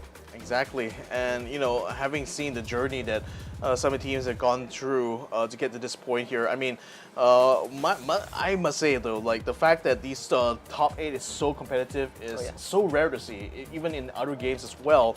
But the fact that the very best of Asia is from all these very diverse regions here are still able to be on par with each other in this competition here, I guess is really a testament to how competitive these teams are coming to this competition. Yeah, especially when we're playing with kind of this point system, right, where the points are just so much more valuable. You still have teams that are able to keep on par with one another, and that really speaks volumes of the region that we're in. Thailand and Vietnam especially have been the strongest regions for a long, long time, and see them still are, and you still see some of the veteran names still playing. You still see the same organization participating. I think that's a testament to how solid things have been. Some of the teams that I really hope to see a lot more out of. I mean, of course, being slightly biased as Malaysians, I really wanted to see Red Sea actually toss it up with the top teams here, but it seems like they're just a little bit short, in trying to get to that goal. Then we also have ExoClan, the only Australian squad, only squad from Oceania practically to compete in this competition. Also having a bit of a rough start for day number 1. Sort of had picked them up already by the time we got to Erangel, but I'm hoping it's just not too little too late for them. Hopefully not, because they have had a very, very rough start. I wouldn't even say rough start, rough journey so far, right? All 4 rounds they were just not able to get off the ground. I would say the round 4 is probably the best that they had, and that was 6 points. And then to a team that in the first 3 rounds only got 4, that's 10 points for ExoClan. And you compare the benchmark, they need what, 25 points? I think it's time for you to get as much as you can in this final round and prep for tomorrow. Thankfully there's 5 more rounds, but it isn't much. I think it's also going to be more important for ExoClan here to learn as much as they can from these few days of the group stage. Because let's say if they can't make it to that top 8, they can't secure that slot to the grand finals, they're going to have to focus all their energies then to the last chance qualifier, which is going to be the last shot really for them to get into the main event. So I mean, again, I don't know how much information they can get when they're consistently getting pushed out at like 15th place, 9th place in these last few rounds, but again, really hopeful here, because again, this is the squad that's kind of holding a whole region's worth of hopes, for Pubg on their own backs here. Yeah, which is pretty crazy, right? Because back then we see multiple teams of the same region playing, and this was the team that during Challenge Rumble they had a very impressive performance, right? You kind of see this big shift coming into the Super Cup. It is very, very surprising, I know. So, one call as well. I have also another squad that's holding their own country's hopes on their backs as well. It hasn't exactly been having a big splash in this tournament, I feel. Even though they do get a decent amount of placements, they did the highest finish they did, I think, was 6th place right now in our Tego map. But kills wise, very much sparse when it comes to one call themselves, and I think they do still get themselves involved in quite a few fights. I wonder, is there a big skill difference going on, especially between the Thai and Vietnamese squads versus everyone else here, that's allowing them quite effectively to be able to take these fights and be able to earn the points from them? One of the struggles I think they ran into was just that you're not confirming the kills, right? We've seen one call in a lot of these top 6, top 4 fights. We've seen them in a lot of extended standoffs, but many times their kills also got stolen away, and I think those lack of confirmation, it does hurt them a little bit. In this case, I think one call, thankfully they're in 8th place, they are now the gatekeeper, and then one wanted to kind of keep it in check. We have Sun Sister, one of the 3 Japanese representatives, and one of the teams that has been struggling the entire day, currently in 14th, 15th place on the leaderboard, and that's barring Group C, right, with 24 teams in total. I mean, again, a lot more quieter, but still, SSD has really tried their best in, I think this last Erangel round was probably the best performance we've seen from them so far. Although they still couldn't quite stick the landing, they were still able to get themselves a decent haul of placement points. I hope now that we're going to be jumping into our final round of the day, this is again going to be on Erangel one more time. Oh, that's a very generous flight path here, splitting themselves right down the middle from north to south here, and right off the bat, ExoClan is actually holding position. They're not actually jumping out first. Instead, it's going to be Red Sea, UV, as well as One Call who'll be jumping out quite early on and spreading themselves out quite evenly from east to west as well. ExoClan jumping out. Looks like they're going to be aiming their way straight towards Georgia Paul, which is also the same place that Deadly Strike is going to be headed towards at the same time. You have a few teams going to the northeastern side, right? UV and One Call are there as well. NGE splitting up. I wonder if UV is going to head to Stauber. It seems like they will stop short of that. Might put them in vicinity of One Call though. Uh-oh. There is a PMA and SST at the exact same area. This could be a very, very early wipe for one of these teams. I mean, PMA is also a team. PMA and SST both have been struggling the entire day, and now they're going to hot drop in the same area. Meanwhile, E-Arena, at least KM99 is going to see E36 heading down to Sosnovka. Yeah, in fact, like the entirety of Interforce 36 is just going to be taking control over the island here. But that circle lands right on the north, though. So that might talk about being cursed there. That there's a little bit of unfortunate there for the Japanese squad. I mean, if you got E36, you gotta start driving. E-Arena is gonna be really happy with that arrangement. You get to gatekeep E36 if they take the western bridge. But SST already caught wind of PMA. And the fact that the circle is literally on their side, and now these two teams are gonna be locked in the standoff for a very, very long time. Iron Pete getting tagged very early on. No medkits to work with. As Teddy, oh, he's gonna see Impact. Good shot. Just scraping by the side of his skull. And actually, no, what the Molotov? From another angle, Snox just burns him, Hawk. Oh, this is going to be trouble now for SST because they're one man down. They're getting pressured very heavily here. Tay9 getting a good kill. Snox9 confirms a kill as well. And looks like he will be able to confirm a kill on Imhawk as well as soon as he finishes the reload. Teddy from the outside just popping in to make sure that no one's going to try to make an exit that way. He's going to be face up against Fevan here from SST, who closes the door onto him. But nevertheless, Teddy breaks it down anyways. It's going to be a gap. Enough for him to send a grenade through. Is that going to be enough to get the kill though? Fevan able to stay out of the trouble there while Teddy gets taken down by Teddy, who pops in through the door. Now he has them in their sights. Runex is going to try to wrap around the outside here, but can he flank PMA in time? I don't know if he will be able to. Now, such movements from Teddy really catching the SST off guard. They will be able to retrieve that fallen member though, so PMA, they haven't done enough damage just yet. And Teddy, he alone is holding majority of this fight together, but I mean, if you're PMA, you need the rest of your team to do something. I'm Pete, well, he's gonna contribute to this one, and I'm Teddy, catches Feven, peeking his head out the window, takes him out. Teddy on the left, watch out, 50 HP, gets blasted by the shotgun, but I'm Pete coming in clutch with the backup. 3 members of SST down, and there's only one guy left, and Imhak, oh boy, not much help to work with. Sun Sisters could not get rid of PMA, and there's 4 massive points for PMA.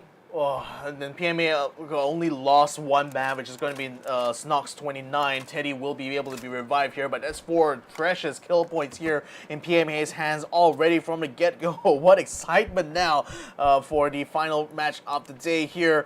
But we do see One Call actually starting to creep upon Severny's area here. They're actually going to be taking onto the shooting range here, which is dead in the center of this next circle. So looks like they want to try to go for the camp here and try to hold out as long as they can, with only the PMA to worry about from the northern side, and we also have Red Sea to worry about on the western side. We're going to be on board now with NGE, who are picking up some vehicles to try to get around the lake near Yasnaya Poliana, and looks like they want to try to get some distance between themselves and team number 1, who has only started to actually open some fire onto Hakai. Hopefully he'll be able to hold his own there. NGE making a big round as well just to get to Hakai.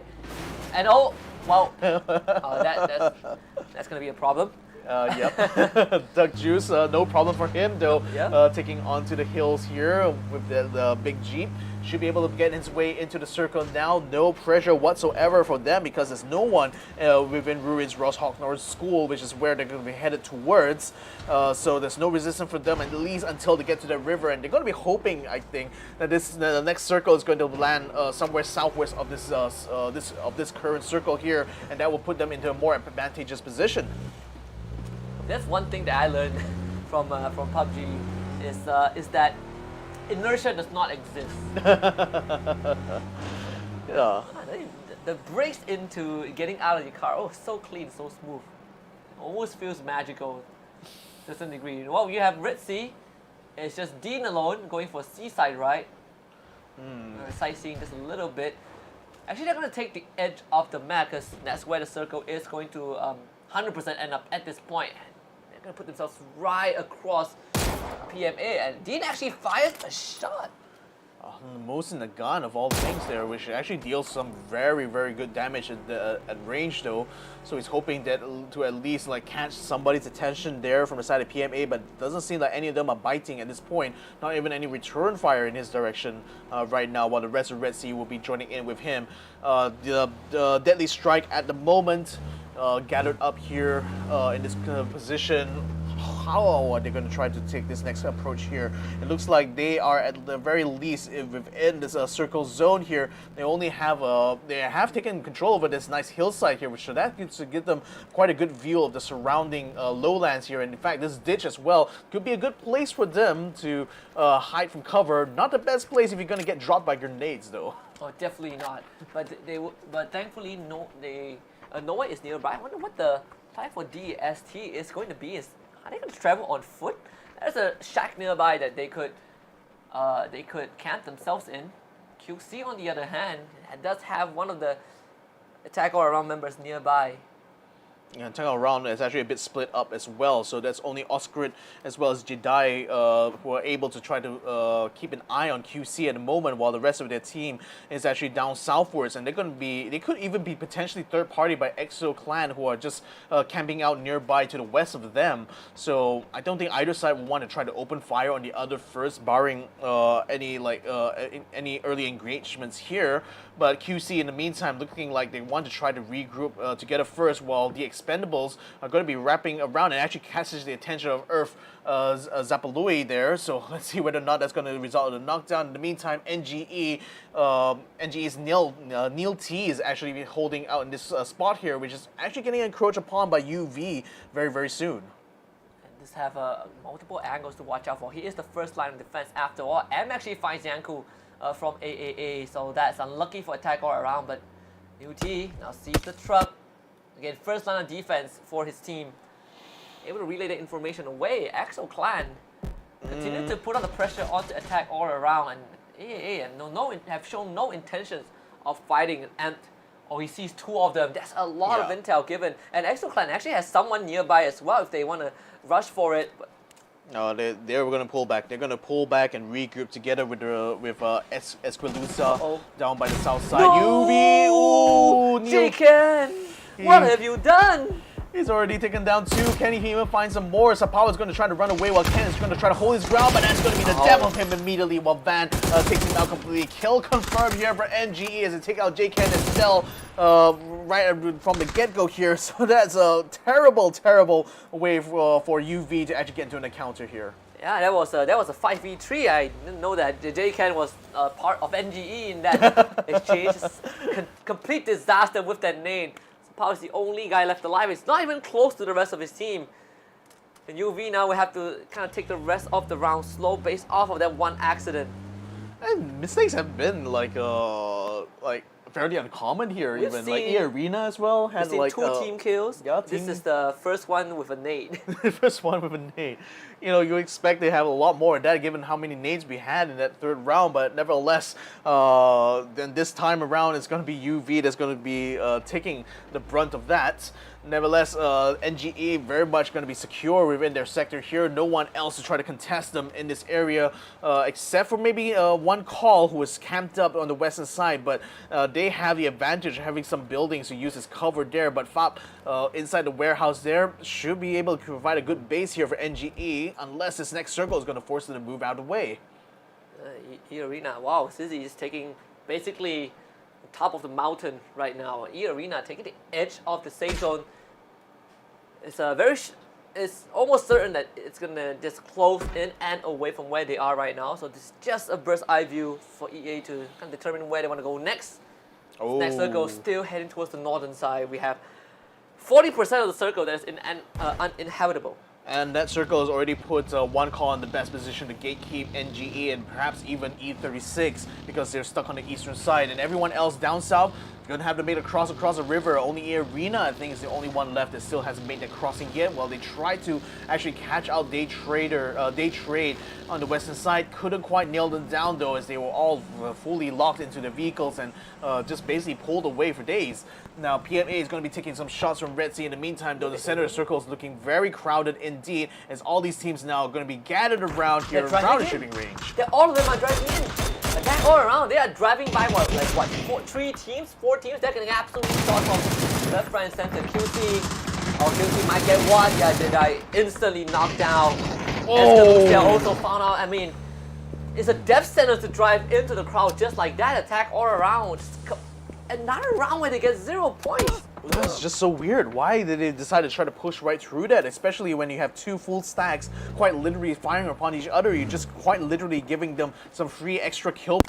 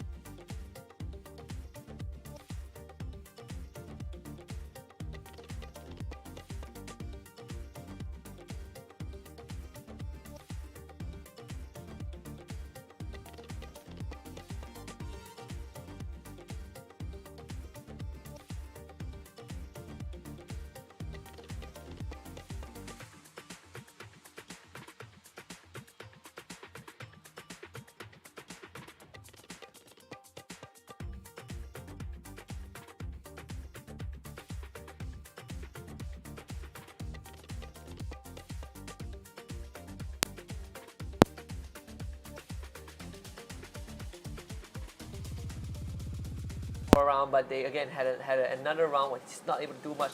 One call though, that I think is going to be the team that I am putting a lot of focus on for this day one of the group stage and where they stand, because we started game 5 with them in the 8th place, and whether they are able to maintain that 8th place, I think is very, very crucial. Indeed, it is. So hopefully, once we have those scores up, we'll be able to give you guys the live update here. But for now, we're still waiting for them to tabulate things.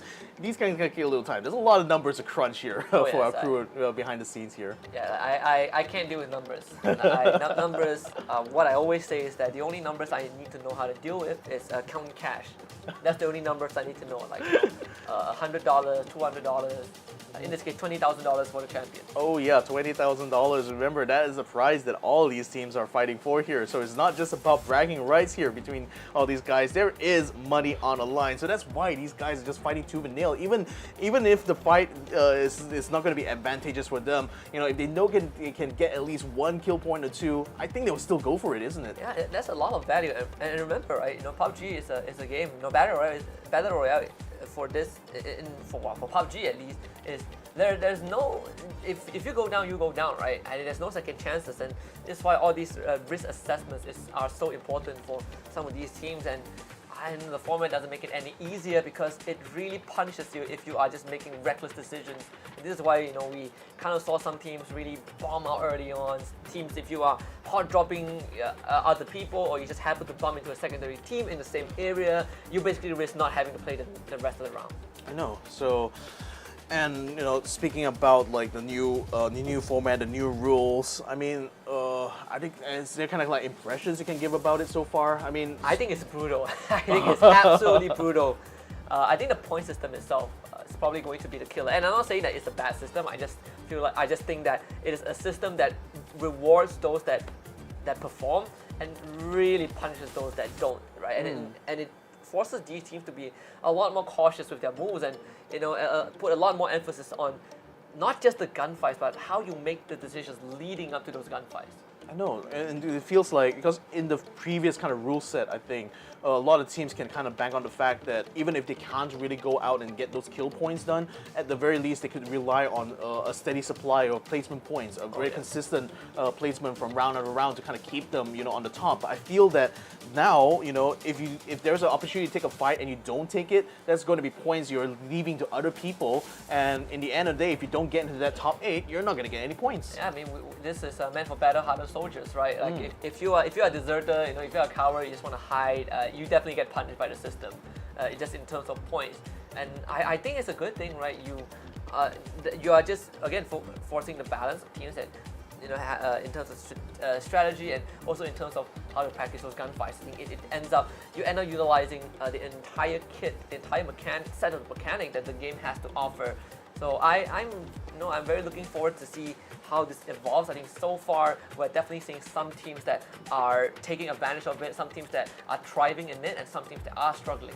But I think like the part for me that I feel a lot of the esports teams here are definitely grateful for is the standardization of all the formats. Because last time, you had different kind of timings for the circles when it came to Wrangle as well as Miramar, and that meant you had to memorize 2 different sets of numbers. I mean, you already had trouble in 1 set of numbers, right? Yeah, like back then, the early circles are very dreadful, right? Because it feels like a slog that you just like no one breaks out of it. Everyone's just playing safe. And with the standardization, again, you're forcing more active moves, right? You're not letting the teams kind of sit there for 10 minutes not doing anything. And I just love these minor changes. How the circle is now programmed to to make it a bit more fair for these players. How we have less randomization on certain aspects. It really allows the team to just focus more on themselves rather than, wow, what if luck messes us up? Yeah, and I think more importantly, especially for the maps of Miramar, I felt like this new format here has made the game much more streamlined, because in the past, Miramar will always be like these long wait times, isn't it? Just waiting for things to happen. The first early, even up to the mid phase of the game could be absolutely zero action whatsoever. Just everyone just holding it in until the final few phases. So this time around, a lot more faster Miramar maps, I feel. Yeah, if you can't find a card, you already lost half the map, right? And that's kind of the deadliest thing. And of course, there you go. I think still one of the highlights of the day. First time debuting on the competitive, official PUBG event. And some teams you can clearly see the teams that are really comfortable with that map. And we're going to see more of it down the road leading up to the grand finals. And teams that are struggling with it, they are put at a disadvantage because this one, ultimately does lead to more tournaments, more competitions down the road for our circuit. So the team's got to buckle up. I know. So, ladies and gentlemen, looks like the scores are coming in here. So this is the score for match number 5. Q confirmed 17 kills, as I said earlier on, the highest we've ever seen so far in this PUBG Asia Super Cup. So that's already putting a high bar for anyone else in this competition to try and match up with. But nevertheless, this is a stellar performance here from Q confirmed. PMA, even though they kind of did a tactical blunder a little bit by taking over the position of day trade that was basically being hounded upon by other teams, somehow still managed to get themselves in second place. That's no doubt because of the 9 kills they've gotten, 4 of which were taken onto the last place team there. So hopefully that's going to help them stay in the running here as the one of the 2 teams from the Taiwanese region. Then we got E Arena right now sitting in 3rd place here, tied in points with NGE. So even though NGE had more kills, but again E Arena had higher placement points, which is why in a tiebreak they will be able to take a 3rd spot instead of 4th. Absolutely, and again, Ritzy once more just fumbling at the very end. 6 points only in day trade, also managing a 6. This time the Expendables, Cerberus getting 5 and 4 each. Exto once more just. Probably the second best round they had, right, with 4 points. The rest of the leaderboard pretty much the same. Very underwhelming round from Attack All Around, getting nothing out of this. And for one call also, right, 0 points. Yeah, and that's really surprising to see from them. I mean, it's quite surprising to see how little impact that one call has been able to do throughout this competition here. So hopefully they'll be able to take a lot of this to heart and hopefully come back with a stronger game plan, or perhaps examine where exactly the weaknesses and flaws are with regards to the rest of the competition here. But so far, again, very much a Thai versus Vietnam kind of affair, and we've just been seeing squads from either region kind of like trading blows against each other here. It's just really great to see, for a show like this. Now, before we got to match number 5 here, Day Trade Gaming was the leader of the entire the competition so far. Right. Yeah, so we want to see when Q confirmed conversely we're in 3rd place. I want to see how far we're going to be able to, because I think Q confirmed definitely might have done enough here to get themselves in 1st place. I just wonder what is the margin like for them between themselves, Day Trade, as well as the Expendables. I would want to see the same of PMA as well, right? 15 points is massive in this round for a team that were basically in 14th place by the end of match 4. So I don't think it's going to get them into top 8, but it will get them very, very close to top 8. Because again, top 8, right? One call, they didn't even move because they got 0 points in this match. So I think that's going to increase the chances of teams like Ritzy, teams like PMA, and PMA actually just breaking into 8th place. This is basically a tie, right? Both PMA and one call are tied, but you can see QC, 16 points ahead of Day Trade. I mean, again, PMA, by virtue of just having the points more recently, will certainly earn that spot above one call anyway. But QC, again, what a lead they have against Day Trade here, because that's 16 points in a lead, which is the first kind of lead we've seen so far today, and certainly going to be a huge mountain to overcome for both Day Trade as well as the Expendables here, who are both 54 and 49 points respectively to round out the top 3. New Generation Esports in 4th place right now with 38, and then Cerberus only able to break into the top 5 with 37 points. It's still very competitive, from 3rd place onwards down, but QC putting themselves head and shoulders above everyone else thanks to the 2 chicken dinners and the 17 kill count in match 5. Yeah, you look at the kill points that they have, 44 kills. They are on an absolute roll right now. But fight for top 8 still very close. You have one call tied with PMA. Red Sea. They're 3 points away. Attack all around 7 points. So you know, a lot of these teams can basically turn it around in just 1 or 2 good rounds, even medium rounds. Even Exo Clan, well, they break it to 14. They have 14 points so far, not dead last. Still gotta crank it up a bit because you know, Exo Clan, I'm rooting for them. You know, this is definitely not the start that I was expecting to see. A very slow start for Exo Clan. I know, so very disheartening to see as well, you know, for the team that won the Challenger Rumble last time around, you know, but that was before, you know, the new rules. But then again, you know, it's still the same old maps. It's just that I think the field, the competition is a lot more tighter, you know, than what Exo Clan, you know, experienced during their Challenge Rumble. So this is going to be a kind of part of the adaptation I think these teams are going to have to face coming to this competition because, again, you know, they're fighting against teams that are from other regions who may be even more stronger than any opponents they've faced, you know, in their lives before. So again, you know, these teams, this first day itself is going to be a huge day of learning for all these teams that weren't able to break into the top 8. But for those who are in the top 8 though, especially for Q Confirm, wow, like what a statement to put out to the rest of the world here that, you know, Thailand and Vietnam, these 2 regions, they want to show that they are the best when it comes to PUBG here. Yeah, and I think Q Confirm, they can definitely rest easy by the end of the night, right? Tomorrow, you know, Group B, they get to rest. And Group A, they continue going, but you know, for Q Confirm, I think they have, you know, built a good enough cushion for themselves. So excited to see what the rest of the group stage is going to be. We're going to close out day number 1. It's been a fantastic way to kick off the group stage for the PUBG Asia Super Cup, especially in summer. But we'll come back tomorrow, same time, for more action between Group A and Group C. My name is Husky. It's Victor with me. We're going to sign off. Have a good night.